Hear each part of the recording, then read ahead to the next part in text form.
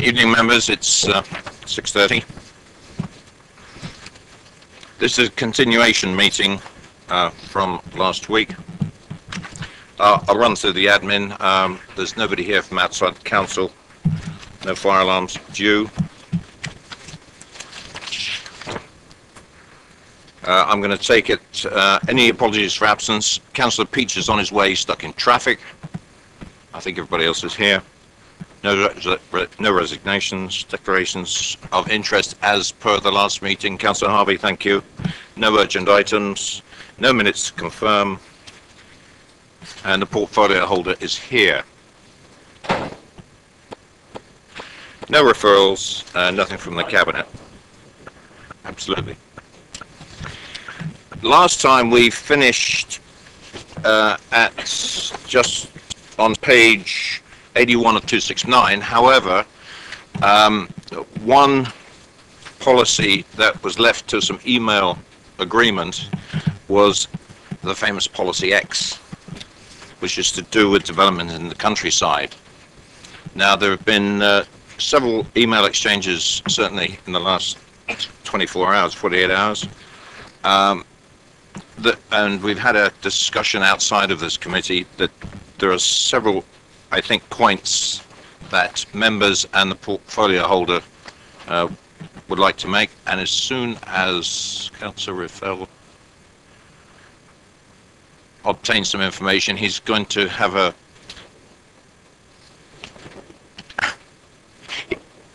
he's going to actually read out a suggested form of words. We've had a look at the draft that was produced today by the planning officers. And I think there's going to be a couple of suggestions made. Councillor Mr. James.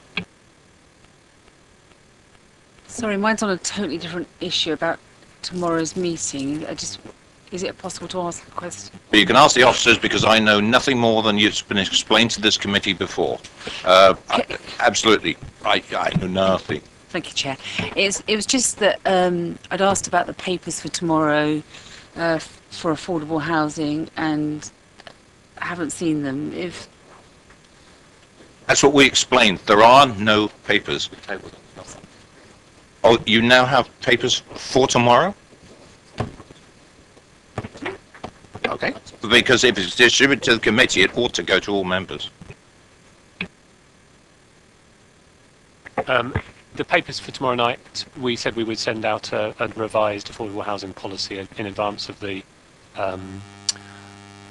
presentation from Three Dragons. I've got a paper copy for all members on the committee, which I was going to hand out at the end so that you've got that in advance of that meeting. Now, is this a draft policy from you based on what Three Dragons are going to present tomorrow? It's a draft policy. There was a draft policy set out in the papers that went out with a number of X's in it where there was no percentages. We've now had the work from the Three Dragons, and that has informed the policy, which we'll be circulating at the end of this meeting. Thank you. And thank you for the question. Councillor Raffel, did you hear my introduction that you were going to put a couple of points forward on this particular policy and a suggested formal word? Yes. Can I ask that a draft is passed around to members? Because what we want to try and do is see if we get agreement amongst members, and then to see whether we can get that to work in terms of the policy with officers. There was a little bit of ambiguity amongst members, I think, last time, which perhaps explains why, certainly on what I've sensed and people have said to me in some of the email traffic, hasn't quite achieved what we wanted in the drafting the officers have come up with. So we're going to float it again and see what you come up with. Because, as I've said to you before, where there's been problems with policies, and the local community have said, well, this policy isn't representing what we want, and development controllers said, well, we're interpreting it in the way that reflects the local community, and officers have been interpreting policy perhaps in slightly more restrictive fashion. We ought to make sure the policy says actually what it's meant to say, so that officers and members of the public are hopefully in tune. Yes. So I'll pass around a couple of copies. It's one page. Could you make sure one gets up to the top as well, please? There should be 6. Well done. Ollie is now mobile. So watch out in case. Watch out! I'm looking. I can drive. I was hoping it would come round to you first. I know, so go to that round that. No, go round that way. There's lots of people on the side. You carry on now. You've done that.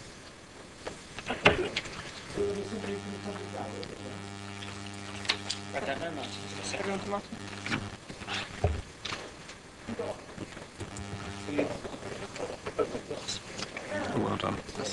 Oh, well done. Yeah, I was saying that. Well done, Joe.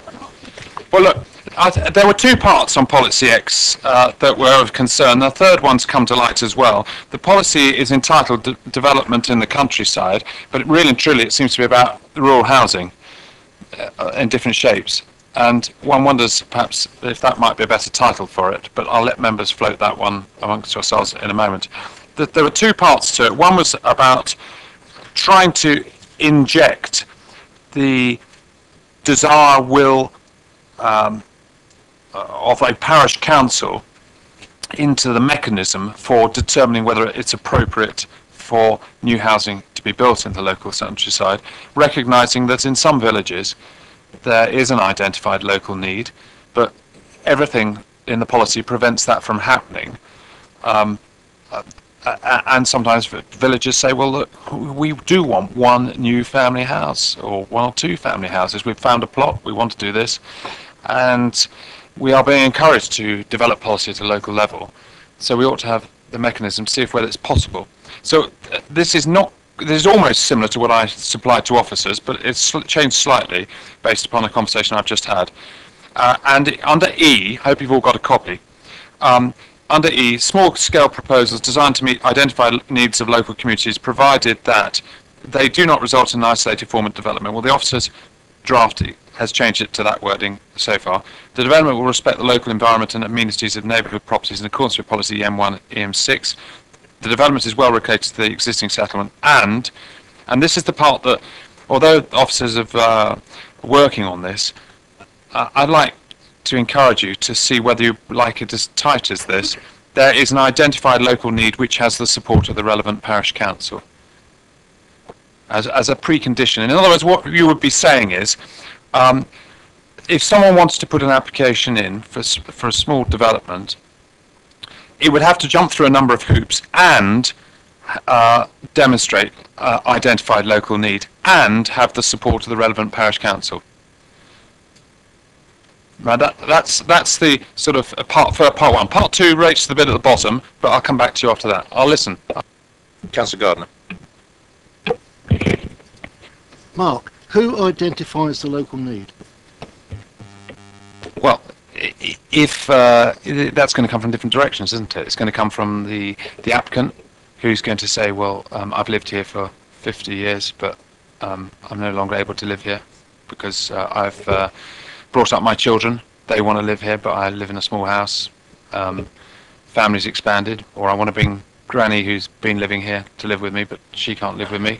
It can be identified by the local people, but that seems to be the way it's normally done. But it'd be a local need that is supported by the local community. It's not necessarily based upon.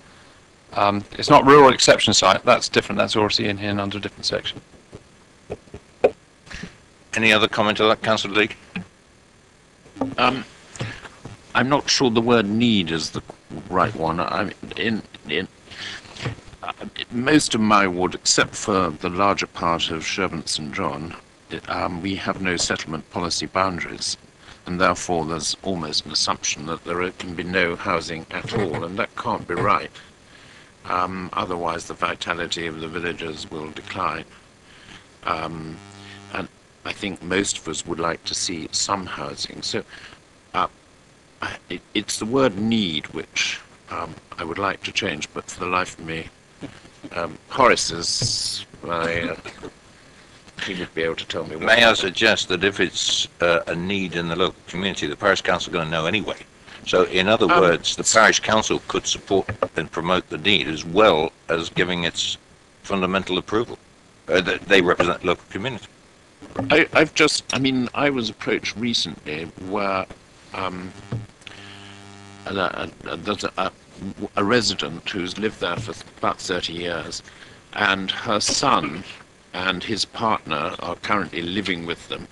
He and she both work in local schools, therefore that even with their combined income, they cannot afford to buy a house. But this resident has got enough land for another house to be built, and it's not isolated by our definition. And that's, but can you define that as a local need? Well, as long as, if that covers local need, I'm not sure in my world it does, but I want to make sure that such opportunities can occur. Otherwise, these people are going to be added to your housing list in Tadley or the town or whatever, when actually we can accommodate them quite well in the countryside.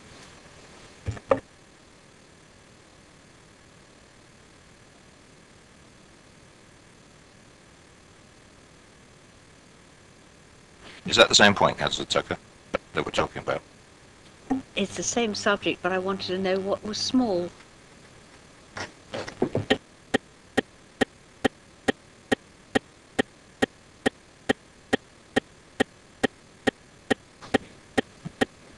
Okay, Councillor Mitchell, but I've got Councillor Harvey afterwards. I think the issue with the word need is that in planning contexts, it's usually used in the context of housing need, and housing need is to do with the housing list. It is not to do with people's views on, we would like some old folks bungalows here and somebody's provided some land, or that which is not in planning language typically, and in bureaucratic local government language, is not regarded as need. It's a desirable thing to have, and the community wants it. But if we use the word need, it will always be interpreted, unless we actually explain it more in the text, it will be it'll be interpreted as housing list need. And the surveys in villages of housing list need are, they've been talking about updating the survey mechanism for 3 years, and it's gradually overdue, but their view of housing need in local villages is very strange and doesn't work. Councillor Mrs. Tucker, anything else to add? Okay. Councillor Harvey, and I'm going to ask some advice from officers in a second about this whole issue, because we've got to put it a bit. Yes, okay. Councillor Harvey. I'm just looking at the 1, 2, 3, 4. So you literally have to go down the list. And then, as the first point in my mind is it acceptable to have to go through the whole list exhaustively? Question mark. Or should you be able to qualify for 2 or 3 of them, and maybe not the 4th? Is that something of a thought? I don't know whether that is or not. Let's just say that. In terms of the final one, if we're going to have the exceptions policy, then that is about need in the traditional sense. So yeah, I totally agree, we need to find a new word. If this is not about that kind of need, if it is about that kind of need, and we're open about that, then let's define it as such. If not, and the point about the parish council is the positive negative point. If it's the parish saying, yes, we support this, then that is obviously something DC should consider. If the parish, for whatever reason, may be saying no, should that then stop the applicant coming forward to DC to be heard? Is there a sense of a big mark against you if the parish suddenly take against you, and we're just, if the face doesn't fit routine, really? And there are examples of that where it is difficult in certain circumstances. Now, we don't want that being brought to DC, because that just complicates the pure planning matters at DC. I think Mark's right in the direction of travel you're going in. It's just getting the words precise and the meaning behind them, but support the principle wholeheartedly. Right, Councillor Mitchell, you want to speak on this subject?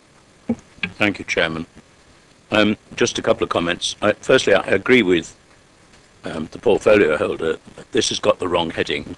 Development in the countryside could mean all sorts of things, but it's in the housing section, and it should be headed something like new dwellings in the countryside, so that it's very clear that this policy explicitly refers to dwellings and not lots of other things, because we've got other policies about rural economy and things.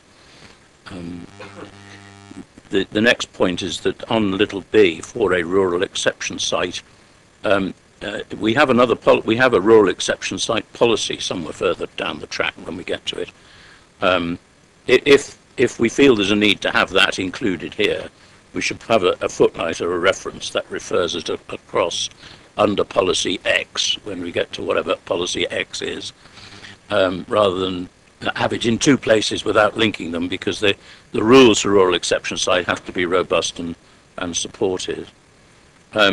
Under E, little 2, I'm interested to see that we've got that it has to be in accord with EM1 and EM6.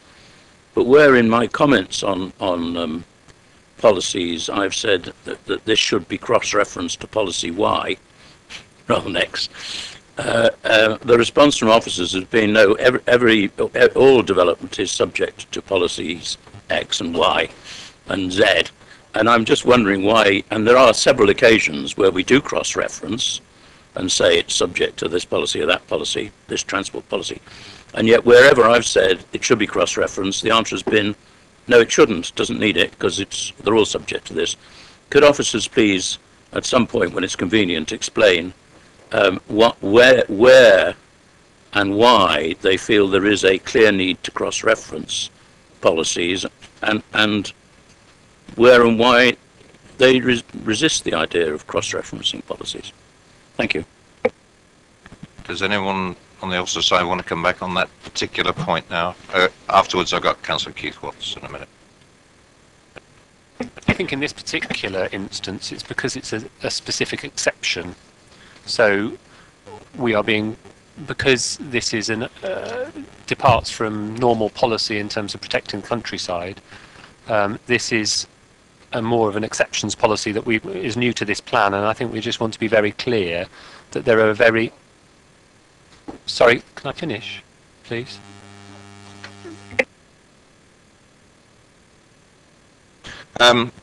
Councillor Cubitt, we'd rather let the officer deliver his advice to the committee without interruption, please. Mr. Hunter? Yeah, as I say, this is an exceptions policy where we're trying to give DC committee the absolute, the strength of argument to either go with something or go against it. And I think particularly here, it's important to be referencing those policies which are of particular importance when you're talking about new scale housing in the countryside. Councillor Mitchell. Well, it's a bit of a mystery to me, because according to the list at the beginning, and I really cannot find my way through rapidly all this, EM1 is landscape character and EM6 is water quality. And that's got nothing to do with the amenities of neighbouring properties.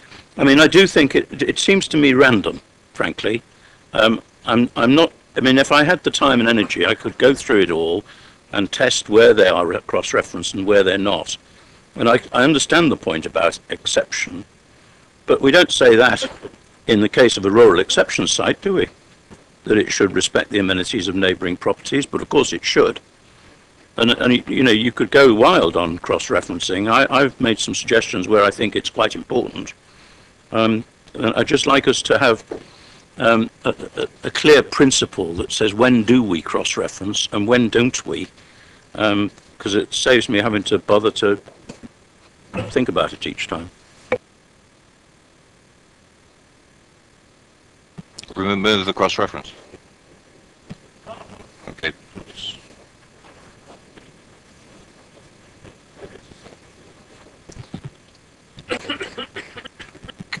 Councillor Keith Watts. Yes, Chairman, I'm in need of cash.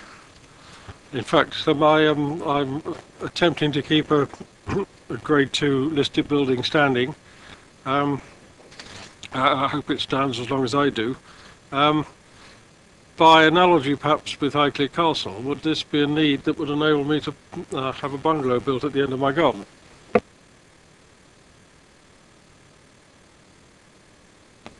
I think if we started to come up with some presumably hypothetical situations, we could all come up with a different one. But yes, I see the point. You're testing the policy. Back to the word need. And I don't think we're going to actually get there by trying to wordsmith this at the moment. I have to go back to the offices to find out, because you guys, excuse the expression, really understand what needs to go on a policy as far as words are concerned. You can see the committee's dilemma here is this possible conflict or interpretations, various interpretations of the word need. It's all things to all men if we don't look out. And when it comes to decisions at DC or anything else, we need a phrase or whatever that would satisfy you in the planning, either in planning policy terms or in development control terms, that would identify what we're trying to express within the committee at the moment. Councillor Gardner. If I can suggest a word, under little E4, delete local need and insert requirement.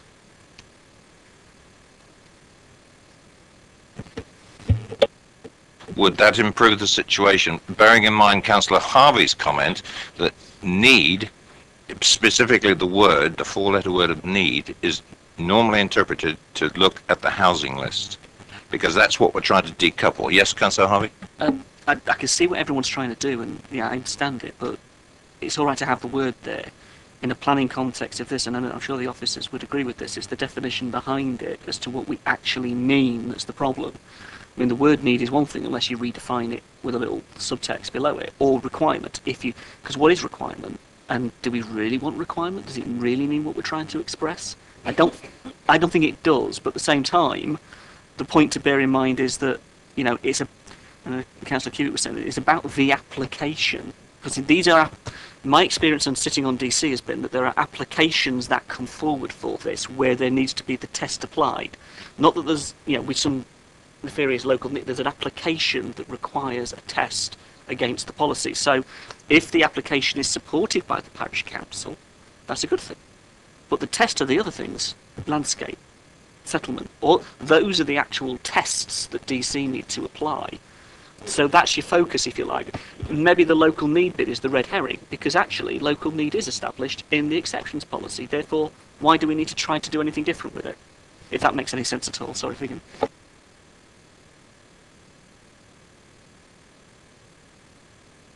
Councillor Mitchell. Councillor Leake first. Beg your pardon.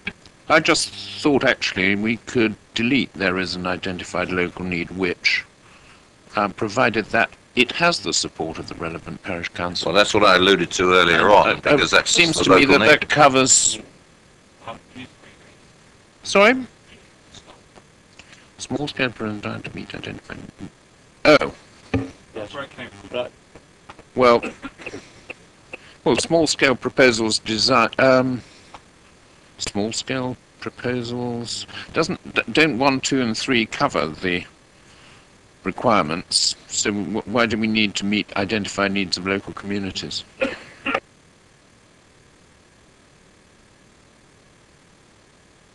Chairman, another way around it would have small-scale proposals that have the support of the local parish council that do not result in an isolated form of development, and the development will result blah policies, and the development is well related to the existing settlement. In other words, they only come forward because the parish council supports it. That's the key, the door. Okay, good. Right, Councillor Harvey. So what happens to the application that is justified in terms of what you've written down, but doesn't have the support of the parish council? Doesn't go. Form exception. Doesn't go.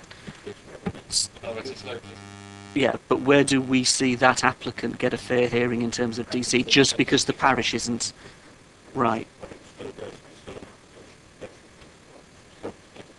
And it can then be and then you've the got usual referral system. As long as we capture all avenues, absolutely. I just don't want anybody to be closed off just because the parish says I don't like it. Go on. Chairman, thank you. I mean, the key thing here is we were looking for an exception. Just want to pick up what Keith said and, in a sense, differ from John. The intention behind it, as per the heading, identified needs of local communities, was not intended to be used to meet an individual's personal need. So the community might say there is a need for smaller dwellings, for people to retire into, and we think there should be 3, and this is a good site for them, then that's perfectly good, particularly if they've done it through some process and there's evidence and so forth. But Mrs. Jones would like a better house to live in, to me, is not what this is intended to do, because that's totally unfair on everybody except Mrs. Jones, who manages to make a good case for having a nicer house. I mean, people constantly get applications turned down on the grounds that the Development Control Committee and officers rightly say that your personal circumstances are not what this is about. And I don't think Parish Council would like to see a queue of people at their door with personal circumstances thing that the Parish Council somehow has to adjudicate on. It seems to me that this should be community need for certain types of dwellings. Thank you. I think the members are getting a lot of nods, certainly, around the table. Officers, are you content with the input you've been given, and is that... It should read, Chairman, small-scale proposals that have the support of the local parish council, comma, provided that, 1, they do not result in an isolated form of development, 2, the development will respect the local environment and amenities neighbouring properties according to policies EM1 and sorry, neighbouring properties.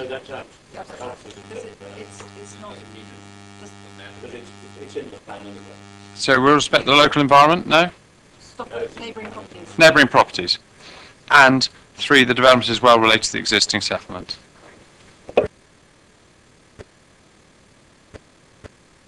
Right. Officers, are you content with that wording? Or are you going to need to mull it over? Mull it over. Go away and mull it over, please, because we're going to move on from this policy now. For the benefit of officers, that the will of members is that this absolutely must be subject to the approval of the parish council, however they want to word it. We do not want to see exceptions in the countryside on any sort of willy-nilly basis, other than clearly supported by the local community. Chairman, the second part of my thing, would you like me to move on to that? Which is the, Yes. the horsey bit. F, the new dwelling linked to an existing and viable agricultural, forestry, horse breeding, training, livery or equivalent rural business, where it can be shown. Well, the officers have adopted existing, viable and rural business. And then 1, there is an essential need for the occupant to be on site at any time during a 24-hour period. The officers have adopted that, but then put the full stop in.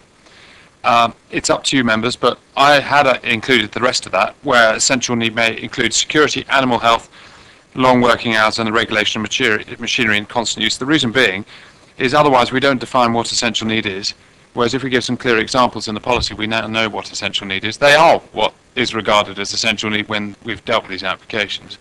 And it gives something clear. Otherwise, we end up going off to some consultant somewhere who then tells us what essential need is and says it's not met. Whereas if we put in the policy what we think it is, then it might be helpful. 2, the essential need is supported by the relevant parish council. 3, that's not in currently. 3, no alternative suitable accommodation is available in the locality. That is what's in. And then I added on, and the rural business linked to the proposed new building must have been viable for the previous 3 years. Well, 4 was overwhelmingly supported by the committee on the last occasion. So perhaps members, now they've seen it in print, could you just give your view of ways that you support that, and perhaps the officers, if they wish, explain why they were slightly anxious as to its workability. Councillor Harvey. I guess the issue I've got with both E and F now, in the context of the way it's been said and described, is the role of the parish in this. I think the idea that a parish council should be a material consideration that DC take into account is good. That's a real healthy step forward. The problem is where the parish then has a power of veto in having to have its requirement. If the other tests are there in planning and good tests for DC to apply, that's fine in both of them. The problem becomes where the parish, for whatever reason, decides, no, we're not having this. Now, there may well be very good planning reasons that this DC committee would say yes to. But if we say no, the parish has the right of veto, then where does that leave DC in changing that? Now, I want the parish to be involved. I've got no issue with that whatsoever, and the parish should be a full material consideration that DC can take into account.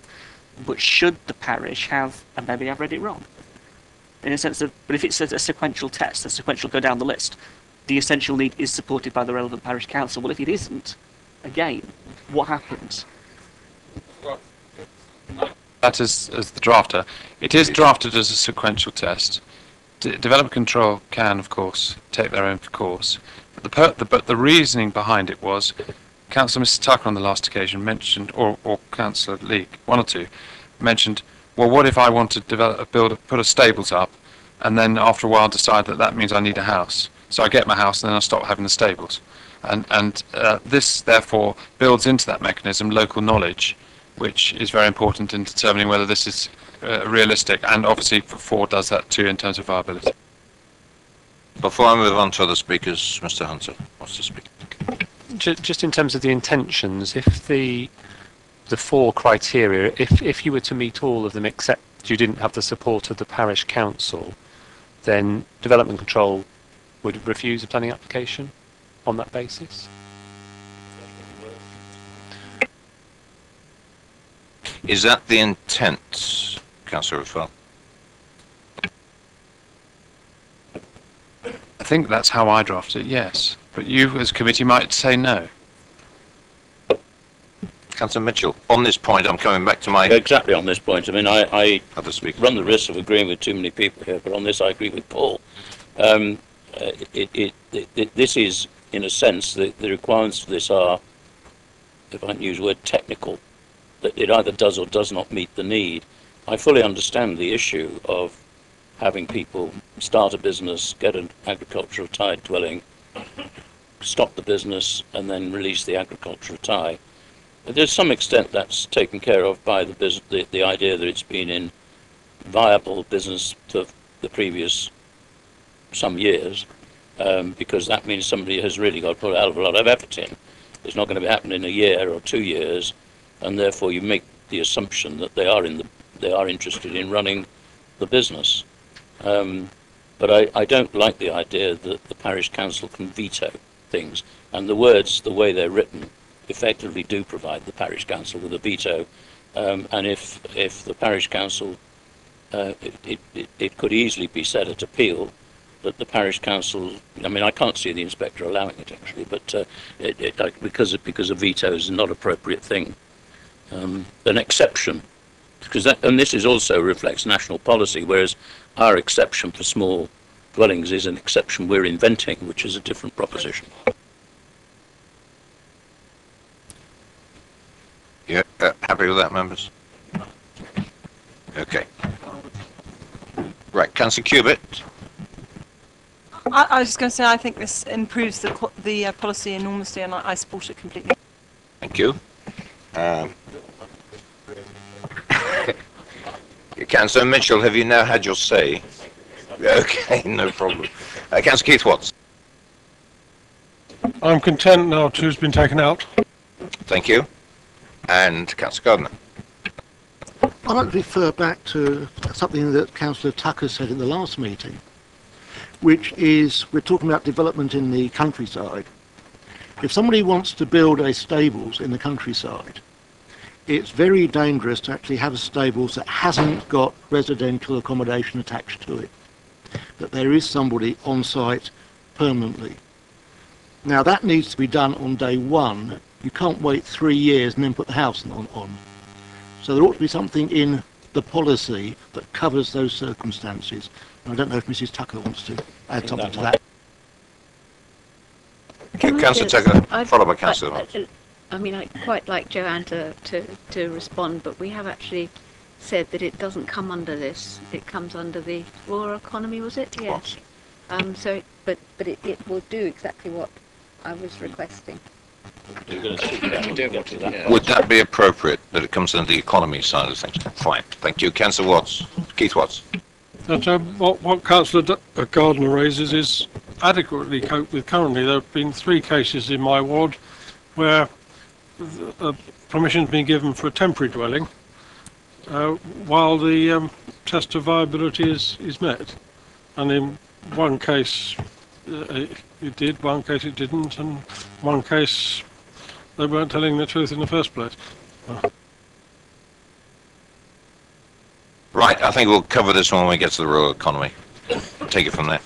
Right, thank you very much. I know we spent just over 30 minutes on that, but it was worth getting it straight. Okay, page 82 of 269. We're into section 5, which is community needs. And Councillor Cubitt? When are we going back to SS4? That old chestnut. So that's 15th and 15th. 15th and 16th. Right, policy CN1, affordable housing, to be discussed on the 3rd of July. We're going to cover that tomorrow, officers? So CN3, housing mix for market housing? Right. Councillor, okay, I've got a list coming in here. Councillor Harvey, Councillor League. Councillor Mitchell, this is on CN3. Well, no, it's actually on the introduction to this, page 82, the first paragraph, paragraph 5.1, because this is all part of the local plan, isn't it? I'm not convinced that that access to employment, houses, services and facilities is particularly a rural issue. People who live in the town often have to travel just as far as people who live in the rural countryside to employment. For housing, serious housing problems in the town. Services are better in the town, but then that's a natural relationship between town and rural. So I'm not at all convinced that we single out the rural areas as having a particular set of problems, particularly as there's an enormous demand to live there with their particular set of problems. So I don't like that at all. I think we should remove that paragraph, that sentence. Yeah, I think we ought to remove a paragraph if you think it's that inappropriate in where it is, or another form of words, which we really need to straighten out tonight, because we're going to move on from this. Members, are you happy that we remove this particular sentence? And just confirm... It's the third line down. Third line down in the first paragraph. Much of the borough is underdeveloped. 5.1. Councillor Harvey? Just on that point, stick a full stop at the end of that, and then if you want the issue of access employment and the other issues, which they obviously are from the evidence base, then stick it as the borough has.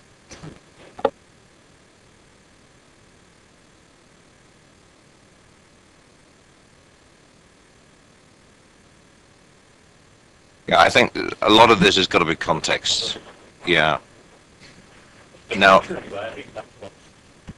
well, the officers will go on our wishes, our recommendations. That's what this is what the scrutiny committee is all about. This is an officer's report, and we are looking at it to see if it can be improved. Now, does the committee want that sentence to be removed? Just general agreed or no? We've got, the policies that you've got in this suite of areas do cover those issues, so the relevance of the sentence is there if the policies are in the section. So I appreciate what Councillor Mitchell is saying. So, well, no. What I'm saying is just simply say much of the borough is undeveloped and rural, full stop, because that's a factual statement. Fine. I think we will leave it at that. If on that sentence, I think if we just did exactly that, rural, full stop. And then put the borough faces, or the borough, relate the rest of the sentence to the borough as a whole. Yeah. Because then that reflects the policies in the section. Are you happy with that? Right, thank you. Anything else on the paragraph, introductory paragraphs? Because I think we need to crack on to SC3, CN3. And I have Councillor Leake. I raised, or I made a comment on many of these policies because it said development will be permitted where it, and I said, shouldn't it say development will not be permitted unless it? and probably quite rightly I was put in my place, but I would like to know where in this document it actually says that you have to meet more than one of the policies. I think you tell me that it makes it clear that you have to fulfill all requirements, but I can't see that bit. Sorry. At the bottom of each of the pages, it says the local plan should be read as a whole. Proposals will be judged against all relevant policies. Right at the bottom.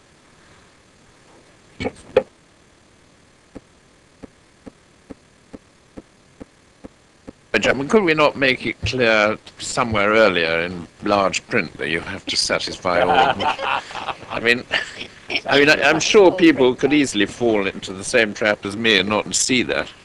It almost sounds to me it should be a disclaimer at the front of the document. Okay. Councillor Harvey? Thank you, Chair. I've got lots of issues with the way that the policy is worded at the moment, and I've raised these before, and I guess some of them still stand, really. And I'm looking at this from the perspective of what a developer will do with this to create whatever it is they create on site. And the idea that, you know, we provide a range of market housing types and sizes to deliver a wide choice of homes that meets a variety of needs, that's simple to say. But then if you look at the qualifying sentence in the paragraph below it, the majority of homes in Basingstoke urban area should be 2 and 3 bed houses, unless local circumstances indicate an alternative approach should be taken. What is the alternative approach, and who justifies that? Because in our ward, most of it's 3-bed stock. So therefore the need should be, logically, if you push for it, for not 3-bed stock. Now, if a developer comes up and says, I'm going to build you lots of 1-bed flats, well, no, thank you very much. But you then look at the character issues, and for example, if you take one site, and one I'm thinking of is the Lily site, which way do you look? If you look south, you've got the flats. If you look north, you've got South View. 2 totally different character areas that a developer could look to contextualise whatever they want to provide on that site. The wording, I think, in a sense, the tightness of that and what we mean by it isn't necessarily reflected in perhaps the way the officers have captured this. And I can read many things into it as a developer and as a lawyer sat around the table thinking, right, this is the way I'll play this to get my development and get my density. And the issue about density is key in this as well, because there is no density in terms of housing mix defined here. So where do we draw the line? I know there isn't in the NPPF. I know what the NPPF says about that. But surely we need some qualification of how you prevent overdevelopment and prevent what we've had in the past where our urban designers have picked apart applications because of the poor quality of urban layout and urban design that a developer has come up with. So unless we've got those stopgaps in place, and I see them fitting here in this policy, or at least linked from this policy to others, I think there's a problem. The other thing I'd raise really is the schma bit. I mean, that document the updated document is superb, and the reflection of what we should be providing, I think, could be made a little bit more explicit in here, reflecting that evidence base, because we've got a really good evidence base. So I think we need to use that to shape the direction of developers in this, which isn't being straitjacketed or overly prescriptive, but just making sure that they meet in their design and their approach to layout and master planning the sort of things we're looking for. And that final sentence, development proposals will be required to provide evidence proportionate to the scale of development. Well, who defines that? What's a 10-unit size or a 20-unit size? What's the proportionate bit in terms of the suite of evidence a developer may come up with? Particularly if we're talking about, in the urban area, sites of maybe 30 or 40 units that actually would require quite a bit of evidence to actually justify their development, as opposed to a 500 or 600 site development where of course you would expect that. I just think there's a number of holes in this that I can see from a developer perspective that worry me, and I'd like to see it a lot tighter. Thank you, Chair. I'd like to make a comment myself. Accept all you say, but these are policies, and this particular one on market housing would cover anywhere in the borough. And I think it would be very difficult, and I'll be corrected from my left-hand side here very rapidly if I got this wrong, is it's going to be very site-dependent. You just enumerated the Lily site.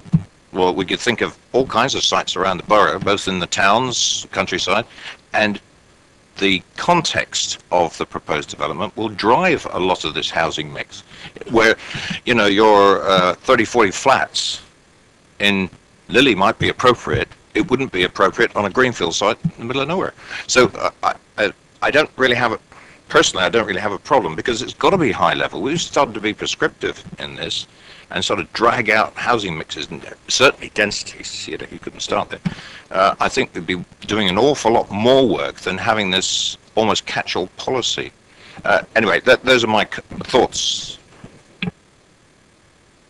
I asked the officers at the back of what you just said, maybe to tell me how we would capture that. If we kept this at high level, helicopter level, then how would we capture the things that the both of us have just said, really, in that sense?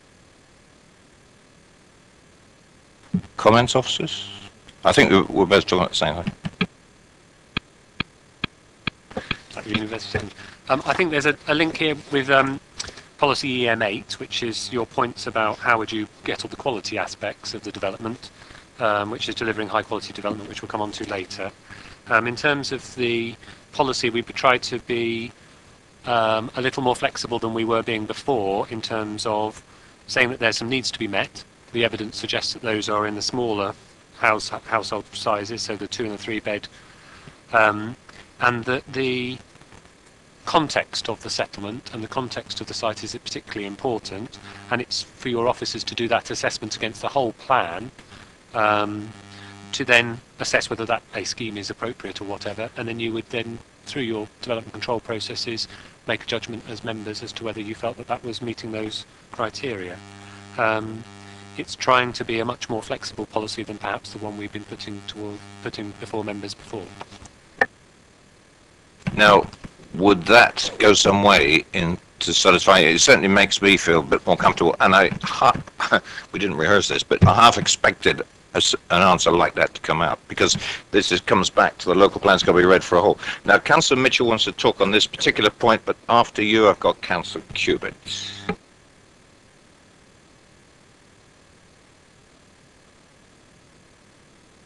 On this point, I understand you want to talk on this point. Yep, go.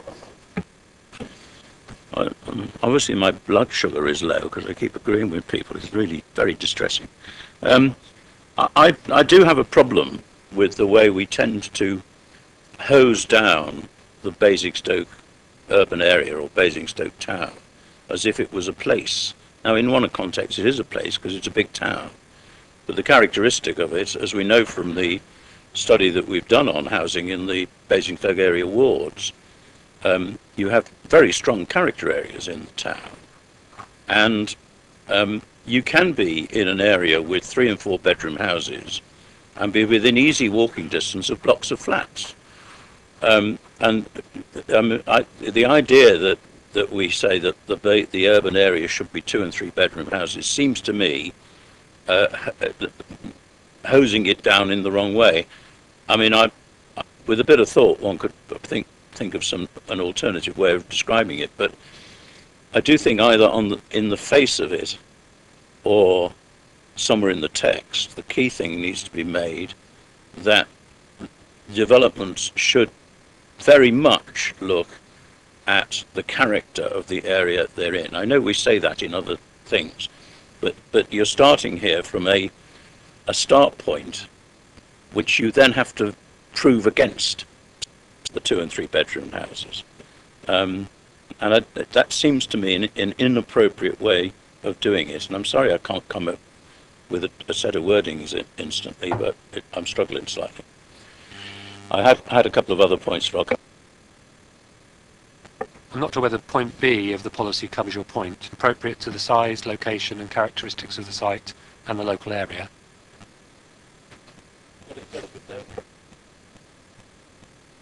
Microphone, please, Councillor.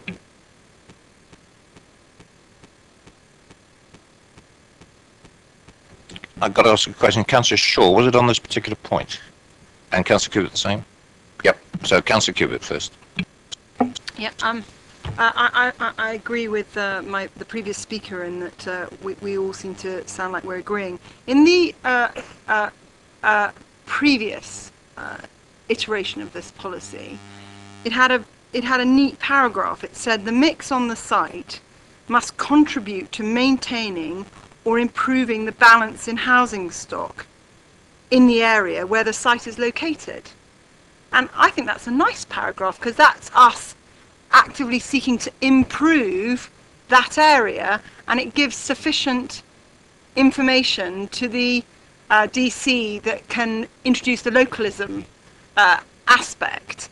So I would suggest that the way we sort out the concerns of both Councillor Harvey and Councillor Mitchell is just to reinstate that paragraph, because I think it must be beholden upon us to seek to improve and maintain the balance of housing stock in each area.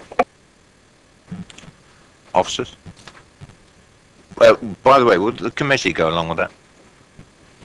Does that wording sit right? And is it an improvement on what we have in here at the moment? Joanne? I was going to say that similar wording is in there, but it just relates to rural settlements currently. So. Councillor Cubitt? If we were to follow Councillor Harvey and Councillor Mitchell's line of thinking, in B, instead of going back to that paragraph and finding it difficult to reinvent the wheel, which has been reinvented, we could just say, instead of saying is appropriate to the size, we could say must contribute to maintain, or, you know, put it in that B context, that it's got to improve the mix of the area and maintain the balance. Would that work? Would that work? I think that sounds quite good. Yep. As a criteria, that would work. Yep.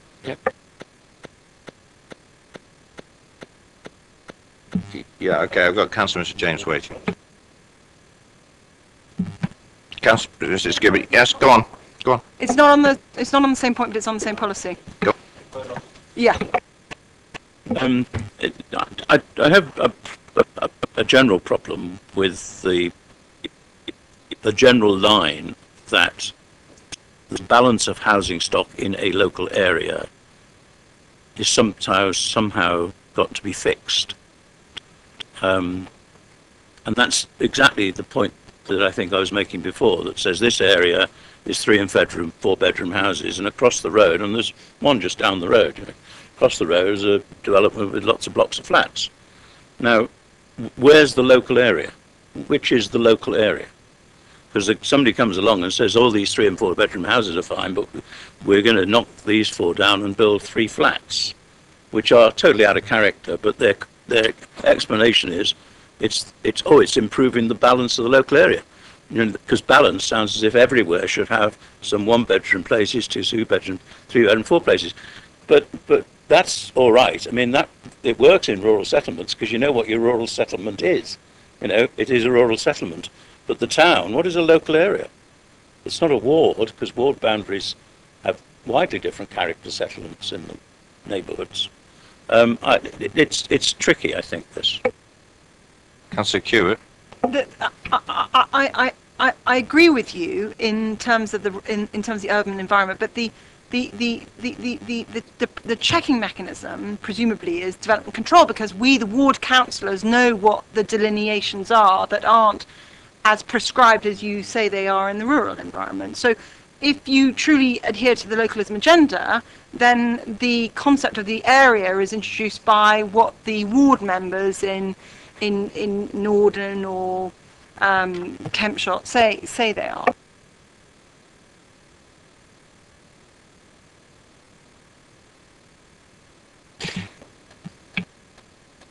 Right. Yeah. I'm going to just switch in a minute. Yeah, I'm not particularly keen on the reference to 2 to 3 bed houses in the paragraph in the policy for the same reason. I think it's too prescriptive. I think if an area can take some 5 bed houses and some smaller, by saying in the majority should be 2 to 3 beds, I think it's sufficient to be in the verbiage, but not in the policy. And just one last thing is that in the previous iteration of CN3, there was very specific reference to the elderly. Now, we know from all of the evidence that has been before us that we've got to cater for a significant amount of housing for the elderly.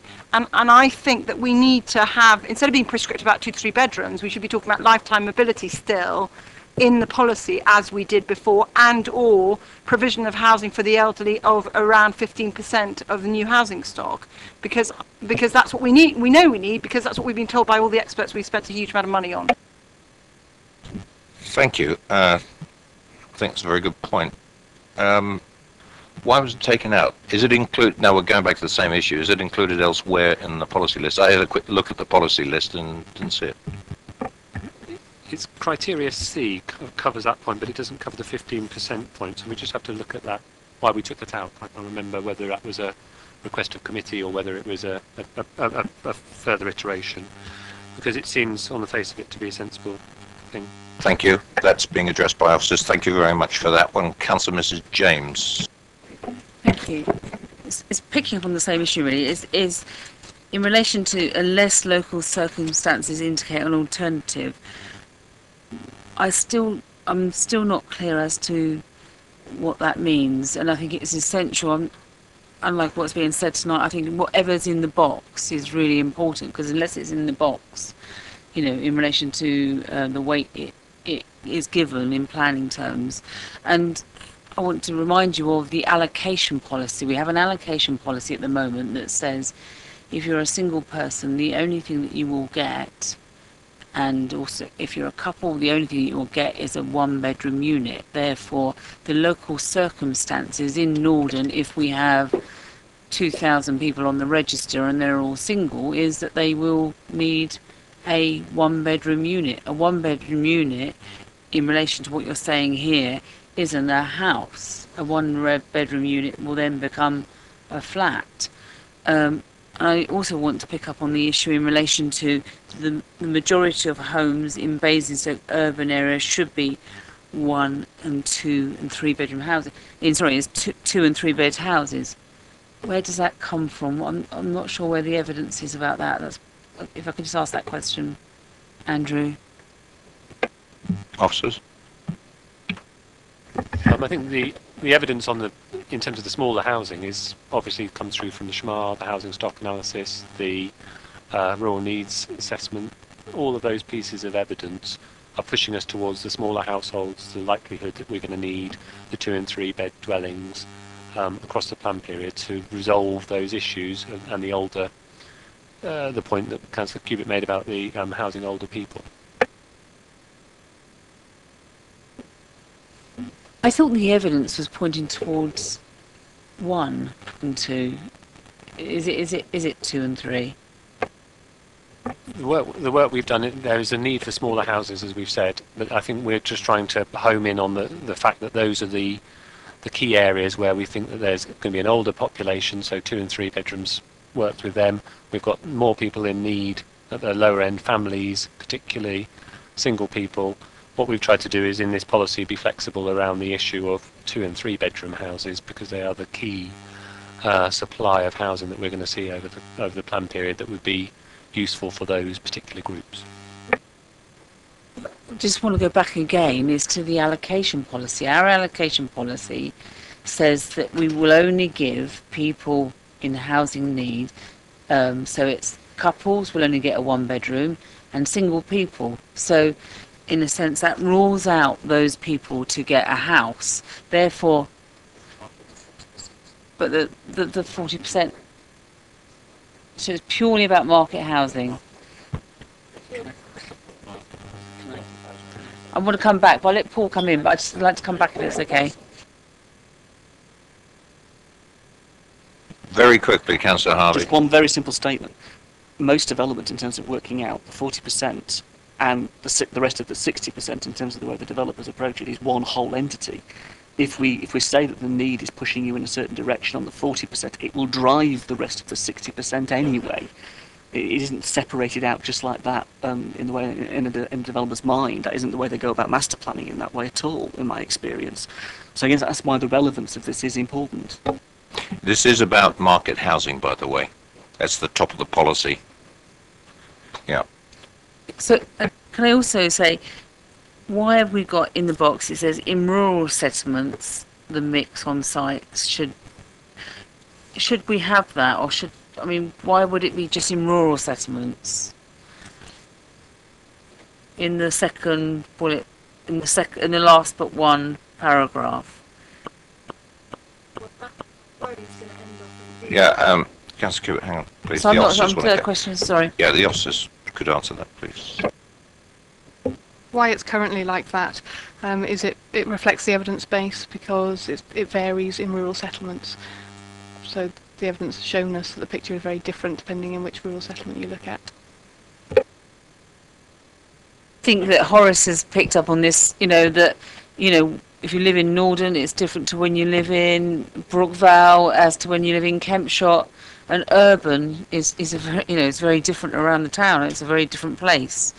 I'd also like to pick up on C, where it talks about provide specialist forms of accommodation suitable in type, location and character to meet the needs of older people and people with support needs. Now, what does support needs mean? And I'm not sure that's good enough in relation to what we want in policy terms. Shouldn't it be more specific if we're talking about disability? Because support needs are quite different in relation to housing. I just think that's quite a confusing. C is quite confusing for me, and I'm not sure you're going to achieve the specialist housing that you want to achieve there.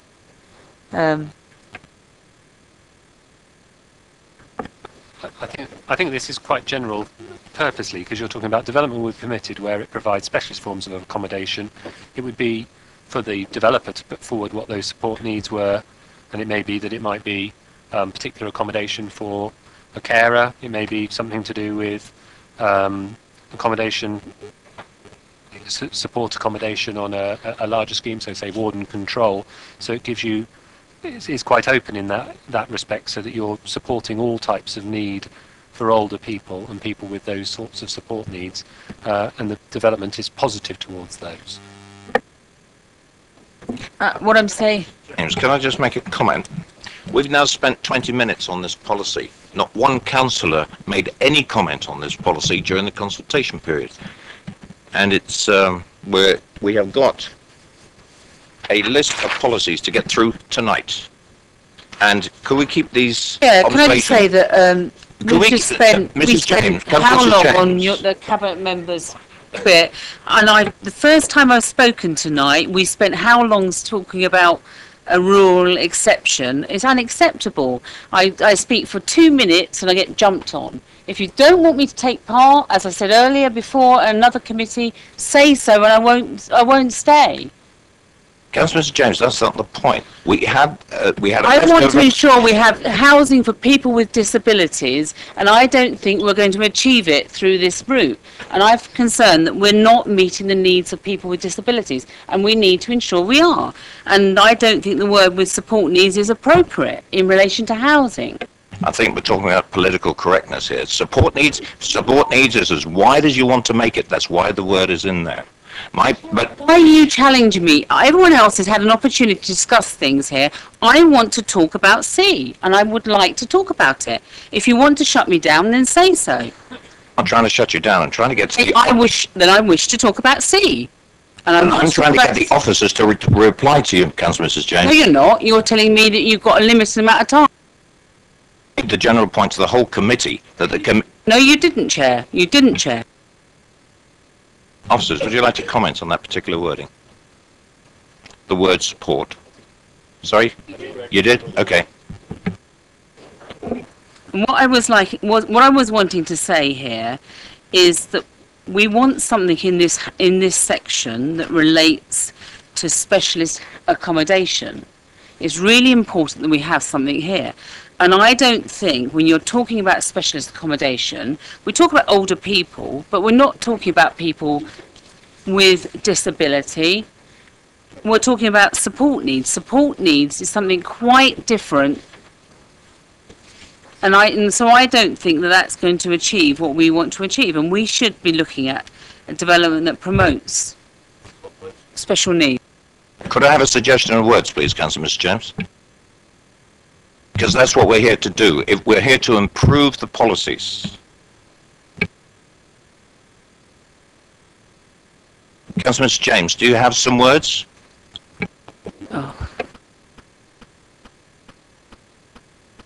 is the objective of this ever-breathing scrutiny committee? Is to improve to the satisfaction of all the committee these policies. Chair, I just think this is unacceptable. And Cabinet Member.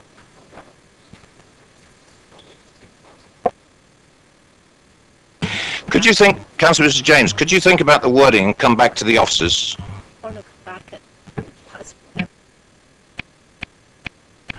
Right, the next one is Councillor Mitchell.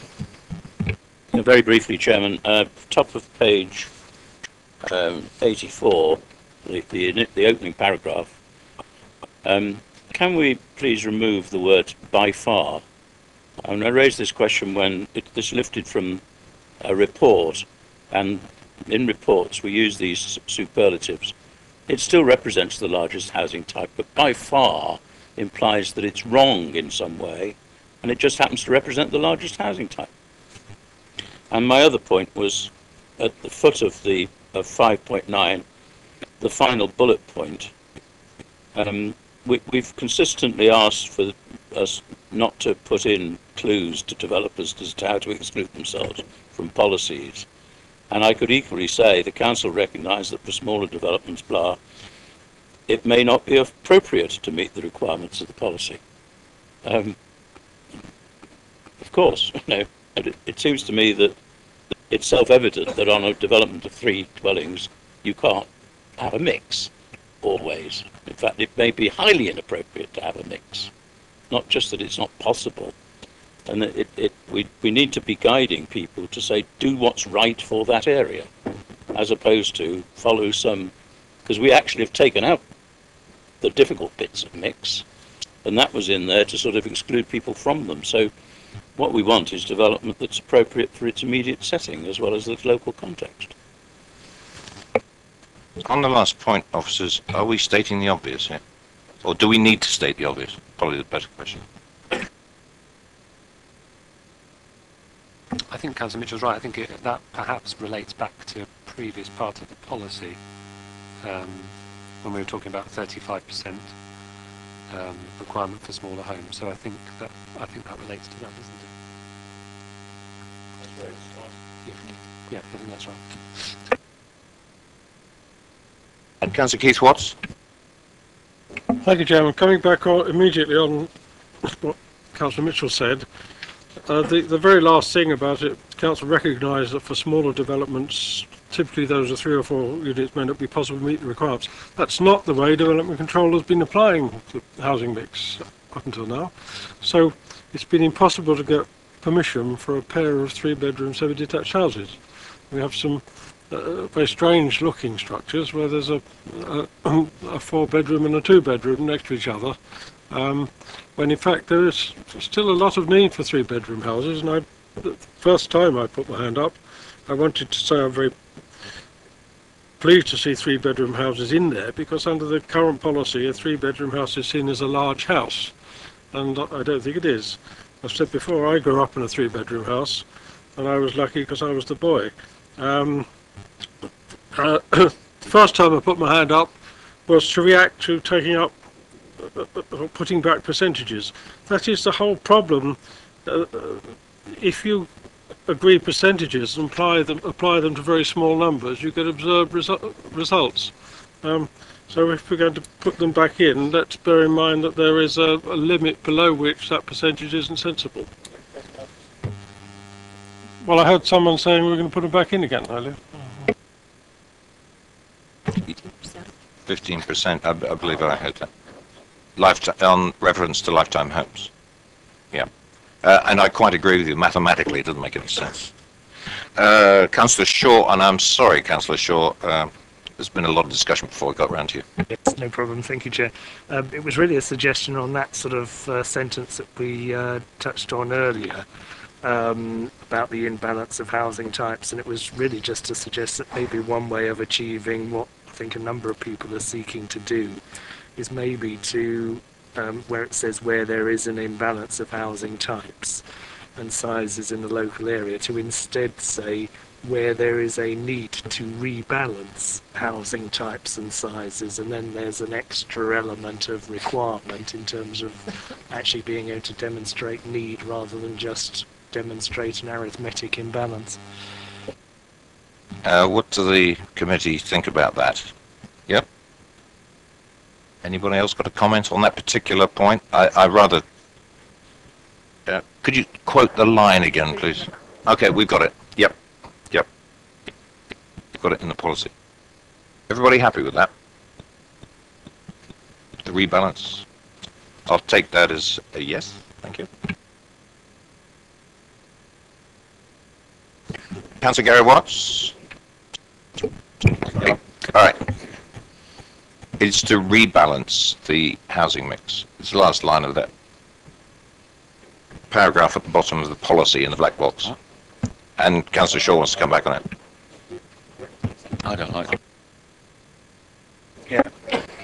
The wording I had was where there is a need to rebalance housing types and sizes. And therefore, it's not just, because who's to say whether, just the existence of an imbalance is an issue. It only really becomes an issue or is an issue where there is a need to rebalance it. So, yeah. Yeah, thank you very much. Councillor Gary Watts. Thank you. I was just looking for some reassurance in little b. I think Councillor Cubitt changed it where the policy was going to be balance the housing mix. I was just thinking of the Pack Lane site. It's surrounded by 500 sort of bungalows. To rebalance the mix, you're going to stick some flats, 1-bedroom, 2-bedroom homes in there. It's just completely inappropriate. And I'm just looking for some reassurance from officers that we have got policies in place. If we did adopt what Councillor Cubitt was mentioning, we would actually protect the character of that area.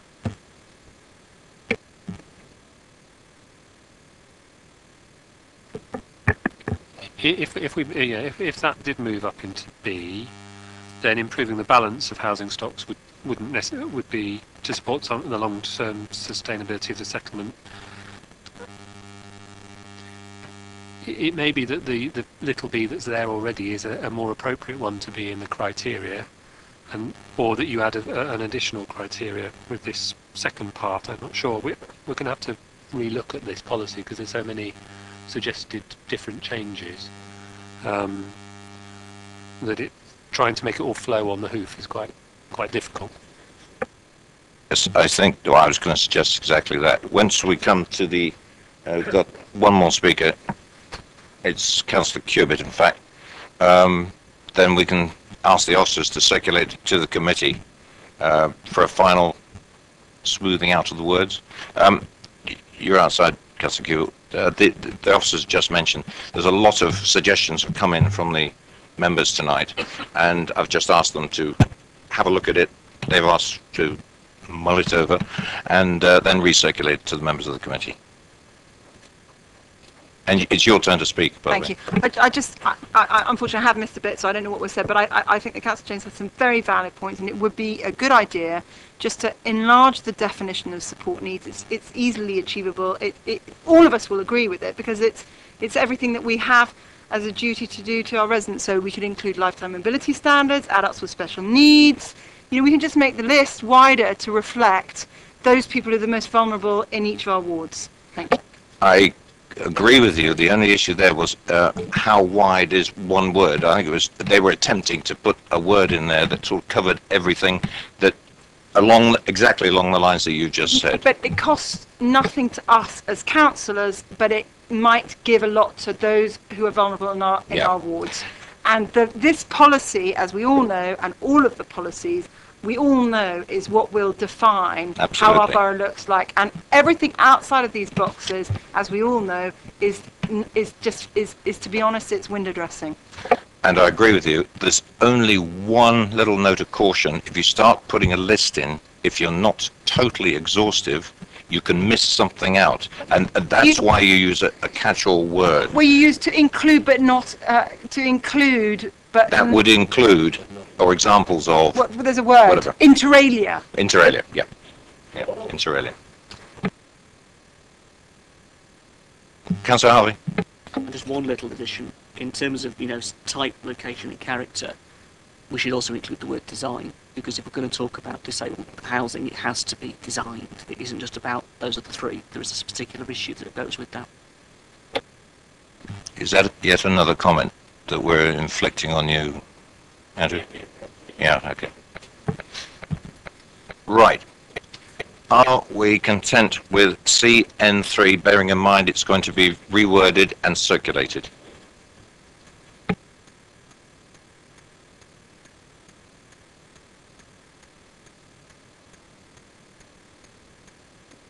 We're going to try and incorporate all the... Yes. So the summary is we're trying to incorporate all your comments. It's going to be redrafted and circulated. Is that possible, or do you want us to go over it again?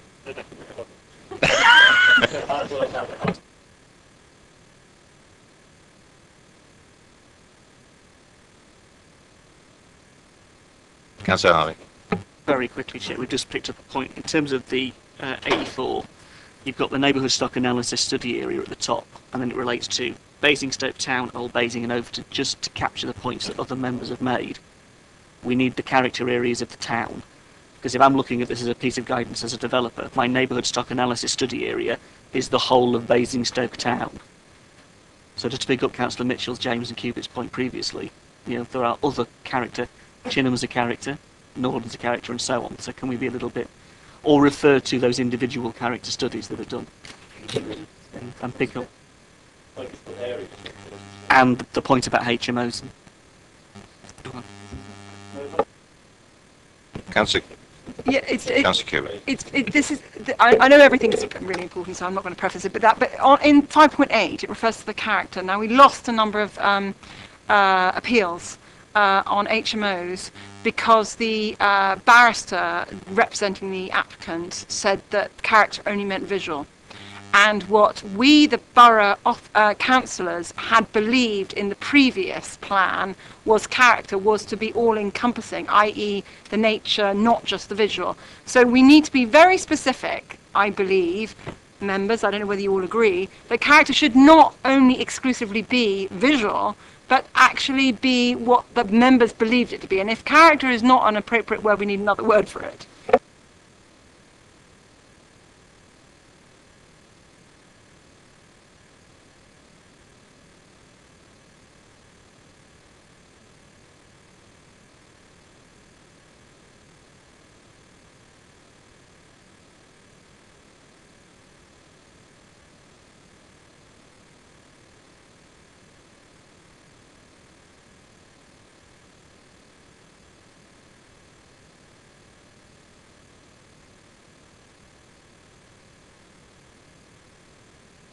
I'm going to draw a line under CN3, and we'll see it when it comes back. Right, CN4. Councillor Lee, Councillor Mitchell. Could I ask why the only sites which appear to require to take or are required to take gypsy sites are Manydown, the golf course and east of Basingstoke?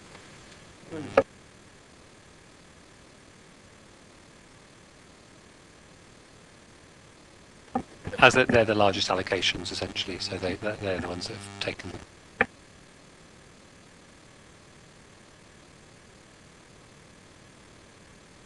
Yeah, we need to explain. This would be in the site policy. In site policies, which I think we're referring to on the 15th and 16th. But they have an allocation a plot or allocation in those sites. Yeah, it's because they're the three largest allocations. Councillor Mitchell. Well, I wasn't going to raise that, but if that's the case, I'd missed that being the case. If that is the case, I have an equal concern, because we should be looking across the borough for sites for gypsies and so forth, and I don't see that it's necessary or appropriate to associate them with particular new developments as opposed to particular existing developments. I mean, that's just making it easy for somebody to draw a line on a map when it really needs a lot more thought as to where I thought all this was being dealt with in a committee somewhere, and I keep waiting for the outcome, but I'm not on that committee. But I don't think we should fix that by arbitrarily allocating them to particular, as yet unallocated sites that are going to be allocated. I think what you're probably recalling, Councillor Mitchell, is there was a council-wide consultation on this particular point last year, and then the next stop was here. And I think, is this more the question now?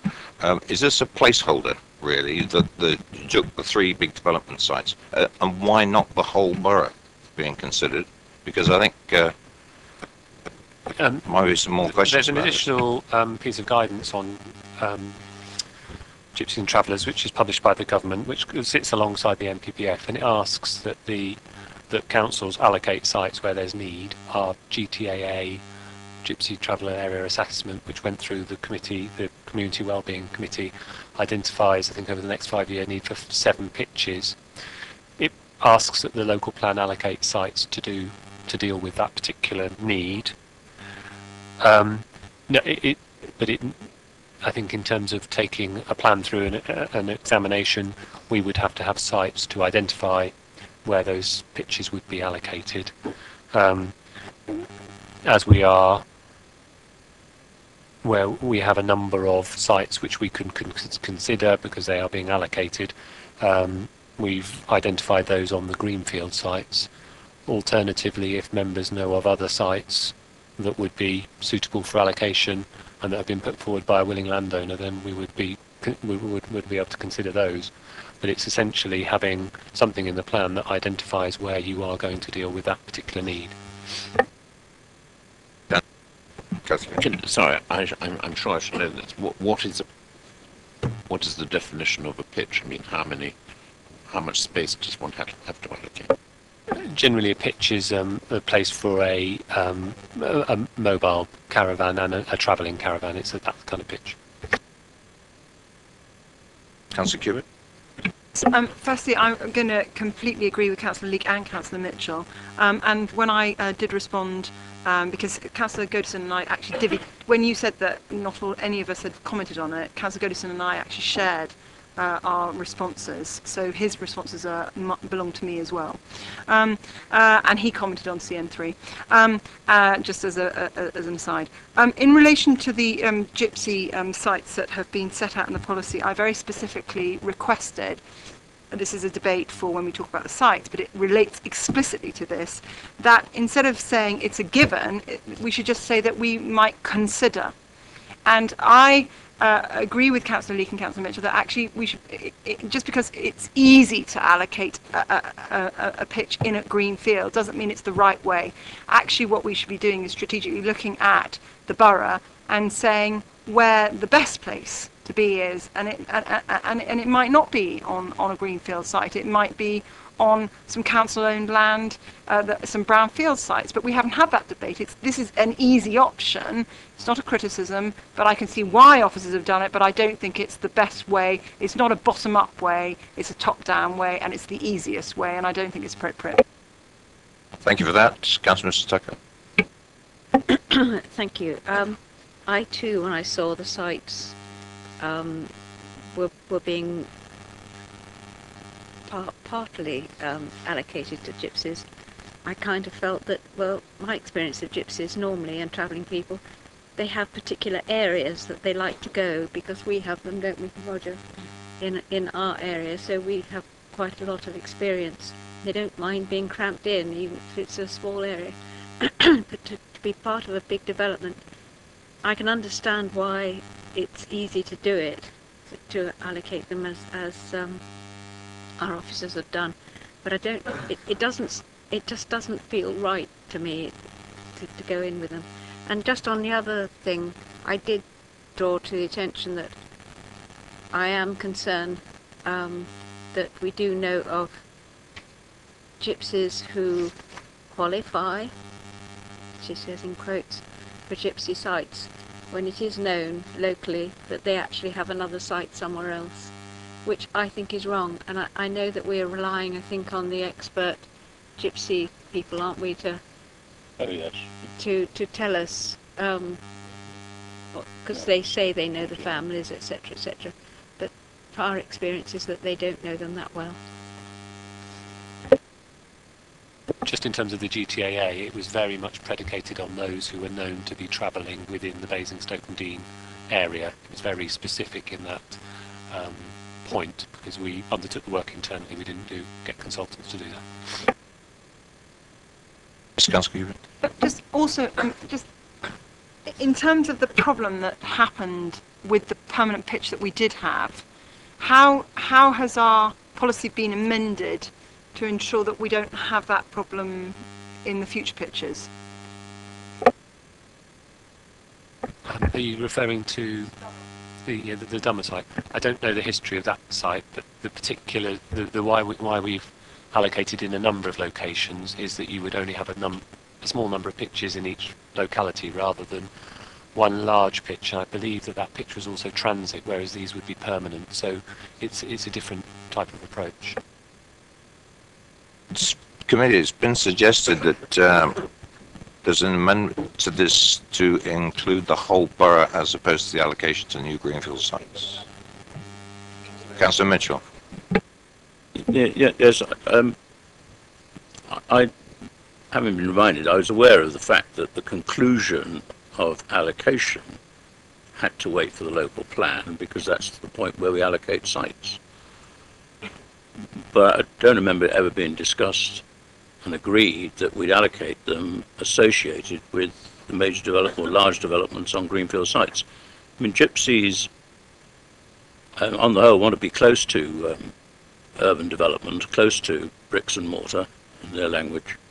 They don't want to be overwhelmed by bricks and mortar. They don't want to be associated with bricks and mortar because they're country dwellers, and it's in a sense, the worst place to do it is associated with a big housing, because presumably you allocate a little corner somewhere, and how do you choose that corner? Are we going to do that before this goes to council? As opposed to blandly saying there will be 3 pitches somewhere in this vague area. I find somewhere in this vague area is quite a difficult thing to agree with. I've got gypsies in my ward living peaceably on roadside verges, and I keep trying to stop the county council from moving them on because they're terribly nice people and doing nobody any harm. The county council being the only landowner who objects to them. But I don't like the idea of telling them that you're going to move now, chaps. We'll get them to reject you from here, which the county wants to do, and this is your choice of 3 places to go, and they're all associated with big new housing developments. I understand that we actually are obliged to identify where we're going to put these. This is where the difficulty arises. And as Mr. Hunter said, at the moment they've sort of earmarked 3 areas. Can we make it a bit more flexible? An inspector is going to want to know where you're talking about. He's going to want to know where you're being specific. The point Councillor Mitchell's saying is, in terms of the larger sites, the reason we've chosen larger sites is because we believe that there may be smaller parcels of sites which could be somewhat more separate from the built form that could be brought forward within the master planning of those areas to deal with this particular issue. But Councillor Mitchell's correct. We haven't had a full-scale debate on this. The policy's always been here. We've always said we would be allocating, and this is the opportunity to flesh that out. On that basis, do we let this sit as written? Or any other ideas? Councillor Cubitt? I made reference to the fact that at the moment it cross-references to the Many Down, East of and Gulf. And what I'd asked is in those policies, and now I'm going to the 15, instead of it being a given, we should just say gives consideration to, because at the moment the policy is that it's a given. It's a done deal, it's a fait accompli. And so at the moment, this interconnects with what we're talking about on 15, and then it's a done deal.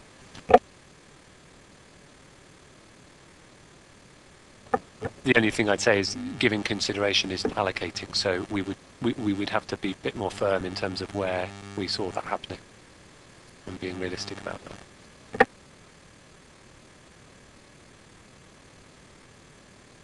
Councillor Lake. You said 7 pitches, but that presumably we don't have all 7 pitches on one site. Right, so it's a sort of maximum of 2, is it, on 2 or... I mean, the GTAA is a 5-year. It looks forward to 5 years, so it's seven pitches in this 5-year period. So it's, you may have to think longer term than that. But in terms of these sites, they offer that opportunity for the delivery of pitches. So, If we had applications in on different sites for a few, are we still going to have to allocate still more? Is it going to multiply up, or can we just not allocate them to one of the other areas that we're thinking about at the moment? I think at the moment, the reason generally why an applicant is successful, or one of the reasons an applicant is successful for a gypsy pitch, is that you have nowhere that you can allocate, no alternative place for them to go. If you have that, that gives you the defence against an inappropriate location, but equally there are some criteria in here, if there is identified need, etc., where a pitch would be an acceptable location, then you could give that permission, and then that could offset against your general numbers, if you like. So I think we recently gave, well, for instance, we recently gave an approval in Whitchurch through Development Control Committee. My understanding is that goes towards meeting that need. Councillor Cuba. Just so that we absolutely know what we're talking about. So of the 7 pitches, what is the acreage, or what is the actual square, whatever you want to call it, of one pitch? Don't know the absolute size requirements. There's some good practice guide on that which we can let you know, but it is essentially enables a mobile home and a touring caravan to be on the pitch. More than that, because I mean, I hear you, but I would like to know specifically, because the site has to have education. There's some wording that it says, where it says there's something here. It has to be storage space, play space, residential amenity, appropriate services, adequate. Just a spot for a. It's not clear. Is my point. Councillor Mitchell. And applications that come in, and we have had some for sites other than for one family, which is what the random ones tend to be, have tended to have a toilet block type of facility as well as the pitches, on the grounds that you can't make the assumption that the pitch is going to be occupied by a mobile home with all its plumbing. But the site has to have plumbing, it has to have sewage and so forth, and those things. It doesn't have to have a great deal of space relative to the number of things, but it does have to have those facilities. I just wanted to ask a question to get out of the way before we return to this under-site allocations, and that is it am I right in understanding that we allocate sites notionally for this, and they're then allocated, but for them to actually become pitches relies on somebody to come along and do a planning application and spend money on it? Right, thank you. And that could be a commercial person planning to run it on a commercial basis, in which case a site with 2 pitches is probably not viable from a commercial point of view. Very interesting challenge. Taking into account everything we've discussed, we've flagged up a couple of, the feelings, but I don't think we're not going to be changing this policy, are we not? Well, there's nothing in here that says where they're going to go. Well, exactly. Resolve it on the 15th, 16th. We could delete second paragraph. The council will meet the identified needs for gypsies, travellers, and show people through the provision of plots and/or pitches. Full stop. That's all we need to do today, and we delete the rest of it. I'll take advice from officers on this. Well, I'm very good at legal drafting. My only thing would be to leave that in until you've had the discussion on the sites, because if there are no alternatives that members can come up with, then you've essentially not found any allocations. So I think it probably leaves this bit of the policy in limbo until you have that discussion. Councillor James. Andrew, can I just pick up on, you said that it was 7 for the first 5 years. Is that saying over the local plan we're going to have to find more? And has that been identified in the site selection? And have you phased that in? the GTA looks 5 years forward, and at the moment it's based on the needs that are arising, the needs that we know about. If through the annual monitoring report you get some provision, then you can offset that. But if the new need arises over the plan period, then you would have to start to think about how that was being dealt with. And as these greenfield sites come forward over the plan allocation, it would enable you to respond to that more readily than if you just say, here's our 7 pitches on these small sites, and there's no scope. This gives you that ability to deal with it if there's a change in circumstance. Councillor Lee? None of the sites mentioned are actually due for development within a 5-year period.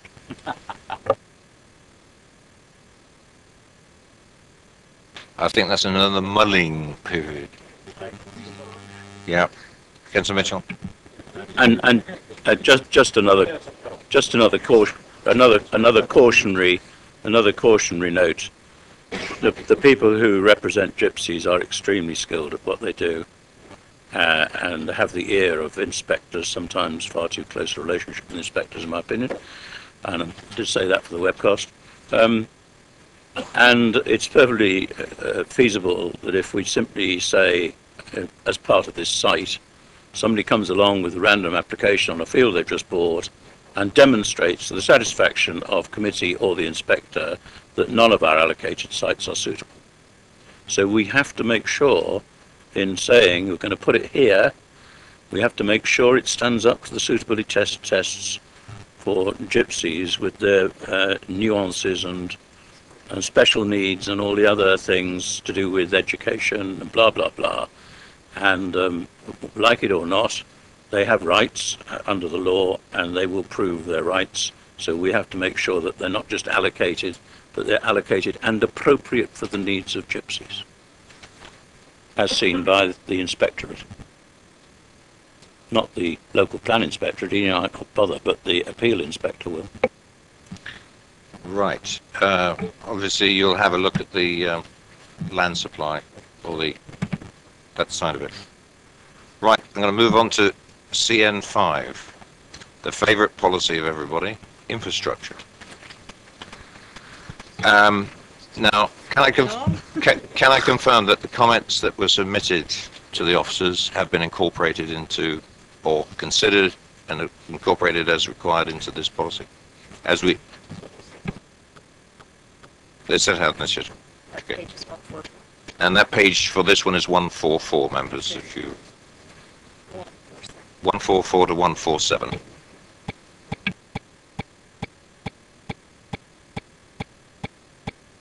Councillor Shaw.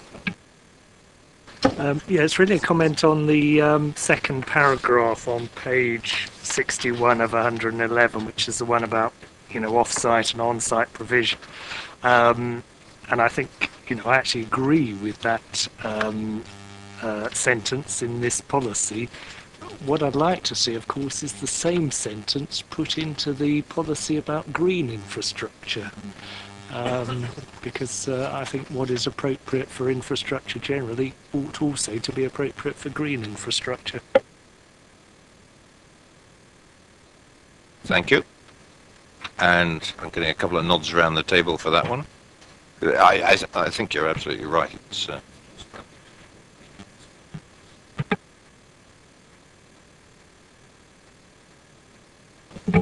right, if we're... Sorry, Councillor Peach. Thank you, Chair.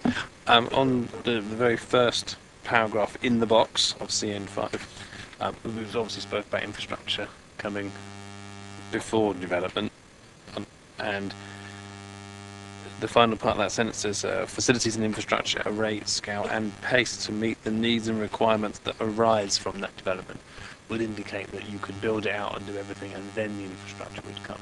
So I'm wondering whether we could change that to that are expected to arise.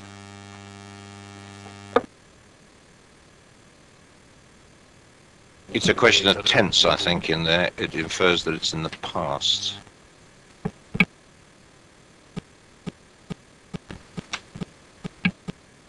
Councillor Mr. James?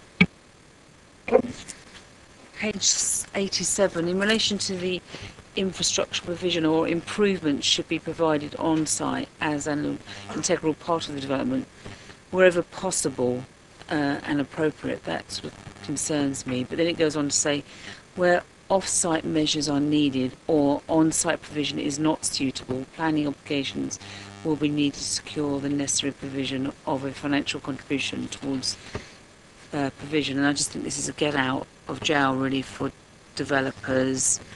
And if you look at sites where a development can't consume its own smoke and they offer it off-site, quite often there isn't the capacity to actually achieve it off-site, and all you're looking at is improving an existing piece of infrastructure like a community centre or whatever that might mean. And I'm just concerned about that. We do give them an out here in relation to infrastructure, and they're going to take it.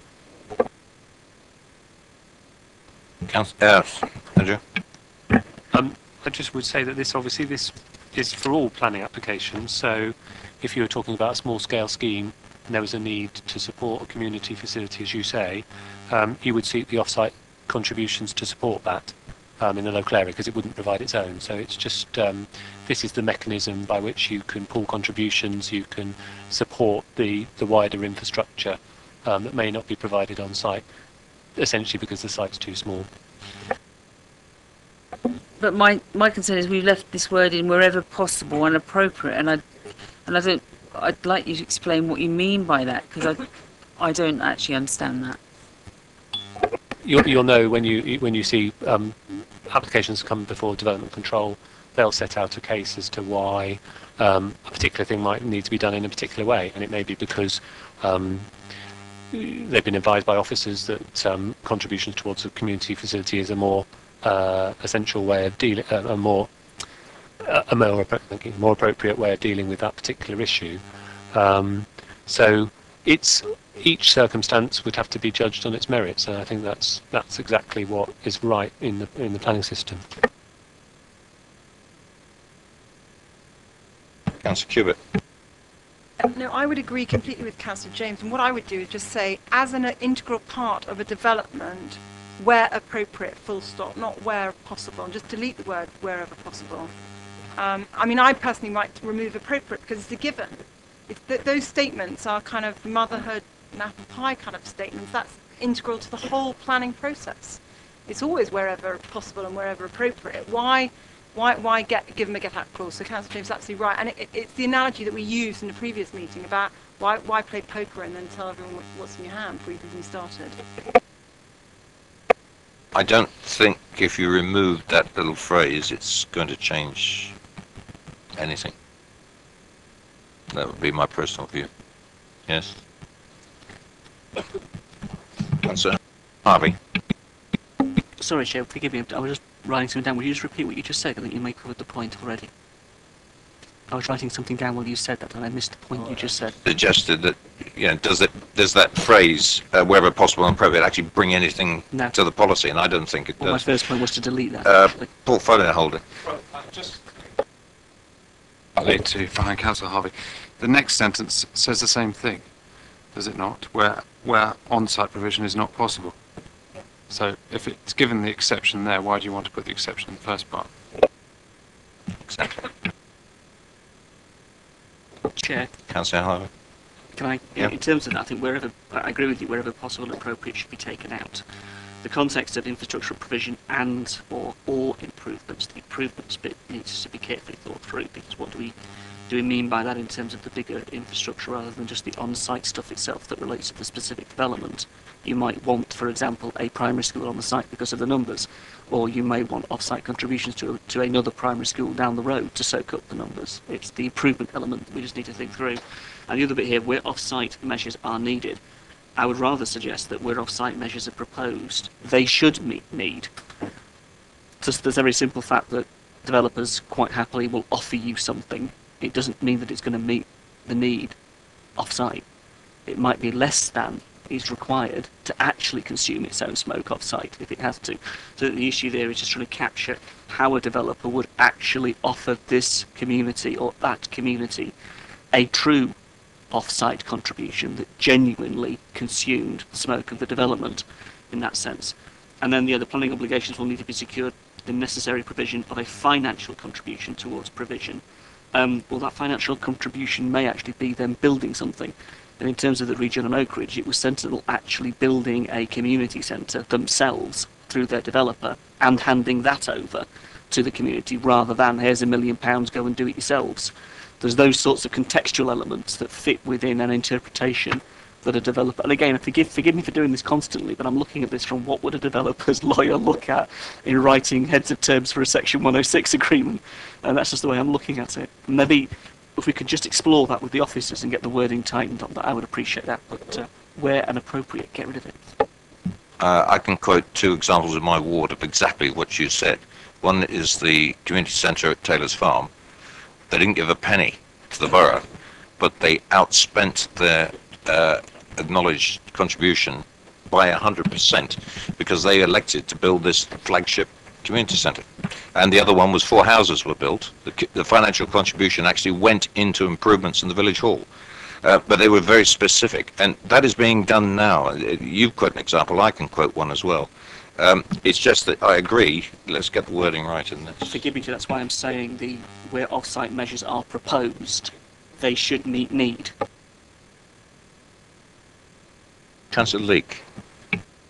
Yes, my particular concern is the really large sites, and in particular Manydown because it affects me most. How do we ensure that if we talk about a master plan, and I'm told that the master plan means for each site, it doesn't to me. A master plan means a grand scheme for the whole of the borough. But if the master plan does mean for each site, so be it. I disagree with that. But will there be a master plan, and will that define all the future requirements, and how do we ensure on something as large as Manydown, where we could ultimately have, I don't know, not more than 3,000 houses, how do we ensure that we get the necessary money for some of the infrastructure that might be required a little further down the road, and then no further development takes place? I mean, I've heard, we might be doing Manydown in phases. How are we going to ensure that we collect the appropriate amount of CIL or whatever it's called for what might be required over the whole site? I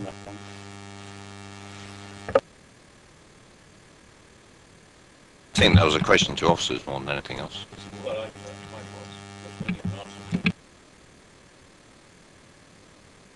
Okay, Councillor Mitchell. Manydown Map had a very useful workshop the other day in which it was made very clear to the people doing the preliminary stuff for the master plan, which is the master plan that it's the master plan for the whole area, not for sites. B, that the infrastructure for the whole area needs to be considered as a single piece of work.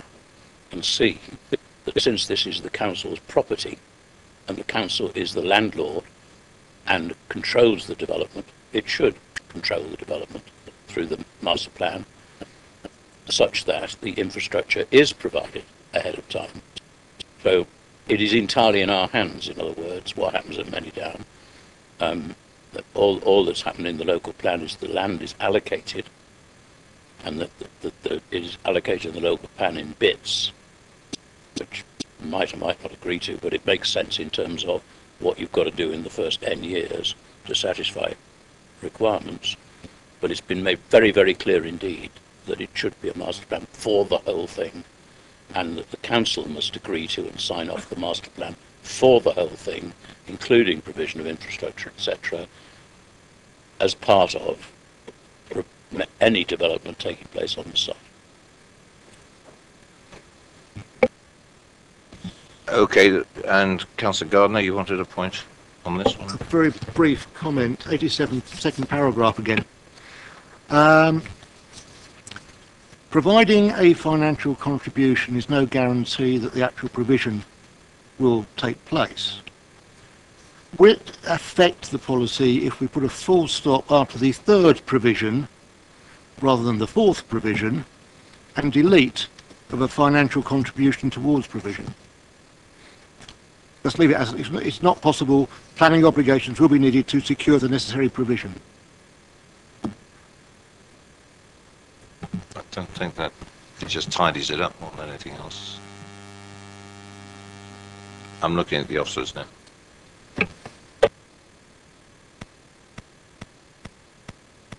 I think that's the only place in which we make reference to the financial contribution element, and that's key, particularly if you've got smaller scale site. Unless I've missed any. Yeah, financial contribution, full stop would be okay. Full stop goes after financial contribution. Okay. Councillor Kubic, you're next down to speak anyway. Thank you very much, Chair. It's just following on from the points raised by both Councillor Mitchell and Councillor Leake, reference a specific site, but of course this is a generic policy, and what they flag up is absolutely what prudent planning should be about. But unfortunately, on my side of town, what we need to maybe build into this is the cumulative, because there's no cumulative, because of course if we own it, we have control, so Councillor Mitchell's absolutely right. And whilst the master plan must be there, the phasing should be permitted, so you can't expect that. But we end up generating significant monies by the building to pay for the infrastructure, whereas on my side of town, the cumulative impact of adjoining developments will generate comparable needs, but at the moment will only be looked at on a scheme-by-scheme basis. So if we're going to apply rigour to the west, I want comparable rigour applied to the east, and therefore I would like some concept of cumulative impact and who's to pay for it. Because of course, if it's developed on the west, we can pay for it because we, the taxpayer, pay £10 million for it, and when it eventually gets developed, we'll probably be £500 million richer. But to the east, if the developments take place, we still have to pay for it, but Taylor Wimpey's shareholders get rich. Mr. Hunter. I was just going to come in on a couple of points. Councillor Leake's points about Manidown as an example. The site policies will identify the sort of very key infrastructure that we would be expecting the development to deliver. So that would be from a planning perspective, not as a landowner perspective. And any master planning we would want to see embedded into the planning process as that went forward. In terms of Councillor Kubic's points, I think the final point in the policy is about the infrastructure delivery plan, which is the plan which starts to identify all of the cumulative type of infrastructure. And once you're starting to collect SIL, it's very much collected on the basis of that cumulative infrastructure. So you would be paying for both elements that might happen at Manidown or might happen to the east. So it's something that picks up your cumulative point, I think, in particular that part of the policy. Okay, I hear you. I hear you, and I accept that could be a way. I just don't want us to be more demanding of the rigours of delivery when we own the land than we are when a privately owned company, a public limited company owns the land. From a land use planning perspective, the rigour is the same. Our approach is the same. Councillor Mitchell. I just wanted to pick up the point on master planning, because we've had a problem in the past where the local plan said master planning will be blah, no master planning ever took place, and planning applications came in, and because no master planning had taken place for a reasonable time, and it's really, it's not clear to me where the leverage is to cause, if we assume a developer does the master planning. I mean, in the Manidown case, the council is funding master planning. It's ongoing now. And we're the landowner, and we're funding it now ahead of time, even though we've no confidence the land will get allocated because the LPA hasn't yet determined that. So we're risking all that money. What leverage do we have with the owner of the land where we allocate a site and expect it developed within the period we require for our housing number to actually cause him to get going on the master planning so that it can actually be given planning consent? My concern is that, they'll be all gung-ho while they're trying to get the land allocated, and then the gung-ho-ness will be determined by the extent to which they think the housing market's good enough to build out the land. Sorry. Dominating responses here, but in terms of that, it's down to the local authority. If the landowner wasn't taking that forward as quickly as we would want them to, we as a local planning authority could undertake that master planning for that site and take it forward that way. So as a local planning authority, you would adopt an SPD or a supplementary planning document, a master plan that you had prepared for that site. The benefit would be to do that in liaison with the developer, so that you've got some credibility in terms of delivery, but we could take the emphasis and do it ourselves. I only arrived when the last local plan had already gone to the inspector, so I wasn't here for the discussion we just had. And the problem is, we may have had that intention then and said it, but had we put a budget in place, had we put a timetable in place per site that says, and I know that shouldn't be in the local plan, but it should be in committee, that the committee has a report before it that says, here's the schedule for these sites, and here's the drop-dead date by which we won't have allowed it to happen. We will do a master plan. And here, Councillor Isaac, here's the budget for it. Councillor Leake.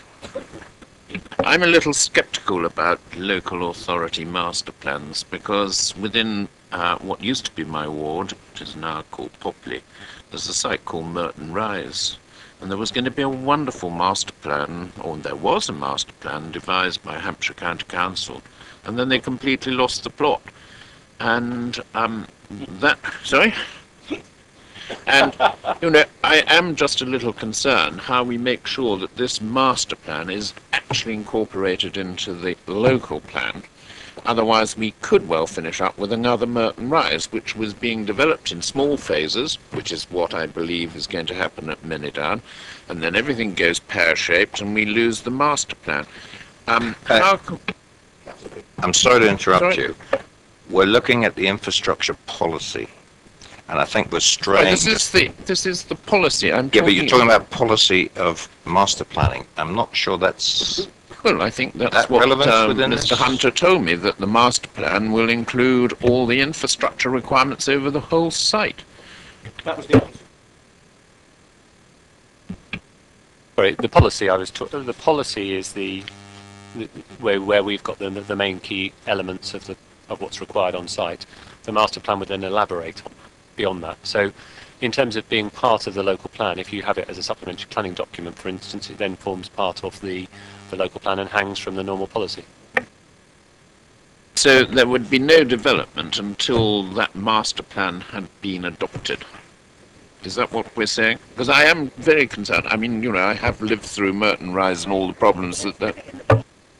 I think for Manydown it's a particularly easy answer because the local authority is leading on the master planning, so that it would lead the master planning, and there would be unlikely to be any applications before that.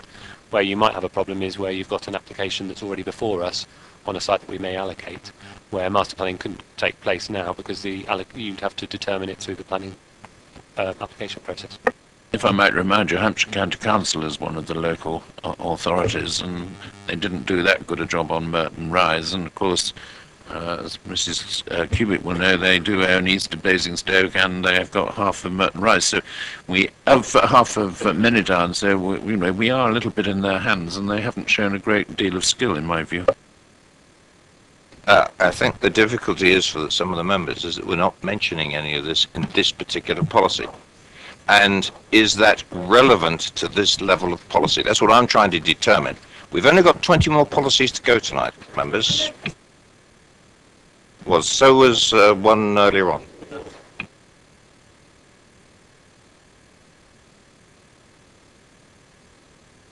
Yes, Councillor Mitchell. A very simple question. It'd be interesting to know what the answer is. If, as we've just discussed, I hope it's been noted that we have a timetable and schedule for master planning for the sites, once we've agreed the allocations and the timing in the plan. Can we agree, I mean, because I've never seen the process before, I don't know, can we agree that the master plan that emerges from a site comes either to this committee or to the Development Control Committee? The answer to that Absolutely, is yes. yeah. I mean, it's part, as an SPD, it would definitely come to the committee. Just in terms of the by the developer, does it come to committee?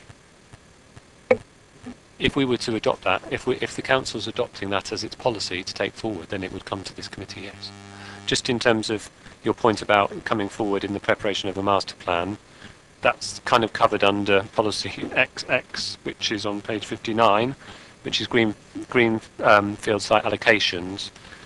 Development on the sites is expected to come forward through the preparation of a master plan or development brief prepared in partnership with the landowner and with consultation involving the local community to be approved by the Borough Council, so it covers the point.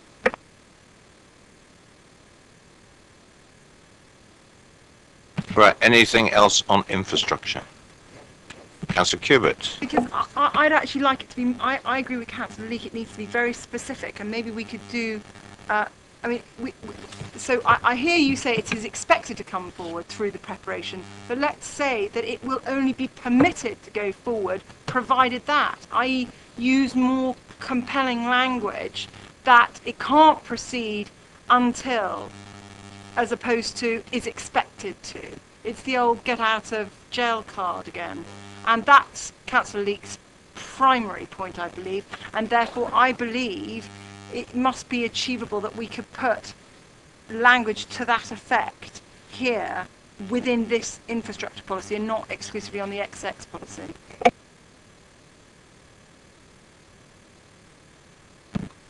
Can you capture that, officers? Yeah. Right, can we move on? Thank you. Yes. Nobody said no. Captured by the director and the officers. Yes. Yeah, and we've had no dissension. It is accepted.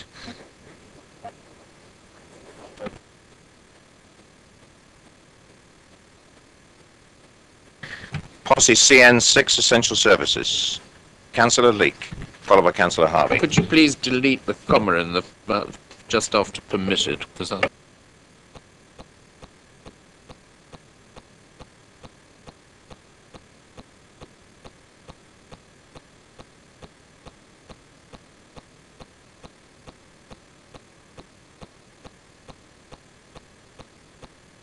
Councillor Harvey. Thanks, Chair. On the second paragraph, development proposals which would result in the loss of local services, the issue there is not just the loss of local service, but it's the detriment to. I remember Giorgio in a previous slide talking about the disbenefits that communities may suffer from development, rather than just simply the loss of. Is the impact on the existing level of infrastructure and community service, essential services. So, if we could capture the word in a, result in a detriment to, and/or the loss of local services, I think that would improve that paragraph.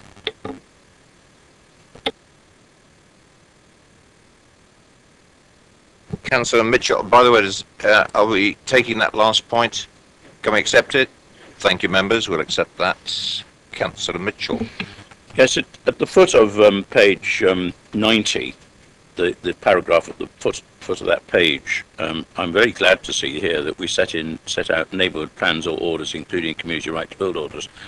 When I raised this at our previous meeting on some other thing earlier on, and also when I put in a written submission where it referred to neighbourhood plans, I was told that neighbourhood plans or orders included community right to build orders, which is very comforting. However, I'm very concerned about the readability of this for the people who don't know that, and mentioning it once will confuse them because it's mentioned once later.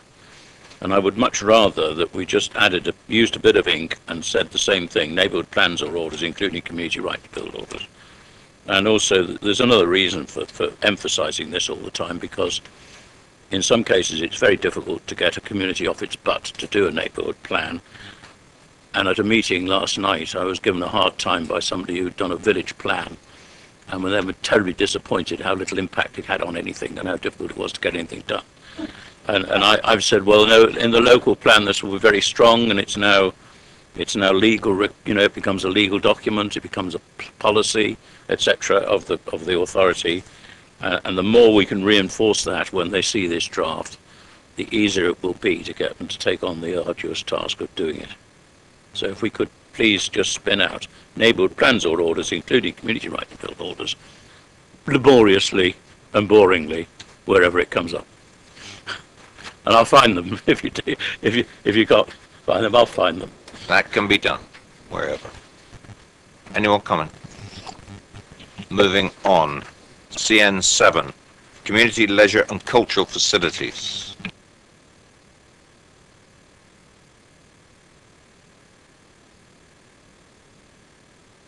No comments? Thank you.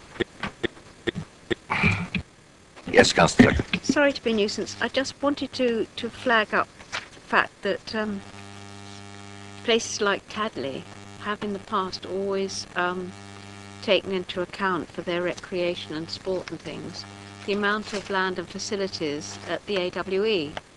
But now the AWE is no longer a government place. Gradually they are losing some of their facilities, hence Tadley is beginning to lose some of its facilities. I just wanted to flag it up so that people are aware of this, because I know Tadley can't build more houses easily, but they still have the same number of people there. Fine. The director's just whispered to me that that's going to be taken up through the community team. And yes, please. I'll refer that back to June Bolcom's team, because we're doing, I'm sure I'm right in saying the community building strategy is going on at the minute, so yep. I'll feed that back through that process. Thanks, Mr. Chairman. The local liaison committee met recently, and the whole issue of leisure facilities on the AWE site was raised then, and they have let a few run down at the moment, but they are proposing to announce something fairly major in the near future in terms of what they're going to be replaced with. Thank you for that input. Anything else on this particular policy? Councillor Mitchell. Yes, under the previous policy at page 91, 5.38, we had a little shopping list of the community facilities. On page 93 of this policy, we have at 5.43 another shopping list, which has possibly inadvertently excluded healthcare facilities and education facilities. For similar reasons to what I asked last time, I very much wish those to be included, because in local planning, at the bottom-up level, they are looking at improving schools, improving all sorts of aspects of what's going on, moving surgeries to make them fit for the 21st century, etc. And I appreciate that the heading, you may have something else in mind under community leisure and cultural facilities than what you had in mind under essential services. But most communities don't have, for example, a surgery. So, but they have access to a surgery, and therefore what happens in it is very important to them. And unless land is allocated through some process for surgeries and so forth, we won't have 21st century surgeries, schools, etc. So unless there's some really strong reason for excluding health and education amongst community facilities, I'd rather they weren't simply included in the list, unless you see real serious harm. They're under CN6, the previous policy of essential services. Yeah, I know you did, but I'm not.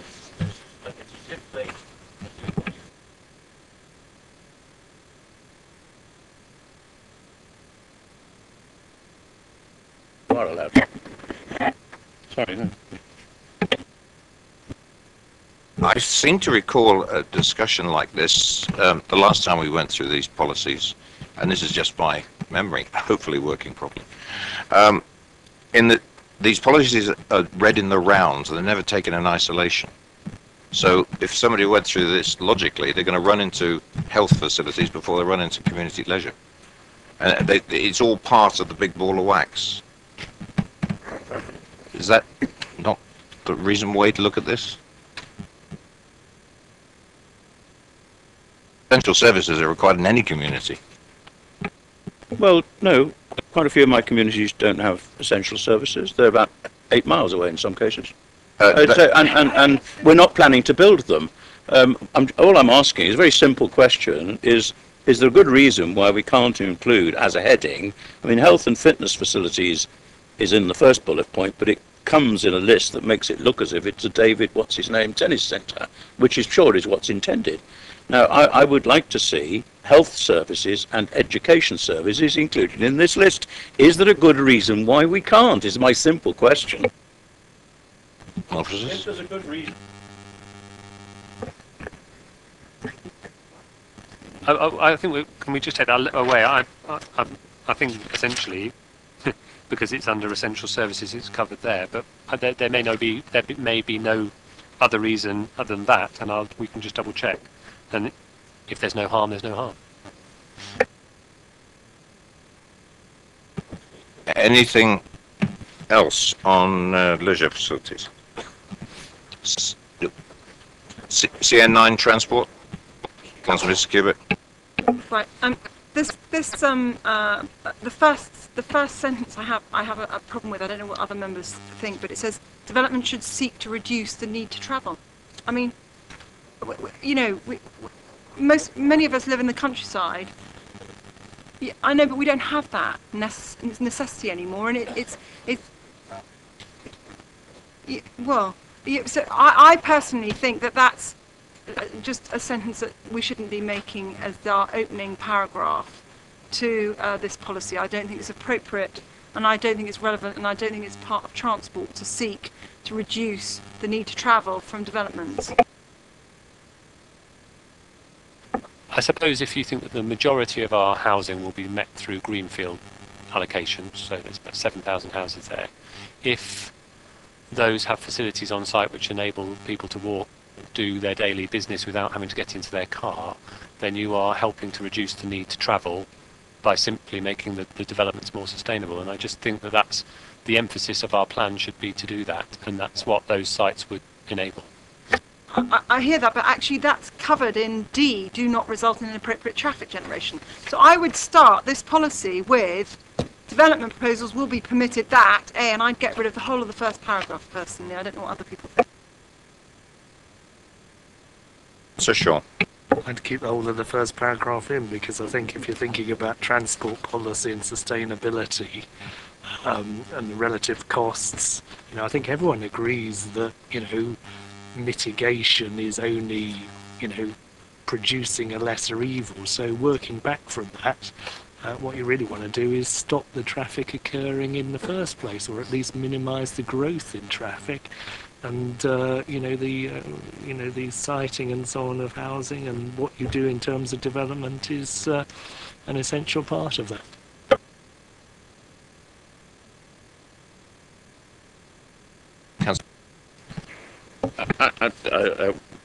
I have another point, but I still believe that reduce is the wrong word. Reduce from what to what? I mean, I think we're trying to minimize it, aren't we? So reduce doesn't seem to be the right word. I don't know what the norm is.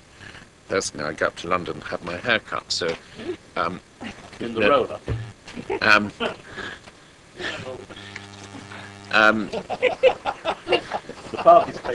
So I don't understand that concept. But what I really wanted to talk about was 5.54, which is the text, because I'm sure the portfolio holder won't mind me mentioning it, but because he had an interest, I was helping his in-laws to get a planning permission, and we got stuck because they were unable to provide this requisite cycle parking.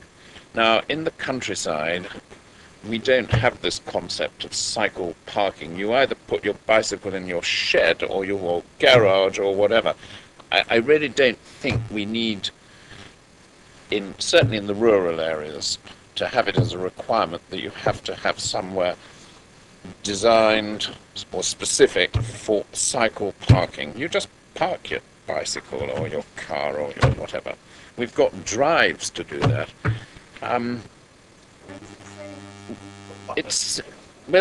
It doesn't, but it says we talk about secure, convenient, and weather-resilient cycle parking will normally require destinations. But I had it specifically. It said they had to have it at this house, which was just ridiculous. It's in Upton Grey.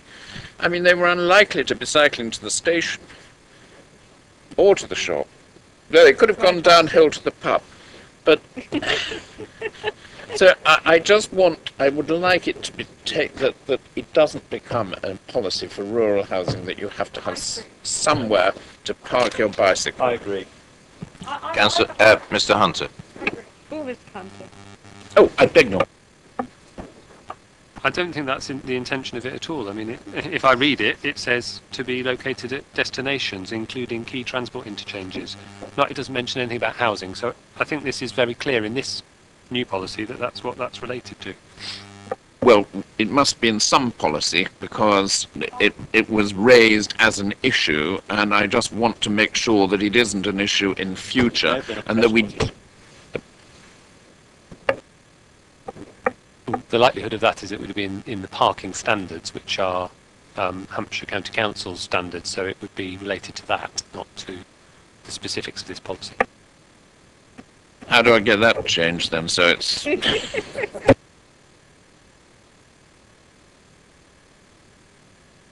Councillor Mitchell.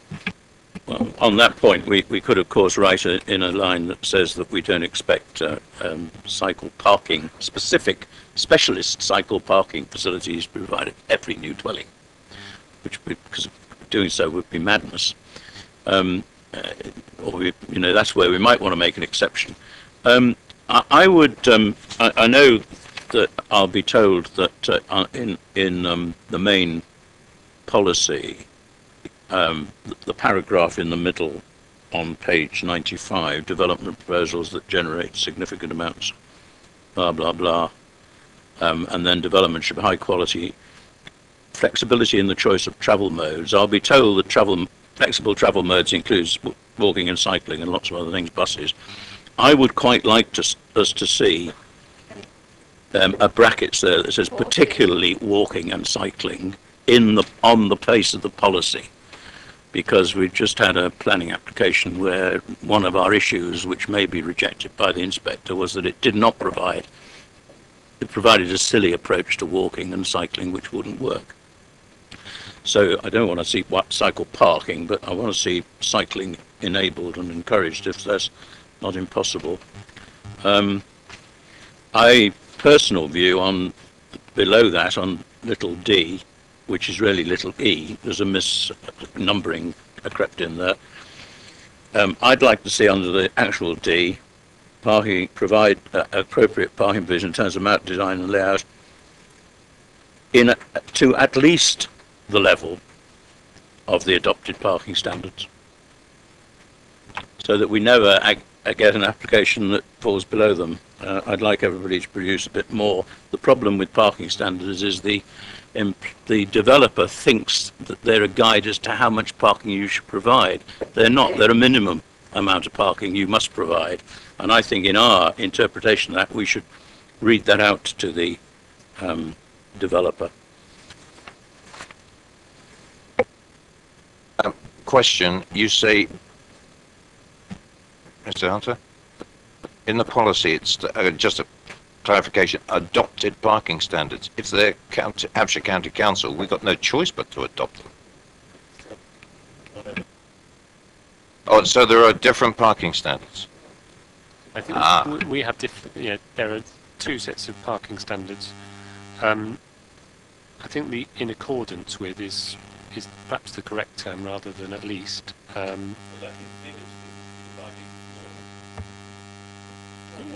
No, it doesn't.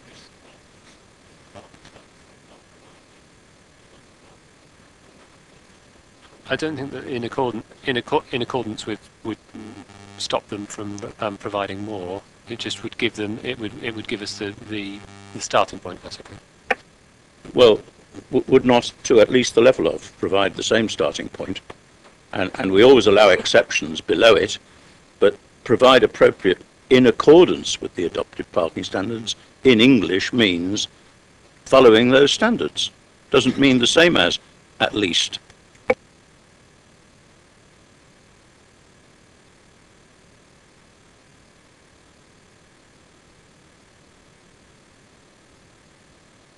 Just to, I mean, parking is an issue in this borough, and inadequate parking in new developments remains an issue for the Development Control Committee, and we cannot do anything about it when the policy guides them to only provide what's required in the standards. Right, that will be examined by the officers. Councillor Mrs. James.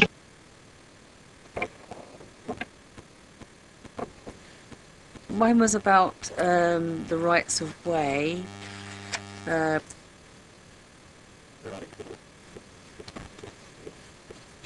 Yeah, protect and where possible enhance access to public rights of way. And again, I'm just concerned of where possible. Does it mean then that where there are rights of way, we possibly won't be protecting them?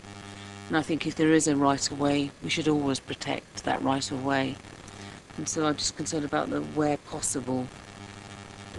Where possible enhanced. Does it? Right. Okay, my mistake, sorry.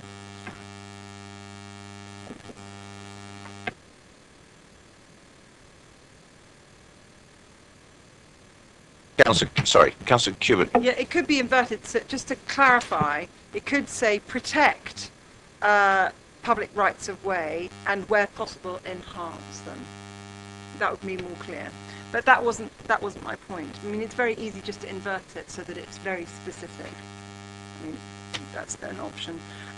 In terms of the points that Councillor Mitchell and Councillor Leek make in relation to rural requirements, I'm currently experiencing a personal journey and of a bungalow for very elderly people who we're being obligated to provide cycling provision for. We don't know how my 86-year-old father-in-law is going to cycle anywhere because, you know, it's not his thing at 86. But that demonstrates beautifully Councillor Leek's example. And I don't. All I want to check from Andrew is that requirement, if it's not coming from this policy going forward, where would a demand like that come from? And if it is coming from this policy, we maybe need to distinguish between rural requirements and non-rural requirements. And just finally, also the dustbin requirements from my bungalow is also a bit extraordinary, because all of us in the country where we don't have sewage, we don't have any services, we also have to drag our dustbins all the way down our drive. Now, we're very privileged because we live in the countryside and we have our own drives, but again, I mean, you know, the dustbin lorries don't go up our drives to collect the dustbins and go back again, so it's not appropriate to a rural environment. They're contained in the parking standards, so you would have to do a review of the parking standards on that particular point. Well, I suppose we'd like to get a local plan in place first, and then we'll have to think about what various bits of guidance we need to review or new that we need to provide. In terms of the reason cycle parking is required on new dwellings, is that you may have an 86-year-old person who may live there in the first instance, but you may then get a young family who equally would like to store bikes and use them in the future. So it gives people an option to have storage other than a garage. Councillor Harvey. Thank you, Chair. The middle two paragraphs of 95, development proposals that generate significant amounts of movement should be supported. I'd prefer to see that must. If we're going to have development proposals that are going to generate significant amounts of movements, they must be supported by travel plans, the transport statements and transport assessments. And then therefore all development in the paragraph below should have A, B, C, D and so on. Whether or not the word must is too powerful there is a point, but again, the should is too weak. We want them to do these things. If they turn around and say, well, you've asked me, I don't think I can, terribly sorry, it's only a should. Again, the semantics of the language, I think, is important in terms of the way if you could look at, I know, expected, yeah, something that was equal to that.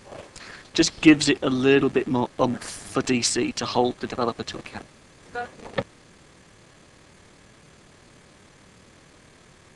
There's an expression that came from my background that a shall is mandatory, a will is it's a question of intent. But I don't know if that's local government language or not. But it's easy. Okay.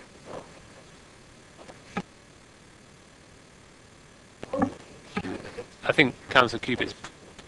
I shouldn't say I think Councillor Cubitt's words are the right ones. They're the ones we've used in other policies, so it would be consistent. Thank you for that. Councillor Mr. Tucker.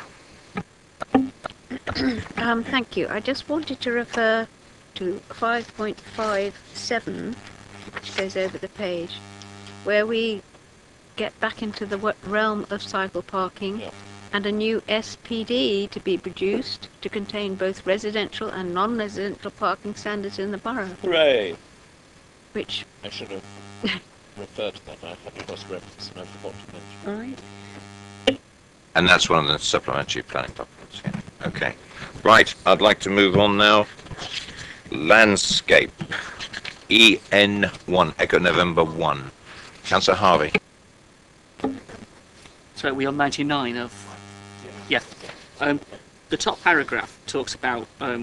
talks very positively. So we're permitted where it can be demonstrated that it's sympathetic, that it respects, improves and enhances. I'd like to have the word where there is no detriment.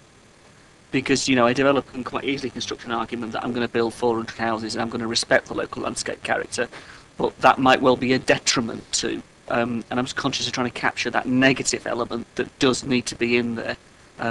Where it fits in that paragraph, I'd leave to the officers to look at, but I do think it's important.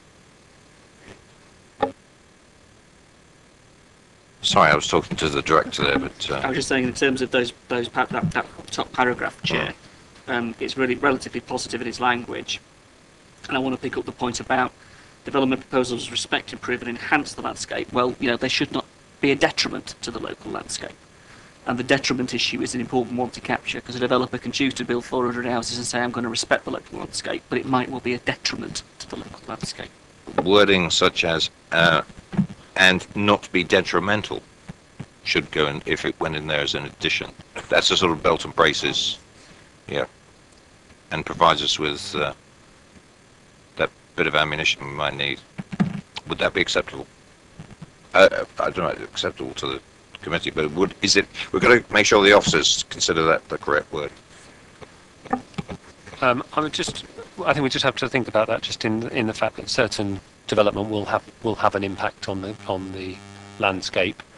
But is the detrimental impact? I think if it's detrimental in terms of how you view it from the wider landscape and that kind of point, that's okay. It's just whether you're talking about, when you build on the landscape, there is going to be a detriment of some kind, and we'd have to accept that. It's whether you're talking about detriment in terms of in the context of development, or whether you're trying to protect all landscape from development. So I think we just need to be clear on that in terms of the words. Just quickly, what I want to do is give DC the ammunition to be able to look at it in that context, and if it chooses, DC, in looking at the application, to apply that policy, it can, because it can look at the word detriment in that way. Right, before I move on, I'm going to remind you the time. It's 3 minutes to 9. We're going to have to carry on quite late. Councillor Keith Watts is the next to speak. I'm going to call a 5-minute comfort break, because we can't just carry on like this without a formal break. 5 minutes, please, maximum, and then we'll reconvene, and Councillor Keith Watts will be the first to speak.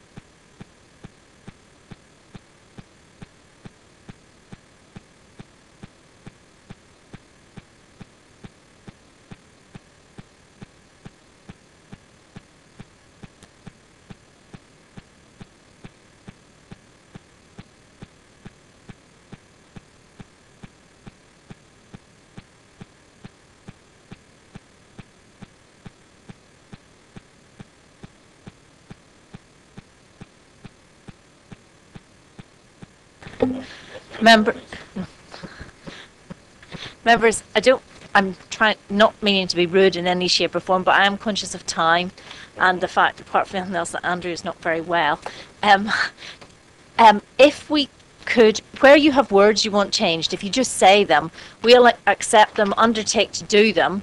If we have a major problem on a particular policy, I'd suggest we do like today, where we go away, work on it offline, and then bring it back on one of our subsequent nights to run it past you or something like that, to try and speed up, because I'm conscious of the number of policies left, and we really do not have any leeway if we want to hit that council date. There are no more nights that we can reconvene that I could find in the council calendar.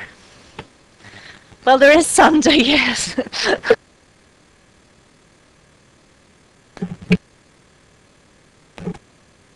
Right, having refueled. EM2 strategic gaps. Just to let you know, there was no comment. Sorry. Oh, well, it was a good try, Paul, but it didn't work.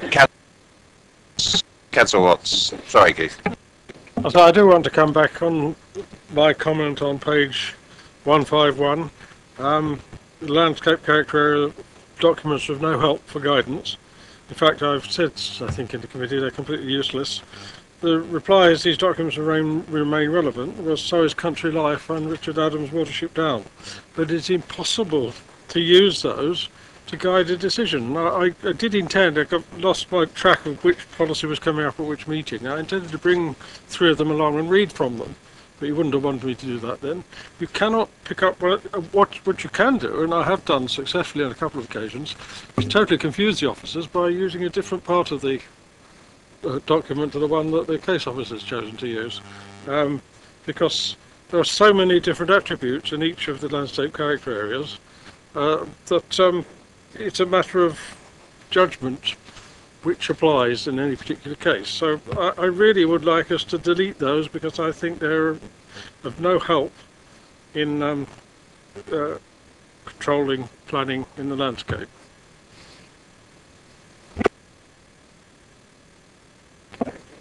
Yeah.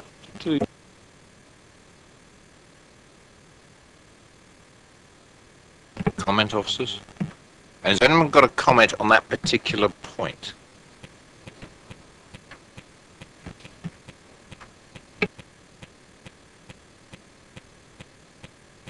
I think you're in a... Simply to say that's part of our evidence base, and I would be absolutely not keen to get rid of that at all. What, is everyone agreeing not to do that? Because while I agree with Councillor Watts that they're not being regarded, and Councillor Leek will agree because of the experience that we've had in terms of a planning application where it was very explicitly stated in the landscape capacity study that you couldn't mitigate the planning application, and it was ignored completely. Is that what you're referring to? I'm not talking about the landscape capacity study, I'm talking about the landscape character studies that list all of the characteristics of an area. So one of them, my ward's got three overlapping. I think it was the Teston Bourne. There are 14 completely different attributes listed. The case officer thought number 1 was correct. I told the committee number 14 was correct, and I won the case because they're completely unrelated bits and pieces. And since it's debatable whether this particular case was in the Wick Down area or the Bourne area and so on, they are not helpful for guidance. I'm not suggesting we throw them away. You can give them to the inspector as evidence, but please don't call them up in a policy because it causes trouble, not good. Is it the general view of the committee that that is the case, or should they remain referenced in the policy? Because they are being referenced as evidence. Councillor Mitchell. I'm with Keith on this, actually. I mean, I'm very keen to protect the landscape of an area, but a particular development sits in a particular part of the landscape, and you see it from particular perspectives, and you see from it and past it into particular perspectives. And the landscape character is a very generic description of what's in an area. So, for example, a landscape character includes traditional farmsteads, but an application that's in no way related to a traditional landscape doesn't work. But there is this question where the officer who's concluded that we don't want this is looking for things in the landscape character areas to support the view that we don't want it, and it will find some because there's so many of them.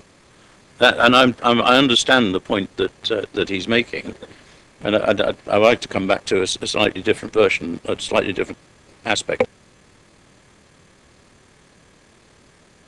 I'm confused.com down here. Which evidence document is called landscape character assessment then? Landscape character assessment undertaken in 2001, and it sets out all the landscape characters. So it's yeah.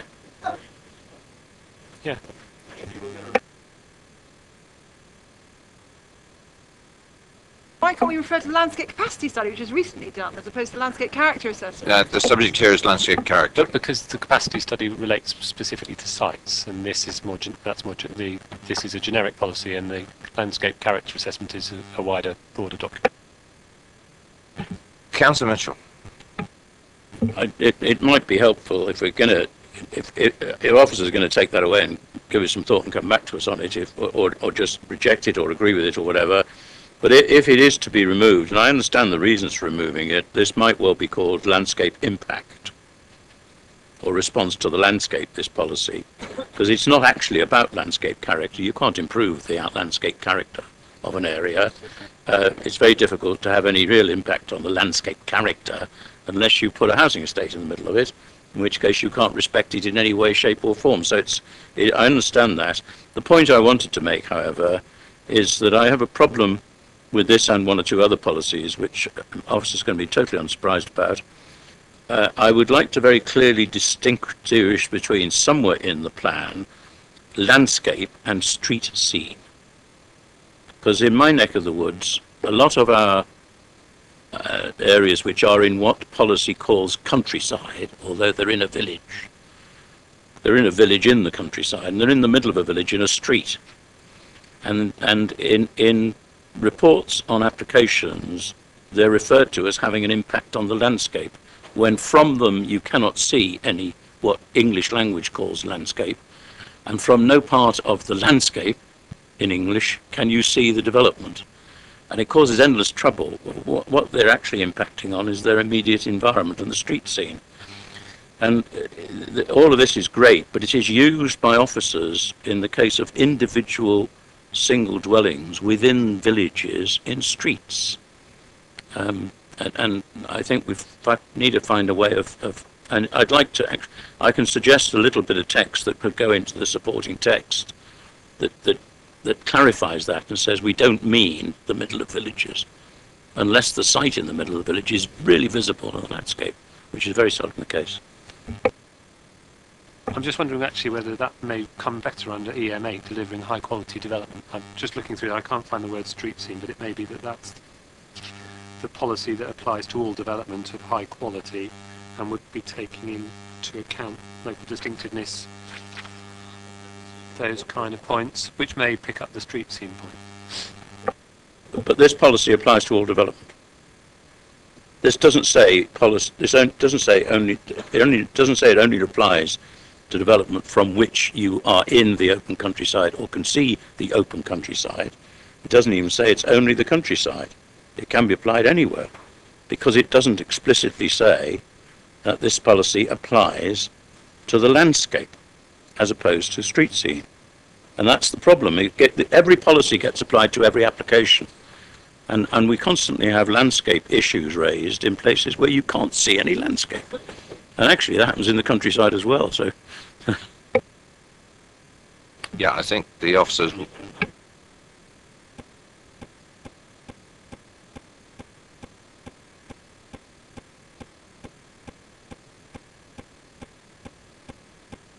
I'm going to have to move on, Councillor Tucker. You said move on, but could we move back to the first paragraph, third line, the word improve? Could you give me an example of how it can be improved by development? Because I just think... I suppose if you had a small piece of scrub land and you planted it, you would be improving the and it was on an embankment or something like that, you would be improving its visual character. You might be dealing with a number of poor old buildings or something like that, and they were removed. You could improve it in that way. Well, I'm giving you some examples.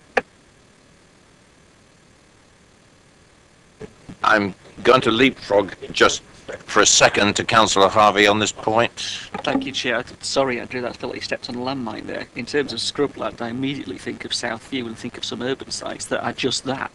No lesser value in terms of the landscape and the contribution they make to biodiversity. And I appreciate what you're saying, but it's just, yeah, I know, but it's your interpretation of the word in terms of that. Forgive me for picking you up on that, but yeah. So I wouldn't want officers to use the improvement in the context of saying a piece of scrubland is not valuable. Just an example. Councillor Leake.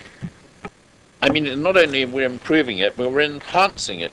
So, I mean, I'm actually delighted to leave that in on the grounds that nobody could actually claim that any development improved or enhanced the landscape. And certainly, if I take little c, the setting of a settlement likely to be affected, paying particular regard to the setting of a settlement, including important views to, across, within and out of the settlement.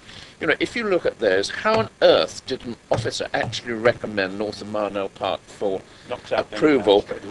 The impact on Sherburn St John was appalling. So I'm just taking that as an example. I mean, let's leave it in because we will be able to challenge everything. Is that the will of the committee? Councillor Cubitt. You can't do these things. You can't improve and enhance. Oh, beg your pardon. Right. Okay. I sent an email to all members earlier about some changes that have taken place to a number of the policies, specifically the environmental policies. I still don't believe I've had a sufficient answer from the officers as to why they've been changed and who requested change. But there were 3 paragraphs that were, I believe, very positive towards future planning for Basingstoke and Dean Borough, and they've gone. And the first paragraph, I think, which has disappeared, which all of you have seen because I copied it to you, which was agreed in September, started off with the Borough of Basingstoke and Dean is largely rural, includes many local distinctive, high quality landscapes, and then we unanimously agreed together with the River Loddon, Loddon Valley and the River Test at the end of we must safeguard the area of national outstanding natural beauty. Now, Joanne Bromley very kindly has offered as an alternative a G, but I'm sorry to say, whilst I appreciate your offer, I don't think it's comparable with what was unanimously agreed in September. And I personally believe that the policy is stronger if we retain that first paragraph, and then the third paragraph in September was this, members, which I copied to you in an email. It read the assessment. So before A, B, C, D, it said, so this paragraph, the first paragraph in the current policy was the second paragraph, and then there was a third paragraph which said the assessment of character and visual quality should be proportionate to the scale and nature of the development proposed. That's gone, and I can't for the life of me see what benefits we have from removing it, and I don't see how it can detract from our position. It gives us a position of strength, so I would personally not like to weaken our position. You know, it's up to somebody to prove that. And then the paragraph after F, which has gone, reads this: development proposals will be assessed against their impact on the above features, and where appropriate will be required to include a comprehensive landscaping scheme to ensure that the development will successfully integrate with the landscaping surroundings. Again, that is something that will enable us in DC to say, right, guys, okay, we hear what you say, but we want you to show us what you're going to do on the comprehensive landscaping scheme to mitigate these issues that we've identified. And what we've done is we've weakened our position. So I'd like first paragraph, third paragraph, and the paragraph immediately after the A to F's reinstated. And secondly, I don't know whether members agree to that, and secondly, I'd like the officers to explain, for the life of me, I have no understanding why we would have removed them. Thank you.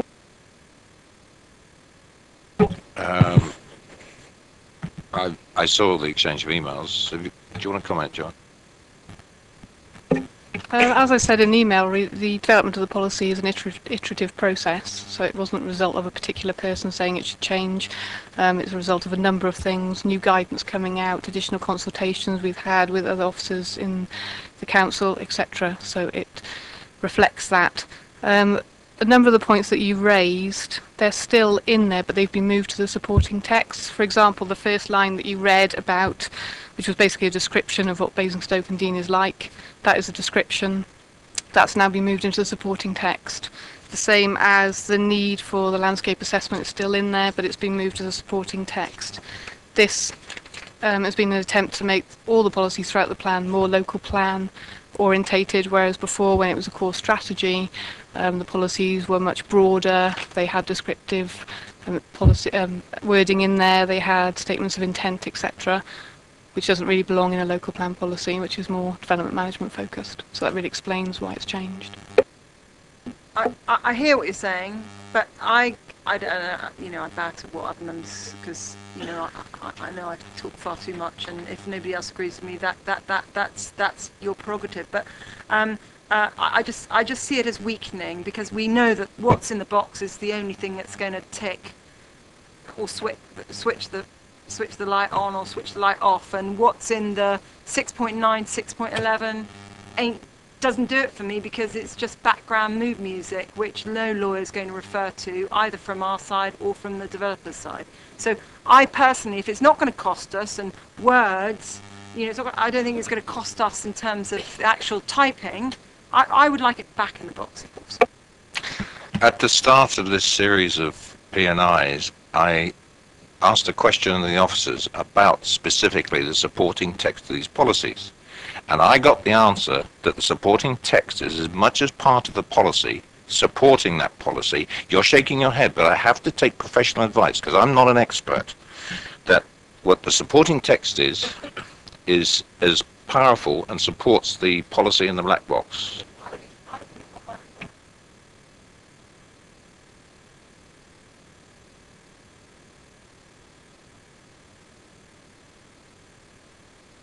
Absolutely. The last time we went through these policies, we were criticised for putting too much in policies, which was just creative writing, I think it was called. It said a little bit about the borough. It gave some circumstances. It gave some flavour to the policies. We were asked to take that out by members and put it into the supporting text, which fits very much with the approach to local plan policies.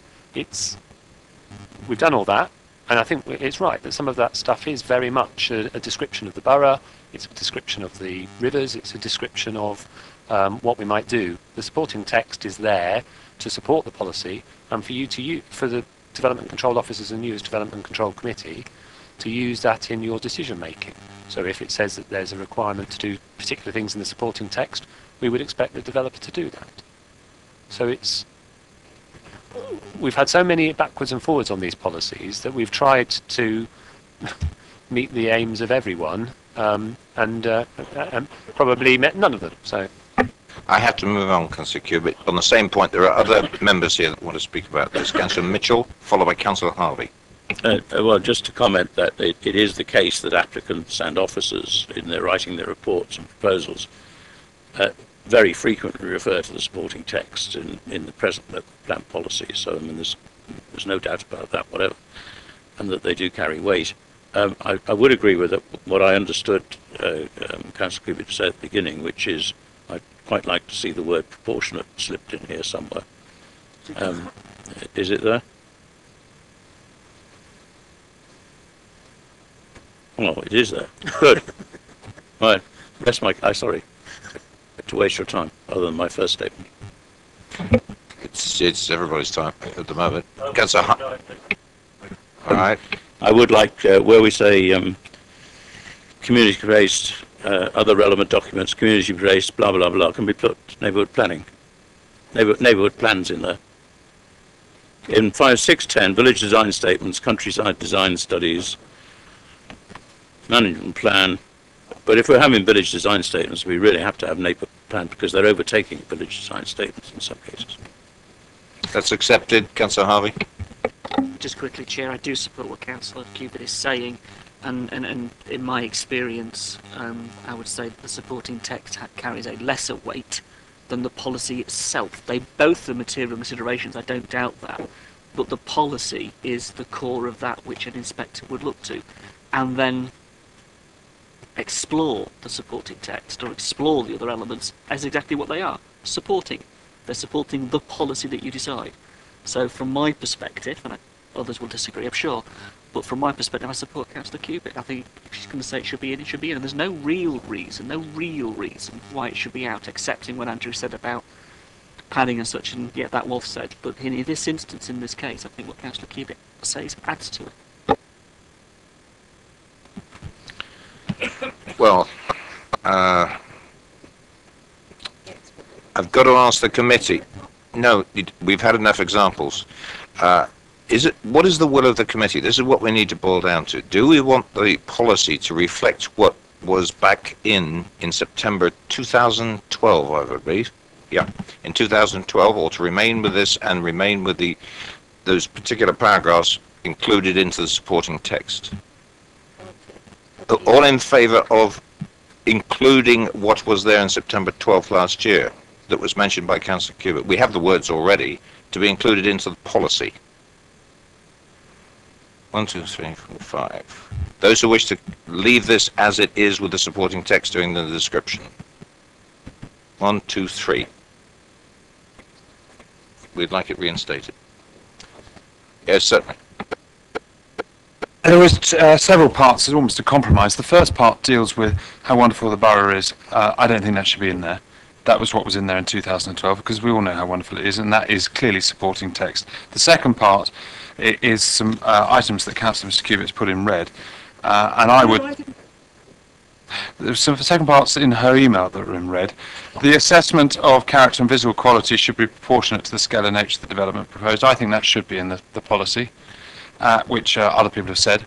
And I think the next two paragraphs, development proposals will be assessed against their impact on the above features, and where appropriate will be required to include a comprehensive landscaping scheme, that bit, and must respect the sense of place sense. That's in there, is it? Except they remove the word remoteness for some reason. So they've put sense of tranquility, and it used to say sense of remoteness and tranquility. Or tranquility. Well, I'd like to see that back in. All right, and just cut out the first part, the bit about Basingstoke and Dean being a wonderful place and everything else, because that is background stuff that we know already. Thank you very much, portfolio holder. But there's one thing, which is the River Loddon and the River Test, which Joanne has kindly agreed to put in in G. Yeah. Could we use words? Is there safeguard in it? I haven't got a copy of your email. Yeah. Perfect. Right. Sorry. Yeah, EM2 strategic gaps. There was no comment on this because this was a new policy that's evolved over the last few weeks. Councillor Lee. Yes. In the development and gaps will only be permitted where, little a, fine, little b, should it then say or C, it is proposed through a neighbourhood plan? Yes. And what yes, it should. What my concern then is if, and I'm going to be parochial because that's the best way of dealing with it, if Sherburn St John said yes, we'd like another 100 houses, and which they won't of course, and Popley said no, we don't, because their neighbourhood plan said no, and the other one said yes, which one wins? I mean, I do think it has to be that that it has to be agreed, you know, the neighbourhood plans of the two areas. No? If the proposals are accepted within the defined neighbourhood area by the referendum, then it would be that proposal would be accepted by the neighbourhood plan. Sorry, which referendum? There's a referendum on a neighbourhood plan. A neighbour plan. The neighbourhood plan has a referendum. So, sorry, can I, just for clarification, because it is frightfully important to my particular ward, as I did raise this whole subject. So, if Popley produces a plan covering the gap between there and Sherburn St John, then both areas vote on it? But In the meantime, members, standing orders. Yes, thank you very much. Agreed, yes. It's people within the designated area who will vote. But as part of that neighbourhood planning process, they would need to consult, obviously, neighbouring parish councils, etc., as part of that, and show that they've taken that into account. currently in the gap as described, there is just one property, which is a farm belonging to Hampshire County Council, and I'm not sure whether it's got a tenant or not. I do think we need clarification on these rules, and it needs to be explained how it would work, because it will be of concern, certainly to my residents.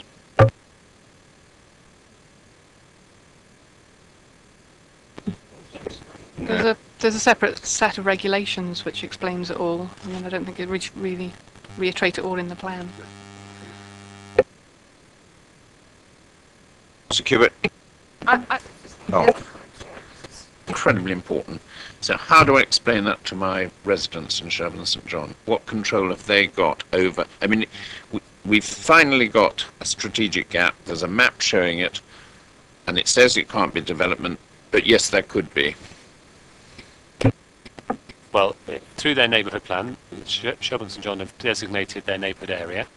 If through their neighbourhood plan they decided that they felt that housing was relevant and should be in that particular part of the gap, they would do their consultation, they would seek to approve their plan, they would put that through referendum, and if the referendum, 50% or more of the people who voted in the referendum agreed to that neighbourhood plan, then that would form part of our development plan. And so the site would be able to go forward on that site because the neighbourhood plan had approved it.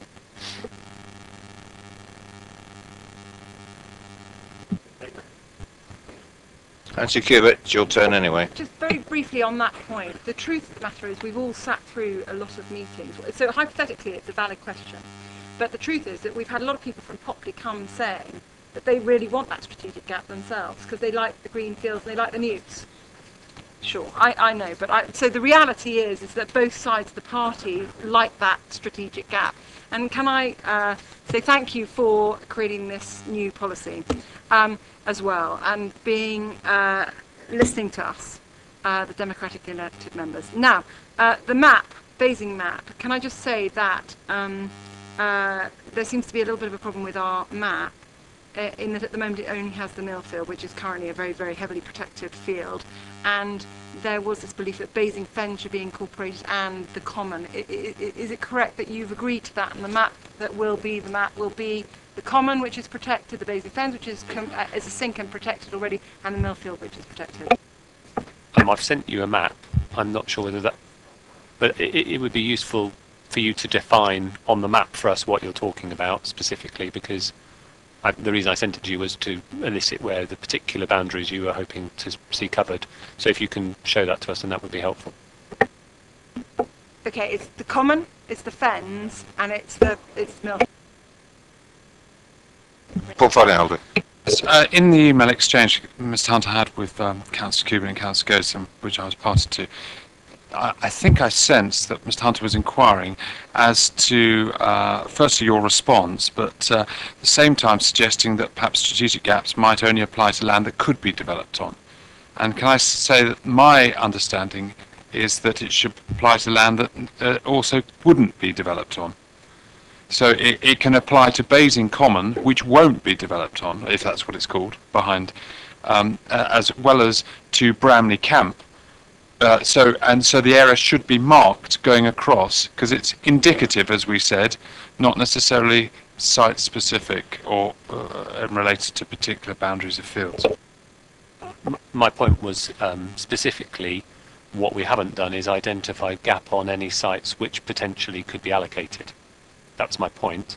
Once sites, once we are clear on the site allocations, then in terms of the boundaries of those particular strategic gaps, if there's anything that's particularly missing, then we can deal with that. But there's no point in putting strategic gap on a site that will be allocated. Councillor Keith Watts. Mr. Chairman, I seem to have a note that indicates that I've previously proposed that the Whitchurch Free Folk gap should be strategic, but I can't remember if I've had any feedback on that. It doesn't seem to be in the notes. But basically the Free Folk conservation area south of the B3400, and then parallel lines up to the railway. Yep, we've captured that. Councillor Gardner. I think I agree with Councillor Watts on that, in that this list is a good list, but it's not inclusive of every gap that exists or will exist. There are other gaps between other settlements. I think these are certainly gaps that should be protected, but the policy should be to maintain the identity of settlements wherever they are, of which these are specific, but we should not talk about the specific instances first. We should have a policy for strategic gaps and then list the individual gaps that we want to look at. That general approach is covered in EM1 policy, which says that development proposals will not be accepted unless they maintain the integrity of existing settlements and prevent their coalescence. So that covers all of it.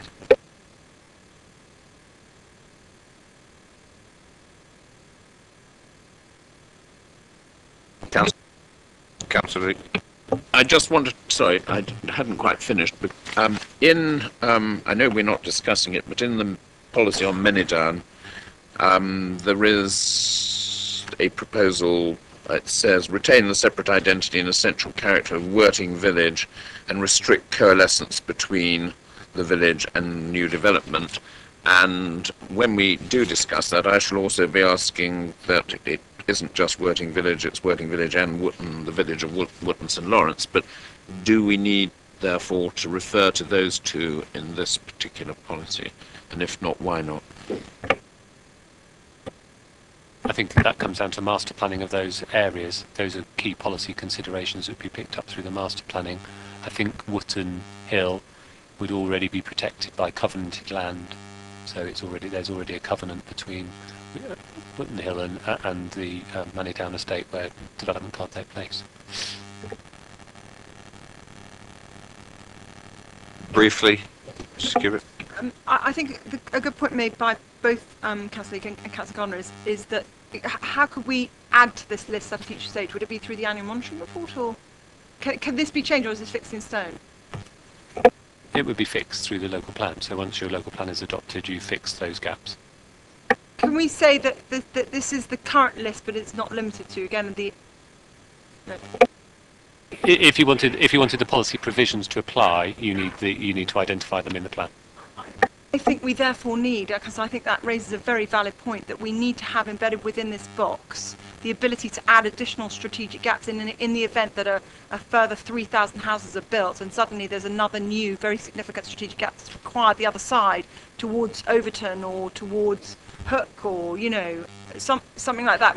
Because what I wouldn't want to happen is what we have with the HMOs, where we were stuck with a policy that was approved in 2005 and we couldn't do anything about it. We couldn't even create an SPD to overcome the problem. I think Joanne's already answered the point that the rest of the borough is protected by the policy, EM1. So you've got that protection of that. You couldn't add in a policy, or we'll add in anything we think about, because it wouldn't be tested through examination. We could say from time to time it might arise that.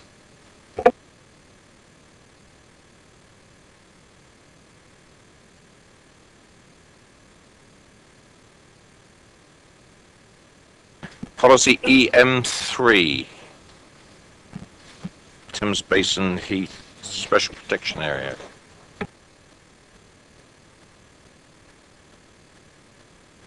near the Thames. Henley starts tomorrow. EM4 Biodiversity and Nature Conservation. Councillor Harvey. Councillor Fromm. Thanks, Chair. The paragraph that talks about where development proposals do not comply, they will not be permitted unless there is an overriding public need for the development and there is no satisfactory alternative. Well, who decides? Who says that that is the case, and where's the test? And then the point about further on down, the old offsetting argument. We've had that debate before. It's in the supporting notes about offsetting. And how can you offset when you've wiped out a species? The old offsetting bit in the context of biodiversity is a problem I have. I mean, here you are, there's 25 grand, go and move your great crested newts again.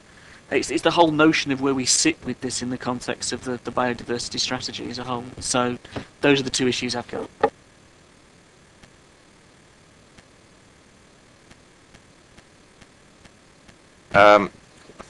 Before Councillor James, I think, would you like to come back on that one? I just want to respond to that, that we've kind of re-looked particularly at paragraph 6.24, which refers specifically to offsetting, and we're going to remove the reference to that in light of what was discussed with green infrastructure.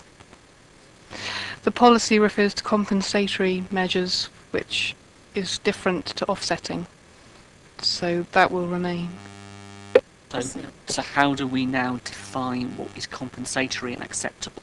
Does compensatory mean financial? Does, I mean, what's the fun? If I'm a developer looking at it, how should I interpret that? I think it's a standard phase approach that biodiversity officers look at, where you initially avoid impact, then you look to mitigate, and ultimately, if you can't mitigate, as an absolute last resort, you would look at compensation. So that allows for that, and the policy actually says as a last resort. And the point about the overriding public need bit, that section there.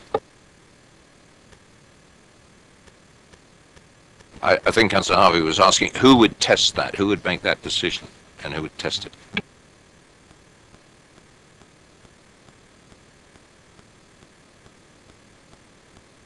Could you respond? I don't want to do it a second. That would be looked at through the planning application process. But the bit I don't get is, if that is the case, then why are we using that language? Because the language in here is a get out of jail clause for somebody to come and say, well, there is an overriding public need and this is my evidence base. It may not be what we consider, but nonetheless in planning terms, it's just, if it is for the application, then it's for the application regardless. And the absolute is, where development proposals do not comply with it, they will not be permitted.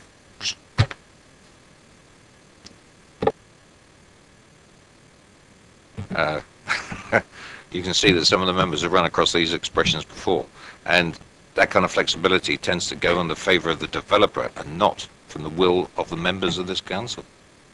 That I add that last bit in because certainly among the members, that's the feeling we get a lot of the time. Who's controlling this, the developers or the council? The public need should be identified by, ultimately, the council and the chamber. Is it the view of the committee to take that out? It's in the, after D, in the policy EM4, where development proposals do not comply with the above criteria. Start of that paragraph. Unless there's an overriding public need for the development and there's no satisfactory alternative. It's all of it after permitted. For that first sentence. It's proposed that that is removed by Councillor Harvey.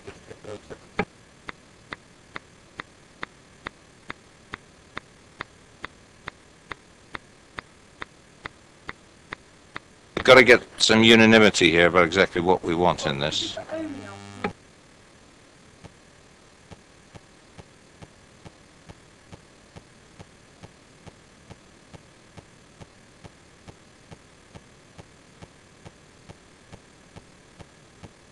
Councillor Mitchell. Well, I mean, this is the same thing. We constantly say, do not put the let-outs on the face of the policy. If there's if the developer has a very clear and strong reason, he can come forward with his clear and strong reason, and he can make his case, and we have to listen to his case, and it's subject to appeal, etc. But we should not put in the policy how you get out of it. You get out of it. If you want to get out of this, what you've got to say, fine, is you've got to make a case for an overriding public need, and here's a satisfactory alternative. You know, and we're telling him how to get out of it. So yes, we do, and that's what I come back to what I said.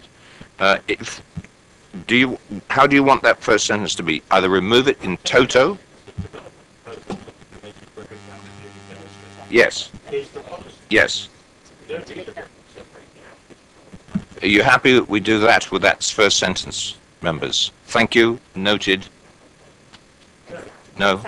First sentence. We've captured the wording. Thank you. Councillor Mitchell. I'm going to say the reverse here. I can see if I'm coming in with an application to build a house somewhere in a village or the town, I can actually work out B, C, and D, because there's lists of them, so I can look them up. How do I clearly demonstrate that my development will have no significant impact on the conservation status of key species? How can I conceivably know that? The way this has worked in the past is that somebody bangs in an application for a skylight or something, and as part of the process of officers looking at it, they look at it and say, this is probably a place because of that tree there and this there. That might be a bat roost, so let's do a bat survey. But it's been on the authority to say that they want a bat survey. And I think the problem is it's unbalanced. If you're going to build, you know, on a significant scale, you've got the resources to do your own homework and come in with your evidence that there's no impact. But if you're a one-off self-building guy, building your own house, which we've got a policy to support, in a place where there's other houses, or modifying your loft or whatever it might be, how can you be expected within the cost of that, which you can only just afford and you can't get the mortgage, that there's no significant impact on the conservation of key species? I'd like to see proportionate back in here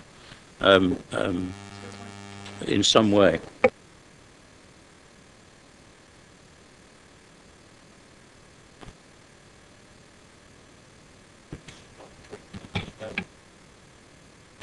I understand, and certainly in some of the viewing panels that I've been on, individuals have been asked by the conservation officers to produce said surveys. Yes, that's how it works.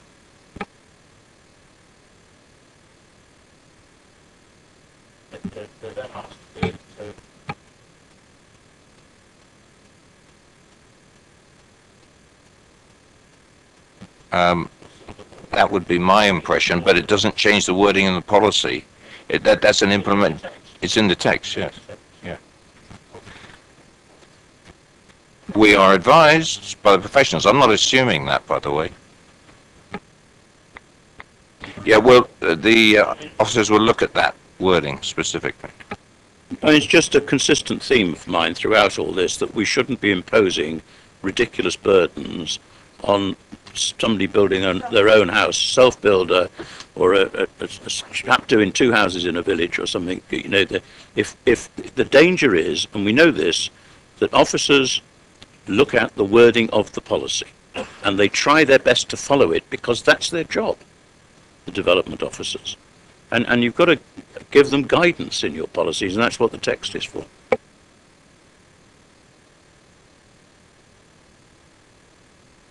Councillor Mr. James? Been covered, thank you. Yes, Councillor Cuban. Just so that lawyers don't have field day, can we have the three ABCs at the bottom of the policy, Roman numeral 1, 2, and 3, or some different? Point taken. Yeah, there are multiple iterations of A, B, and C in the box. That's just formatting. Okay. EM5, Green Infrastructure, Councillor Harvey. 2 quick points, Chair. In terms of the expected and the minimum element of this, we're back to that one again. It's not been picked up, it's not been taken through, it's still there. From a developer's perspective, tough, you want the expected every single time. I'm going to give you the minimum because you'll let me get away with it and you can't stop me in front of an inspector. If we want the expected, it's the expected. It should be the standard. Don't give them a get out again with the minimum. It hasn't been picked up, and I think it needs to be. And then the very last paragraph on that policy, a combination of on-site and off-site provision.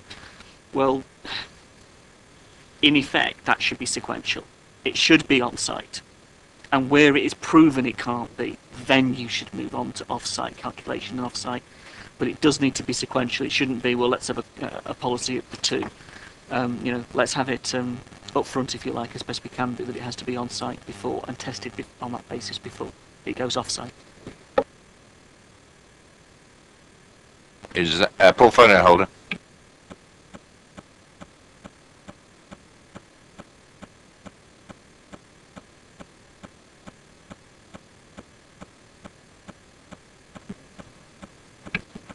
The minimum and expected bit is in the supporting appendix. 245. But the principal issue is that where you... Down the bottom. Yeah. When it talks about the supporting element... 26.43. So the point being that effectively a developer will take the minimum even though we want the expected.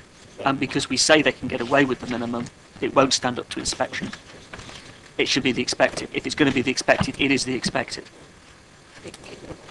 Yeah, well, in terms of the standard, it's sort of having the minimum quantity standards, remove them, and just go with the expected on that whole appendix area. So just remove it from the appendix? Yeah. No, well, no, no, full stop. no. If the expected is the standard, it is the standard that's applied. If you allow and say about a minimum, in any context, in the appendix or in the policy, then what the developers' lawyers will do, and I'm sure they will do this, will say is effectively, as an inspector, it's unenforceable, because you can't stop them saying that you accept the minimum, so I'm going to... Yeah, exactly. And then again, in the bottom last paragraph, it's about sequential. On-site must be until you can prove it can't be, and when it can't be, then you move on to off-site. An open book accounting to demonstrate. So that at the moment we're talking about a combination of on-site and off-site provision, rather than a sequential test of on-site moving to off-site. Yeah.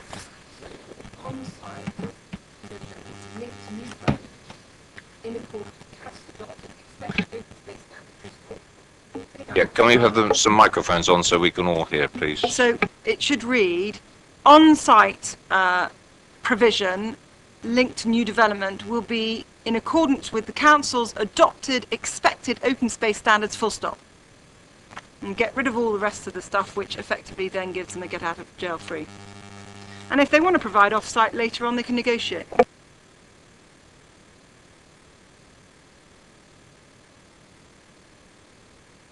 Absolutely. There may be instances where off-site would be better provision. So you may have things like pitches. You couldn't provide on site, but you might. So it may be good for us that the on and off sites is in there, not as a get out clause, but as it's the better form of provision for the council. So a developer in an application can state that, come to DC and say, here you go, I'm offering you something exceptional here that you should accept. And here's a very good reason, a material consideration, but the default position is the former.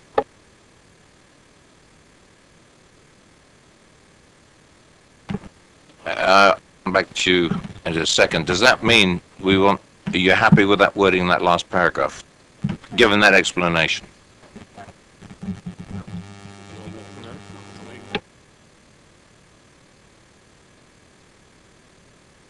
Do you want to say sequential test? Do you still want the sequential test into that last paragraph? Yes, certainly. I suppose we might say something, preference for on-site provision, a combination of on-site and off-site provision linked to new development will be sought where appropriate, or something to that effect, in accordance with the council's, and you're saying expected, adopted open space standards. I'm getting a lot of hands up now. Councillor Mitchell. Sorry. On this point, where somebody puts in an application for a house, there ain't going to be on-site provision, is there? So, this is ridiculous. If you put in 3 houses, you're not going to have on-site provision. You don't want it. You want to enhance the play areas that you've got in the village, or the open space, or whatever you've got in the village. You want to enhance what you've got, or bring in something new, or you want to accumulate the money to do something new in the village, or whatever it might be, or the suburb. And so making it absolute and not saying, and saying it on-site, and then assuming everything's on-site, doesn't make a lot of sense. But the other point I was going to make, if I may, Chairman, is that comparing this, because the issue I raised in EM4 was the phrase, "it can be clearly demonstrated that," which puts the onus on the applicant. Here, we quite rightly say, will only be permitted where they do not, which leaves it to the council, the officers, to say, we'd better look at this in this particular case. See what I mean? And therefore, where there's only a development of one house coming in, you just apply the amount of money that you get for open space or for green infrastructure, according to whatever the formula is. In the previous one, the wording puts the onus on the applicant. And it is very important not to do that accidentally for all scales of development. Just before I pass to Councillor Shaw, portfolio holder. We did look at a similar situation, but not identical, under CN5, where we said infrastructure provision or improvements should be provided on-site as an integral part of development. And you could mirror that here. And then you did go on to say, but it might not mirror it, where off-site measures are needed or on-site provision is not possible. Planning obligations, blah-de-blah, in that circumstance. So it might be a similar wording, might be what you were after, and then it would make sense. So perhaps you could look at that, and that's on page 61 of 111. Can I raise my second point? You'll know when we had a previous discussion on the draft green infrastructure strategy, I referred to this being in the policy referring to green corridors, and how the infrastructure strategy, in my view, was not satisfactory in that regard. We have agreed, or you have agreed as a committee, and I agree with you, that this will be revisited by this committee in due course. So perhaps in the autumn we can look at where these green corridors are going to be whilst we're all twiddling our thumbs and the plan is out to consultation. I just got to ask the committee, you happy with the words of portfolio holder generated there? Just to check, genuinely, this is a real clarification. We're not going to see reinstated a reference to the appendix, and we're going to have very specifically expected open space standards. Is that a yes? Yes, it's been captured by the officers.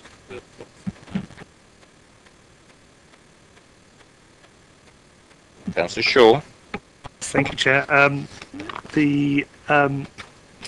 Supporting what the portfolio holder has said, but going just a little bit further, given that policy CN5 and the explanatory text accompanying it says, infrastructure includes green space and green infrastructure, we really ought to cross-reference what we have in EM5 back to CN5 and say that, CN5 applies.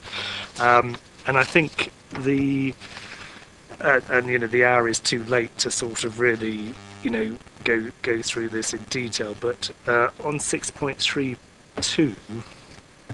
I think there's a problem in the sense that I think we're on occasions getting a bit sort of wishy-washy or indistinct about, what are the issues that we're trying to address, and by what means are we addressing particular issues. And there are issues in terms of the quality of open space, which can be met by requiring contributions to improve the quality of areas. But there is also the other issue of quantity, and I go back to my frequent references to my own ward. And the only way of addressing the issue of quantity is to actually ensure that the green space is provided on the development itself. So I think we need to just, be clear in our thinking on this issue. And not attempt to, or imply in the text that we can somehow address the issue of quantity, by qualitative measures off-site elsewhere. Does that mean you want 632 to be changed? Because it's kind of wishy-washy. I agree. That's another motherhood statement, I think, because I'm not quite sure it brings anything to the policy per se. Would you like to submit some words to? Right. Thank you very much indeed. And Councillor Mrs. James.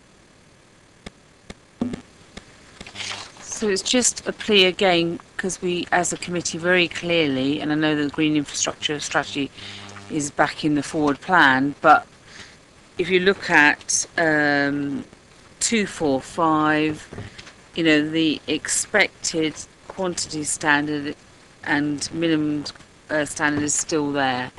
And so we need to, as a committee, because we have said, and I just want to reiterate this with a cabinet member, that still is in that strategy, and Councillor Donnell on many occasion has said that he will be committed to hearing what we're saying, but we're saying it again tonight. We as a committee don't like 26.43, which relates to a minimum quantity standard. And the other thing that I just want to pick up again that's in the strategy, which will impact on this standard, is that we have now on page 246 the accessible natural green space.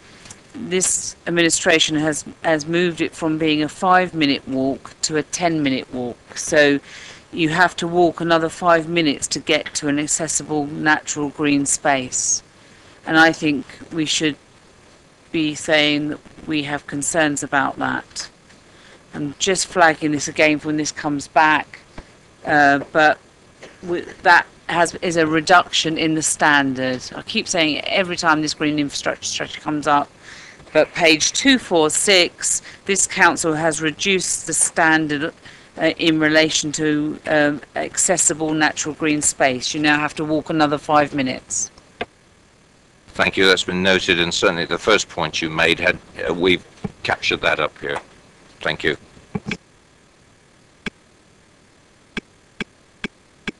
EM6, water quality, and Councillor Mrs. Cubitt.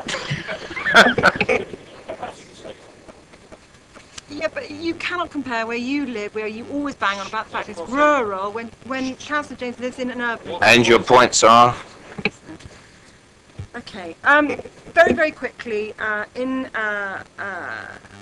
relation to everything we said up until now, if members are minded to agree, could we delete from little footnote 11, unless it can be clearly demonstrated why such systems cannot be used, just delete it.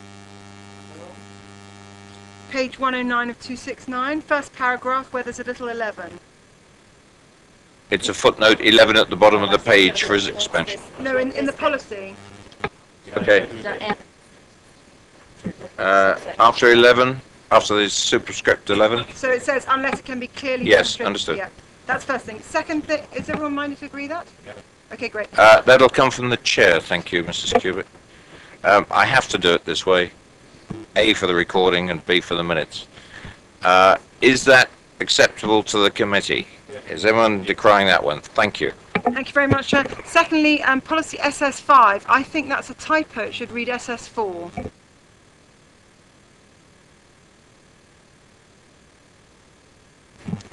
Checking. Yeah. Yep, it looks like you're correct.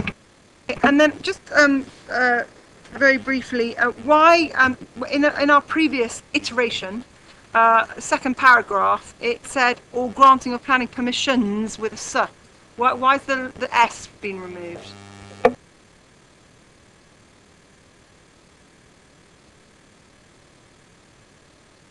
Very purposeful. It was in red. That's why I said to the portfolio holder earlier, the reds weren't my reds. The reds were the officers in September, and the reds from the officers in the September version had an S.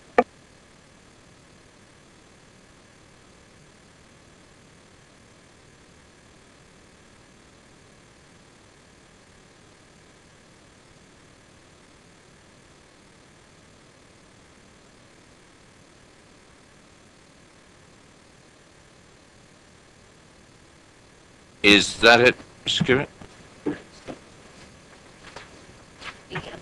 EM7 is the next one.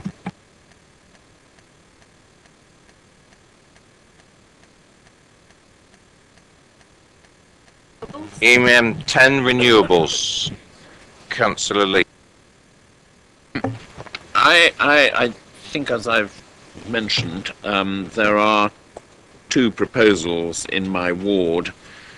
One of them is in Bow Repair Park, which of course is a sort of listed area, and the other is not far from there and therefore could have an impact on the Vine as could the Bow Repair one. So I would like to see some policy which restricted this form of development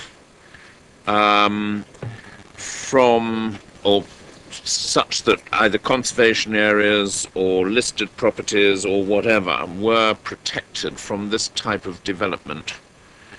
I don't mean totally protected, but I mean there should be sort of distance from. Yeah. Renewable low carbon energy. Yes, because we have got applications for solar panel farms, and I am concerned that this is going to have a significant impact on listed and. So I'll stop while there. I want to make a conversation. I'm not going to be disrespectful. It's just that after EM6 comes EM7 and we've gone to EM10. Is there a reason? Did I go to sleep for 5 minutes? There were no comments. No, I've got huge comments, sorry. Well, I'm sorry, Mrs. Cubitt, but we're moving on quickly. I said this. No, I'm sorry, managing flood risk is absolutely one of the most important issues in our borough. And I have got a comment. Okay, so it's for some reason on EM7. Right, we'll complete this one now we've started, and we've had a member, and then we will go back to it. Okay? Just like to understand, are you really seriously attempting to finish the whole of this evening? Because I will have to go home because I'll lose concentration. And according to what we were told about the schedule, tonight and Wednesday are the nights that were allocated for in other things and this, whereas the third was for the housing viability assessment and the presentation of the transport assessment. And I was under the impression we would use part of the 4th of July to complete this work. I mean, I cannot stay here and focus my attention on the details of this until midnight. And I won't anyway, but I can't do it. It's unhealthy, and we've got officers to consider as well. The officers and myself and the portfolio holder actually cobbled together this because... Well, maybe I misunderstood it. Well, July 4th on the Thursday, we've got outstanding points possibly that come out from this night and tomorrow. We have the officers present the affordable housing policy. And then we have questions on the infrastructure delivery plan. And that'll be a round table, 4 minutes each. So it's a pretty heavy evening regardless. We have got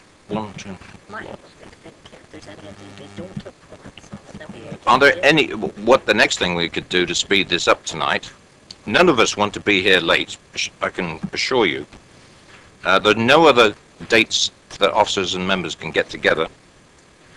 Are there any other policies? I'll read them out. If there's any comments, we'll address them. If there are ones with no comments, we can bypass them. Would you like me to try that? So we know what we're going to address for the rest of the evening. Right.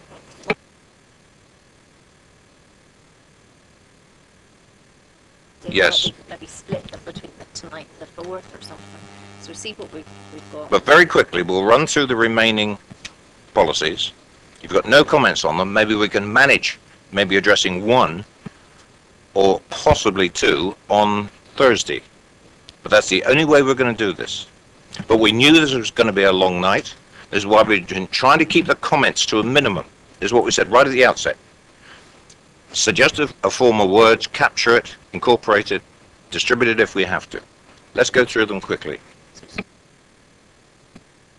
Right, we're adjusting 2 at the moment. We're on 1. We're going to go back to EM7. EM12, sustainable water use. Are there any comments on that policy that you want to address? No, okay. EM8, delivering high quality development. No, okay. Oh, Oh, well, please speak up because we can't hear you. Put your hand up, do something to indicate it. Councillor Mitchell and Councillor James. Is that right? Councillor, Is it just Councillor Mitchell? the historic environment. EM9. Councillor Leake. Councillor Lake. Pollution. If your comments have already been submitted, then they will have been captured. Pollution? Pollution. No comment. Employment development. That's EP1, that's fine. EP1 or EP2? Oh, right. EP2. So there's just... Anybody on EP1? Anybody. Right, no. So Councillor James was EP2. Yes. Was Councillor Harvey? Yeah. EP4, town district and local centres. And same again. Ditto and So Councillor James Leake. Harvey and Lake. Rural economy. Yes. Mitchell, Leake. Rural tourism. Councillor Mitchell.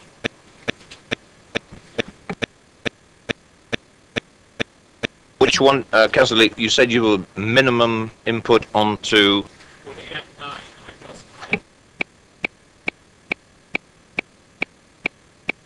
Microphone, please. But if you've made the comment... I'm assuming that some people may not have read these papers, because I haven't personally read everything, and I just want we can't... Suggest a way forward. Yeah. The director's going to suggest a way forward. On the hoof. I think I heard Councillor Mitchell say on delivering high quality development he was happy to send his comment in by writing to officers. Did I imagine that? No. But rather than cover it in the committee, you were happy to send that committee. So if we do that, we can take that one off. So that would leave, you've got flood risk to cover. Councillor Cubitt, I got the impression you've got not very long, right? Renewables, we were midway through doing that. Was there anybody else to speak on that apart from Councillor and Councillor Raphael? Okay. So that's 1, 2, 3, 4, 5, 6, 7. 7 left to consider. So do you want to do 3 tonight and 4 on Wednesday? Thursday. Thursday? Try tonight. Right. Let's go for it. And do you want to set a finish time, Chairman? Yes. It is now 10 past 10. What's your deadline tonight? 10:30? Let's get on with it. 10. EM10 delivering renewables. I was trying to make my point. What it doesn't do is say where such schemes cannot go, and I'm particularly concerned, as I said, about the 2 proposals that are currently being put forward in Bow Repair Park, immediately opposite the Vine, and another one just down Morgeston Road, which also impacts on the Vine. And I do think we need a policy which can protect EM9, that is, can protect our historic environment. And those areas are, I realise we have, but I'm just concerned that we must have a policy on that protects us from all these low carbon schemes. Not protects us, but protects the environment from some of them. Okay, the officers have captured that. Councillor Watts. Councillor Watts, yes, got him on his list. Can I point out that in 6.67 it does talk about unacceptable impacts on heritage assets. It's included there. But I don't think we should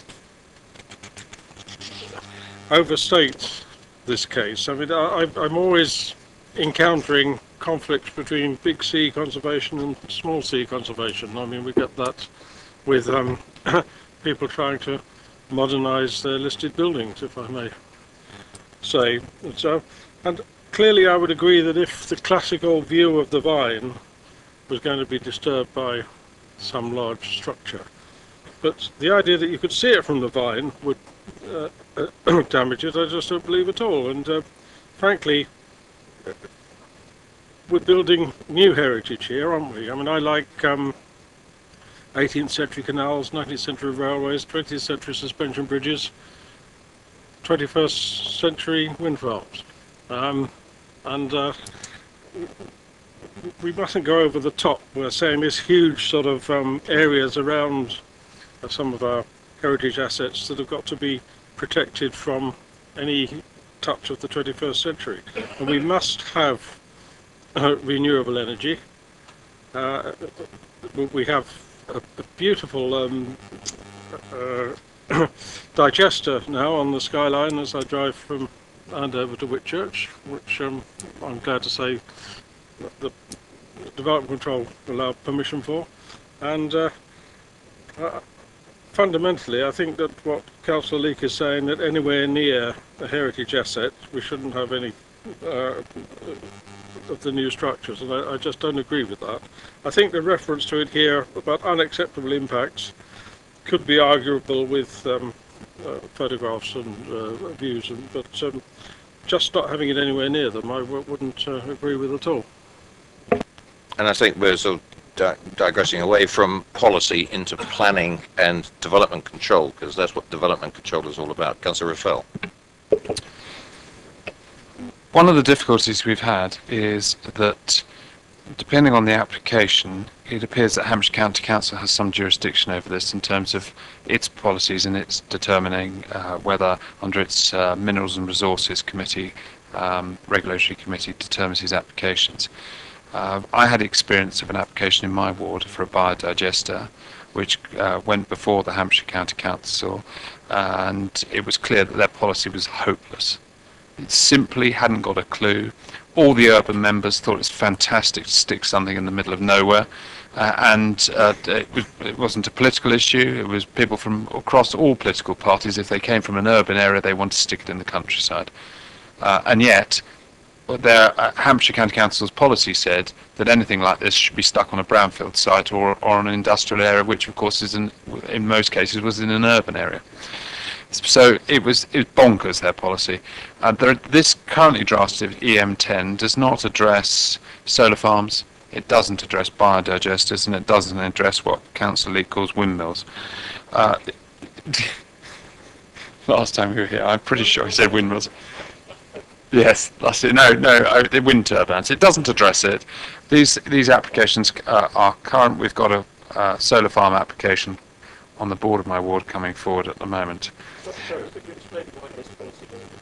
Because it doesn't address it, because it doesn't actually say how on earth we judge whether they're in the right place or the wrong place. It doesn't judge the scale of such applications, and it needs to be thrashed out. I mean, it's woefully inadequate currently, and I want it in greater detail. Now, I drafted something which wasn't quite right for the officers to consider. I dare say they're still considering it, but I like to say that we need to put something in here that says that these applications will be judged against all of our policies. Obviously, we know that. There needs to be something that categorises the size and shape of these things, because we don't want necessarily people who put up little wind turbines in their back gardens being caught out, or those who want to put solar panels on their roof to heat their hot tubs. But we do want to deal with the situation where somebody wants to turn over a field and to put in 200, 300, 400 solar panels and consider how this works.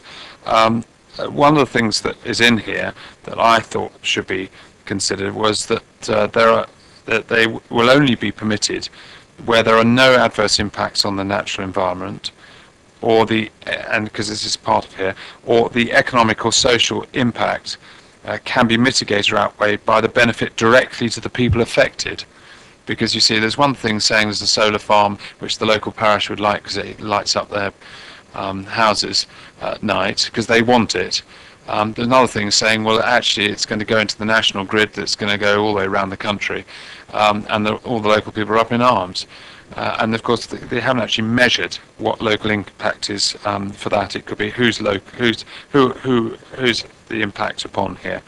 And I also put all large-scale developments on greenfield sites will only be granted permission with the condition that land is returned to greenfield use at the end of the lifetime of the use or the permission.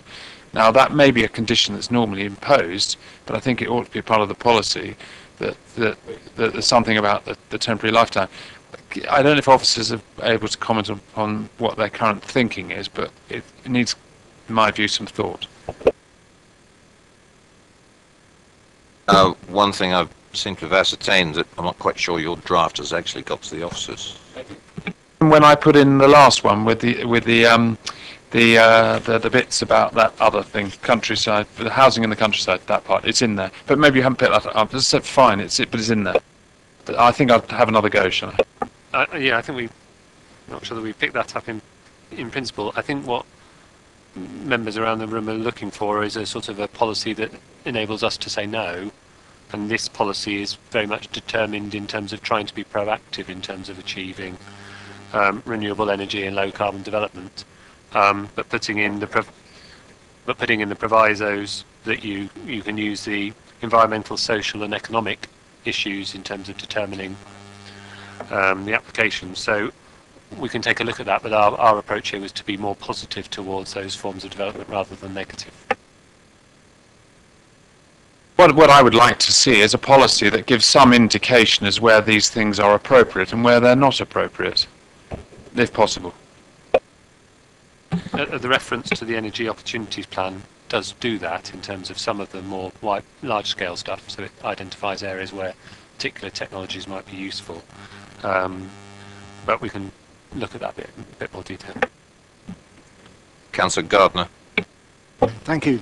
In view of what was said earlier, I think it might be useful if paragraph 667 and possibly 668 were in the box rather than left as text, which will give us some belt and braces. Right, that's taken on board. Councillor Mitchell. While I'm sympathetic to the views that are being expressed about large-scale developments of this nature, officers are going to have to be very careful and give us very careful advice as to the extent to which any of these restrictions leave us compliant with the NPPF and national guidance, because national guidance is pretty clear that unless this is demonstrably harmful, then it should be allowed to happen. And it's very difficult to write a policy that explains how something is demonstrably harmful other than the way we write it for everything else, because everything else is written in terms of landscape impact, blah, blah, blah, blah, blah. And singling out a particular novel thing because you think it might be particularly harmful and finding a way of saying if it's over 400 square meters, it's somehow more harmful. If it's in a valley and it's over 400 meters and nobody except the owner can see it, what's the harm, you know?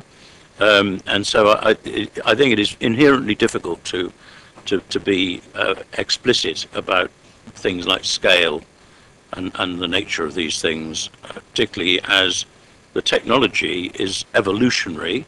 Somebody may wake up quite soon and discover that wind farms are a terribly bad investment, even though the government bribes you to put them up. You know, it's pretty obvious they are a very bad investment. Somebody might wake up to the idea that it's a bit silly to advocate having plugs for electric cars when you're about to run out of electricity. Yeah, you made a good point there, because it's the technology that's evolutionary. We can mention the three big ones that are being used at the moment. By the time this plan gets going, there'll be something new on the market, and we cannot be that specific in here because you've got a policy in place. Well, I think the main thing is that Councillor Raffel is going to... Are you going to resend that? Okay, thank you. Councillor Shaw?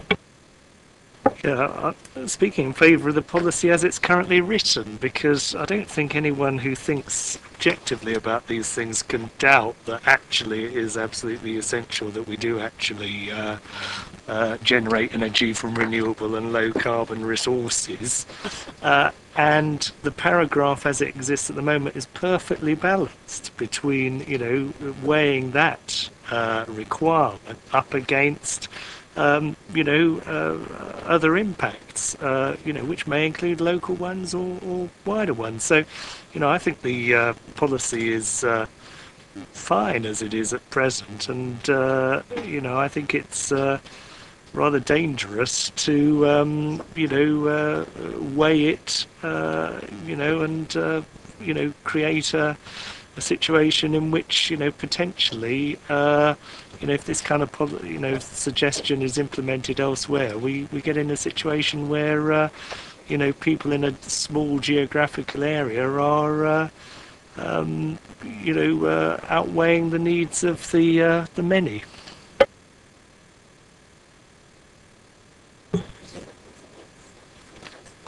I think we have to get a balance, members, on to which way you want to go on this one. We either leave it as it is or await the flotation of the portfolio holder and then get it circulated to members. That's the... Yes, Gary?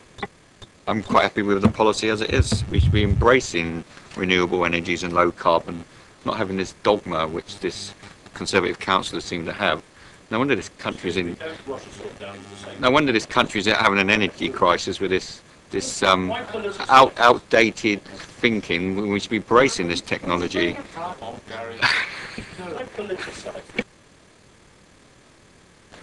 Okay, we've agreed that Councillor Raffel will forward that on. I'd like to flip back now to EM7, Managing Flood Risk. Councillor Cubitt. Just before then, 6.48, and this, you got Sorry, could you just turn the mic a little closer? Sorry, thank you. Sorry, 6.48 on the page before Managing Flood Risks.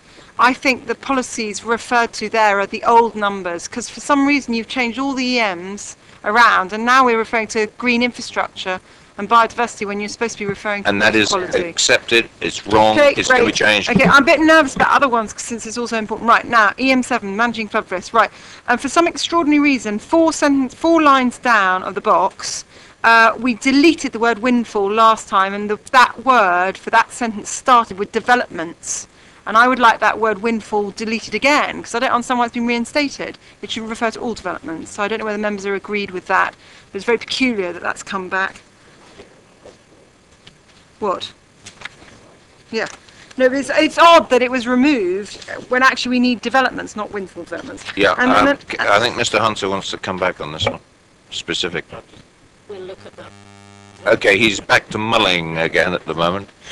Go ahead, continue, please. Okay, and then the other thing is, just in reference to, for continuity's sake, and because we've all agreed throughout the evening, point 5, last bit of that paragraph says proposals which do not meet these requirements will be acceptable only if it's clearly demonstrated this cannot be achieved.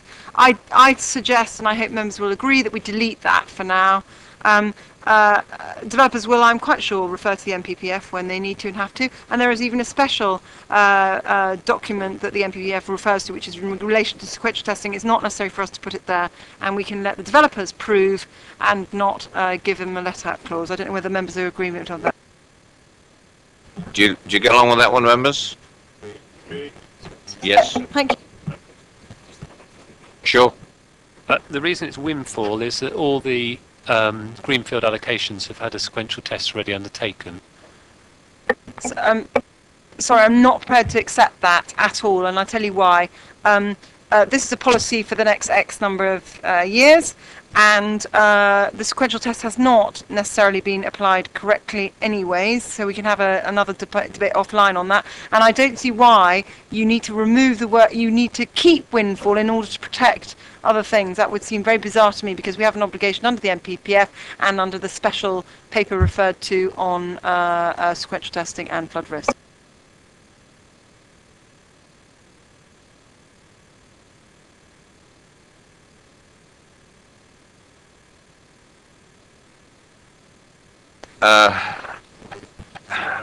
It's EM9, Councillor Lake. All right. It's been noted by the officers. I'm going ahead with EM9, Councillor Leake.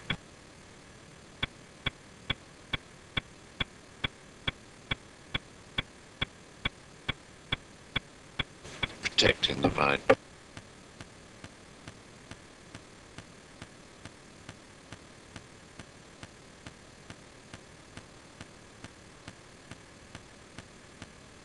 Right, I'm going to jump to trying to get as many as we can get done tonight. EP6.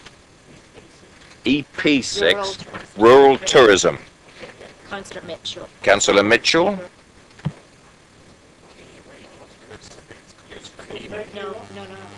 No. Yes, we're skipping them. We're trying to get as much done as we can tonight. We're going to have a little bit of leeway on Thursday. Yeah, there's only one speaker on this one. Yes, EP6, very simply, at the foot of the policy on the second B, maybe there could be 1 and 2 second Bs or something, or C and D or something. I think it would be useful to explicitly, given that we're talking tourism, and tourism is a traffic generator, you know, it's deliberately a traffic generator, that's what it's for, and the AONB has programs and plans to increase traffic into the AONB, that there should be a reference to transport impacts explicitly, simply because of the nature of the beast.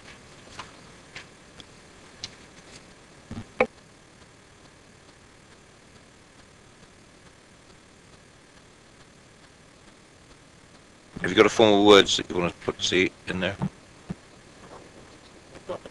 Okay, the officers have got the point. Any other points on this?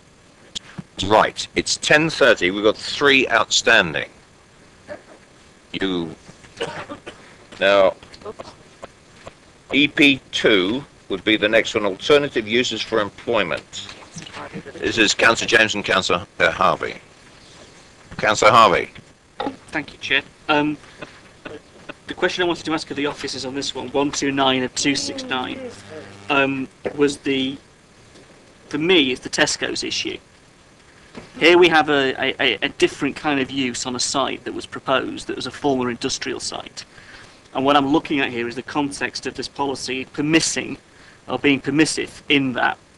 That kind of retail employment is in no way comparable to what was there before. And the issue I have is whether to pass a value judgment one way or the other or not, the policy is permissive.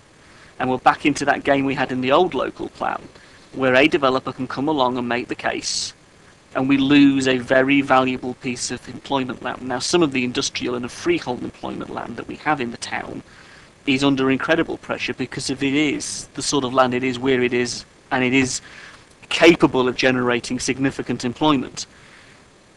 Those sites are vulnerable because they are as high value as they are. So the issue here I have with this is the permissiveness of the policy, and I guess it's the reason why it couldn't be left really just to simply comments to officers, because I would like the members' support that I think this needs to be looked at quite in some depth again by officers, because the type of use proposed in its location will be ancillary to support the main business function of the employment area.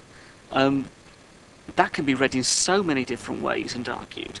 There is no reasonable prospect of an employment use on the site. Some of those industrial sites take years to turn over, but their commercial value, as many of the commercial property agents in the town will tell you, is retained. And some of them, like Gressley Road, result in having quite an important investment coming into the town, but it's years after it became derelict. And it isn't really derelict, it's sat there waiting for somebody to come along with a proposal.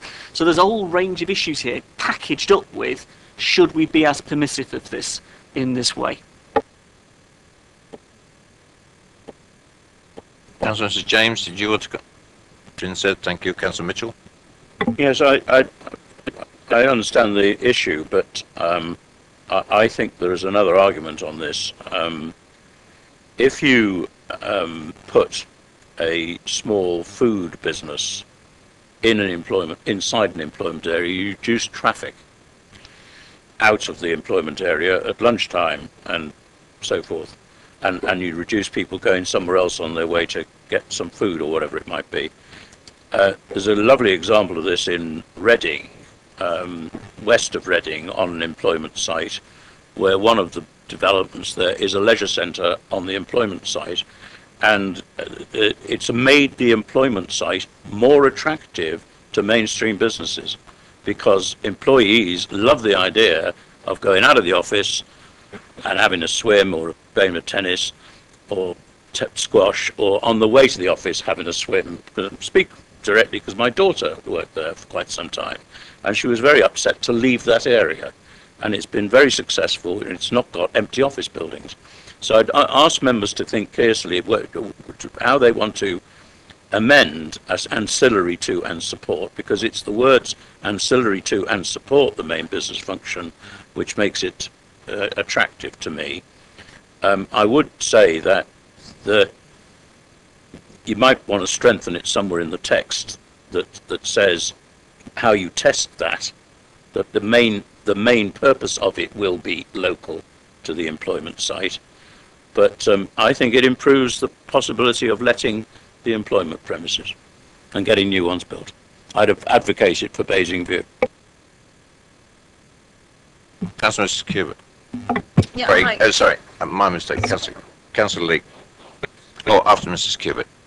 Just very briefly, we're exactly in the same place on this policy as we were with my water ones, in that there was a very good policy in September, which Councillor Harvey, Councillor James and all of us were prepared to accept, and I don't understand why it's changed. So it says here, in 2012, retail and leisure uses will only be permitted in employment areas if they're small in scale, so that and then other non-employment uses will not be permitted unless it can be clearly demonstrated. And then bang, bang, bang. And so what's happened is we've, you know, whatever iterative processes have resulted in it, but our position has been weakened. And therefore, I think all we need to do, instead of reinventing the wheel, is to go back to what we all agreed in September in relation to this, and just strengthen it a bit, just so that we do preserve it and protect it in the ways that were agreed in 2012. Is that the will of the committee? There's a question, do we know what's changed? All the policies have been framed under the MPPF. They want them to be positive policies, so you frame them in a positive manner rather than in a generally negative one. So rather than proposals won't be permitted, it's a development will be permitted in this circumstance. Councillor Gardner. I'm sure the policy from 2012 can be rewritten and still have the same impact. That was going through my mind. If I asked officers to have a look, bearing in mind the MPPF emphasis with some of the wording coming from the previous policy, is that possible? It is. I thought the point about small scale is important. We've obviously looked at the previous policy and tried to reframe it in a positive manner. We can look at that again, conscious that we've got quite a lot of policies to look at and a local plan to finish, so we'll do what we can in the time. Yes, Councillor Harvey. With respect, and forgive me, I know you've got a lot of policies to look at, but this is, for us in some of the urban wards, in terms of our industrial parks, this is a fairly huge policy area, and I want it to be tight enough that I've not got issues with development business, with businesses being... The issue there for them on the business community is quite huge, and we'd be wrong not to capture that. Request from the officers, would you like to draft some words? Thank you, that would help. Happy with that, committee? Councillor Lee? All right, I asked, are you happy that Councillor Harvey drafts some words back to the officers to rejig the policy? So yes, Councillor Leake, please do. I'm just concerned that we're taking a specific site, the Tesco, wherever it was, Philip Smith's. Is that the one you were attacking? I mean, I think we have to be very careful to not to reject retail sites, because actually they can employ a lot more people than a large warehouse that you might wish to have. Sorry? With very few people in it. I mean, you can have a warehouse that's computer driven and no people at all. So I am concerned that we're trying to throw the baby out with the bathwater. And I mean, what do we do with a gasworks site? Are we going to say we must retain it as a gasworks site? I'm in favour of alternative uses, in particularly if it provides greater employment. Harvey has taken that on board as well. Anyway, anything that goes back will be circulated back through the committee. Can we now see if we can get one more done at least, please? We've only got 2 to do. Well, yeah, until I reach one of them. Town district and local centres. We got 3 speakers down here. Councillor James, Councillor Harvey and Councillor Leake. Councillor James?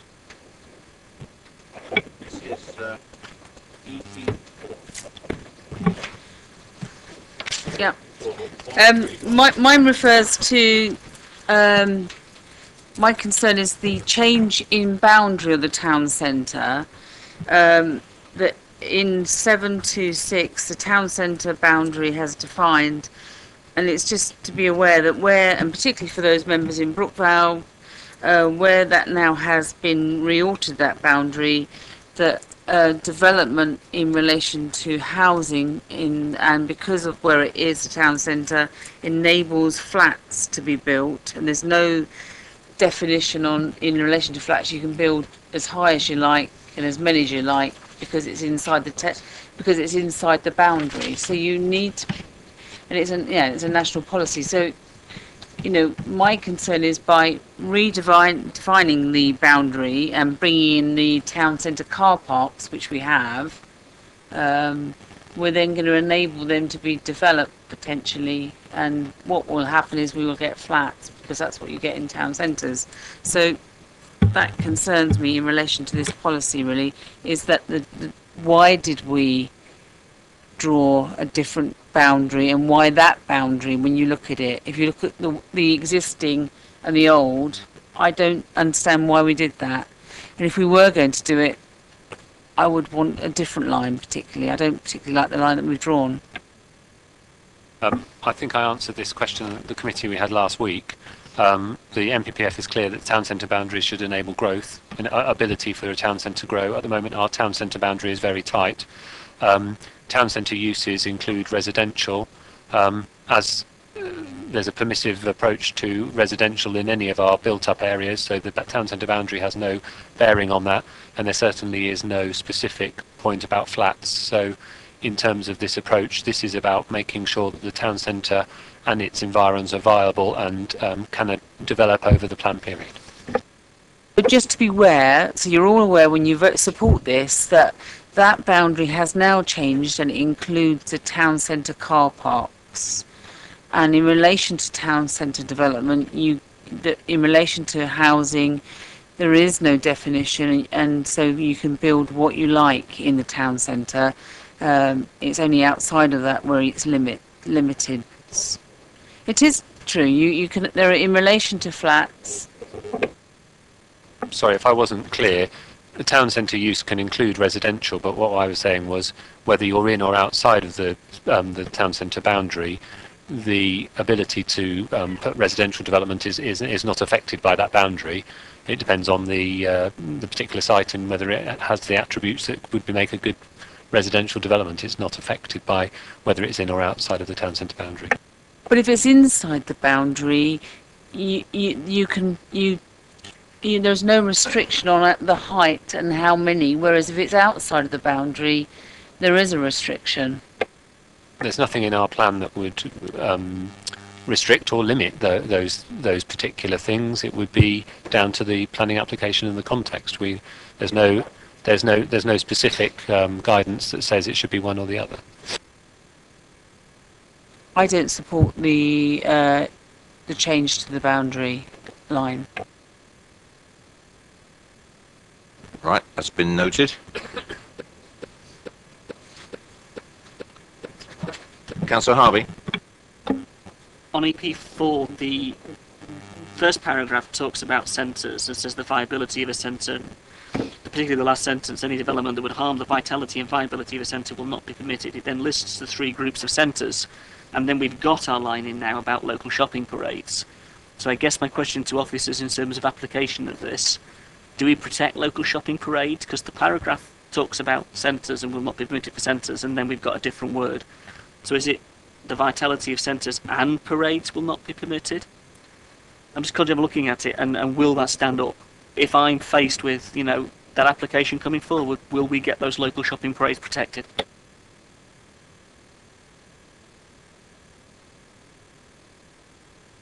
That sounds like I think they're saying that there's a change to be made there. Yeah. Right, that's accepted. Councillor Leake. My old one. The district centres, we are told, have a significant role in maintaining and enhancing prosperity, serving the day-to-day needs of their local populations. Well, one's Brighton Hill, the other's Chinham. So for a lot of us, they're not that local. And I've said on numerous occasions, I do think an area like Morrison's should become a local centre, so that those who live in the northwest or to the west, and in particular the development at Manydown, we should have something in here about a new district centre, because we don't all want to go to Brighton Hill or Chinham because it's a long way away. And Councillor Mitchell, followed by Councillor Shaw. We'd like to keep this as brief as we can. Is there a definition somewhere, other than such as, which isn't a definition? Is there a definition of main town centre uses? And that's one question. My other question, just to make sure I understand what we're doing here, at the bottom of the page 131, we've got development for main town centre uses when we know what they are, with a net floor space exceeding 250 square metres in out of centre, blah blah blah. Am I right in thinking that if we want to build a squash court in my village, which I do, and it's over 250 square metres, we'd have to do an impact assessment, but it clearly wouldn't have much effect on anybody else within 5 miles, and that would be okay, if I've understood that right. But what happens if we want to build one that's for some reason under 250 square metres? I'm just trying to understand how this works in a non-town context without the definition of main town centre uses being a bit clearer.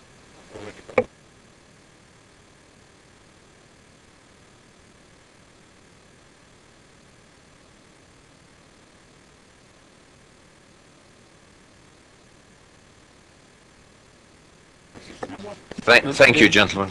Just main town centre uses are set out in the appendix, in the annex to the MPPF. So that's where they sit, and it's called main town centre uses in the glossary. Councillor Shaw. Yes, thank you, Chair. Each time that Councillor Leake speaks on this issue, I speak in the direct reverse. Two things really in relation to Morrison's. One is that I think that, to make that a local centre would be, an overdevelopment of the site.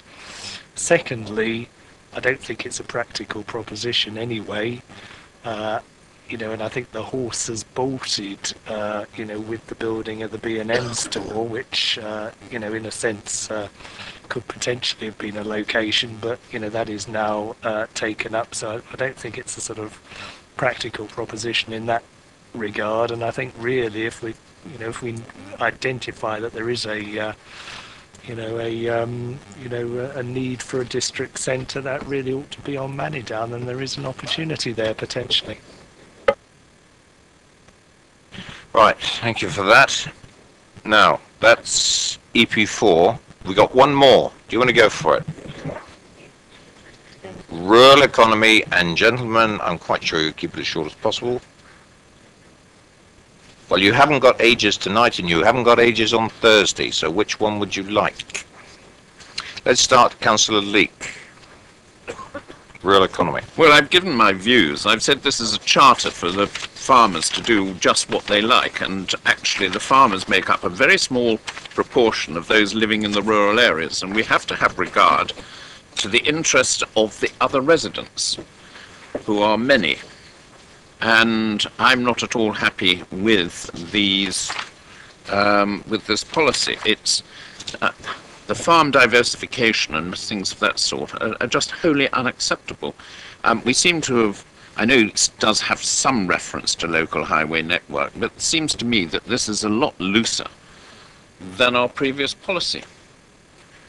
And I would really, I'm happy to look and draft again, but I'm not at all happy with this. It's just the farmers will walk all over us, and it's nonsense to say they're struggling. Farmers are all very well off. Farming is changing, yes, but that's good because we're getting rid of the small ones, and it's becoming the larger ones who are fully able to look after themselves, which is reflected in the fact that the larger farmers are not going to get quite so much of the single farm payment.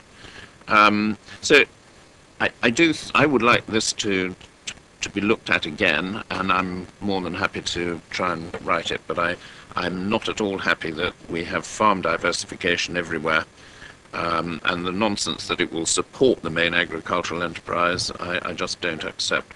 It shouldn't be doing that. If farmers can't make a living out of farming, they should get out of it. Thank you, and I noticed that in the comment section your very similar words included Councillor Mitchell. Yeah, I'm rather with Councillor Leake on this occasion. The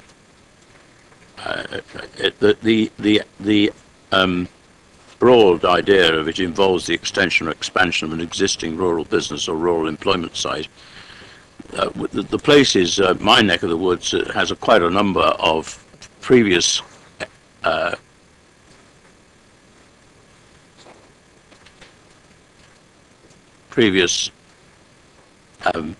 conversions of rural buildings for office use, which are languishing empty because nobody, after they've tried it, they discover it doesn't work very well. They want to be in the town. And this effectively just says if you want to expand a rural employment site, you can go ahead and do it. I don't see why that's sensible. The existing rural business, where appropriate, I could go along with, but a rural employment site should not be expanded. If it needs to expand, it's an employment site. The people should go and work on an employment site in the town where there's empty space and empty buildings in many cases. And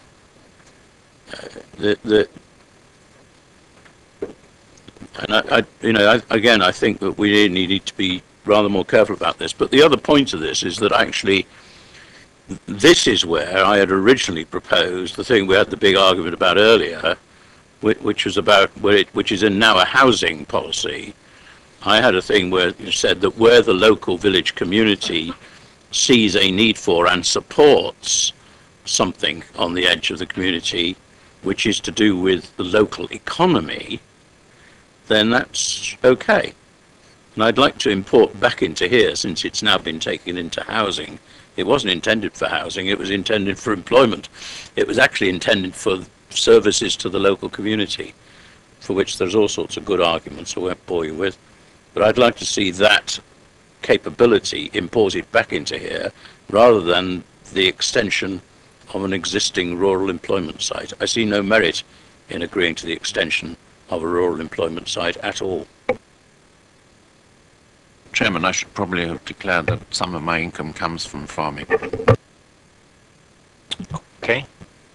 Noted. Councillor Raffel. Well, I raised this on an earlier occasion about conversion of agricultural buildings, where the agricultural building is no longer attached to a farm. And I've said that before to you, and I'll say it again, there's a loophole here where the farm flogs off the agricultural building and we don't force the demolition, which is part of the original permission. They then put in for an application to change of use, and that's contrary to everything that was originally behind the original permission, which was because it was needed for agricultural use and then would be demolished. So I propose this as an M. It is not an agricultural building with a condition of demolition attached to its original permission, which is no longer owned by the farm for which it was originally built. As in, you can't flog it off and use it. A building that was part of a farm that's been flogged off, that should have been demolished, can't be used as part of this policy. It's got to be demolished. All right, so I'm going to float that with the officers. I'll send an email. Is that supported by Keith? In fact, you're next down to speak. Do you want to include yourself in this? Well, I put my hand up to respond to Councillor Leake because it's a strange position for me to be in, really. But I've said several times, if we want our landscape to be green, we've got to support businesses that depend on keeping it green for their survival. But also, I mean, farming has become difficult. A lot of buildings have become redundant, and I've previously supported applications for diversification. I was thinking perhaps Councillor Leake would support me in adding a D here for renewable energy projects. So you got it right, anyway. Yes, it should be permitted. But I think to say that. If you can't make a living out of farming, you should get out of it, is the route to creating a wasteland of Sherwood St John. Because where people are keeping it green and employing people, then they should be allowed to be innovative in a way in which they do that. Coming back to now, since I put my hand up, Councillor Raffel, I don't see how we can make the policy conditional on the ownership. Frankly, that doesn't seem to me to be a planning issue at all. I feel very strongly, as he does, about I've got one case where I'm fairly sure, and I think the case officer in our department agrees, that it never has been used for agriculture, and has been converted and tried to get permission for conversion. And some that have been flogged off as well. But I think we can only confine the policy to the history of the building, not to the ownership of it. The history of the planning consent in the building. I've got a feeling that the one thing that we don't do is the misuse of agricultural buildings and somebody finding a back door to use it for other purposes. Now, surely that can be included within a policy. Is that the feeling of the committee, that's that kind of that feel goes into the policy? Yes. I think it's the use of the large old Dutch barns or whatever, cladded, and they become storage facilities, and HGV lorries come down the road, and the roads have to be repaired, the haunches go, etc., etc. Actually, what many of us would prefer to see is some of these buildings being knocked down and a small amount of housing being put there, which would solve a lot of problems. We don't mind cars driving along, or even the odd white van. It's the HGVs which really get us. If it's to trying to achieve what we want to have in this policy, purely. I'll tell you exactly why. It's looking at the 2012 version, and this is what upsets me about this whole evening, from all sides, all political parties, is that in 2012, the final paragraph of EP5 was development will be permitted only where it does not generate traffic of a type or amount which would have a severe impact on the rural roads affected by the proposal. So it's basically saying what Councillor Leake's asking you to do, and it was there, and we've been through this for 2.5 years now, and I really don't understand why at the 11th hour we've discovered that everything we've spent 2.5 years on has disappeared, just flown out the door, and now we're all having to talk about it again. I think Mr. Hunter made the point, and I'll say this from a factual standpoint, that the way that policies have to be written now under the local plan and the MPPF have to be more positive. What you're saying is you're inserting the negatives in there. There is a way of getting that point across in a more positive way, I'm quite sure, and that's the essence that we want to get across into this policy. Yes? Got that message. Members, if you're happy with that, and I think Councillor Raffel was going to feed in, not on this one? You said it, okay? Everything's been captured. Thank you for your perseverance. We've completed the review of these policies. Thank you very much, and I'll see you tomorrow night for 2 presentations.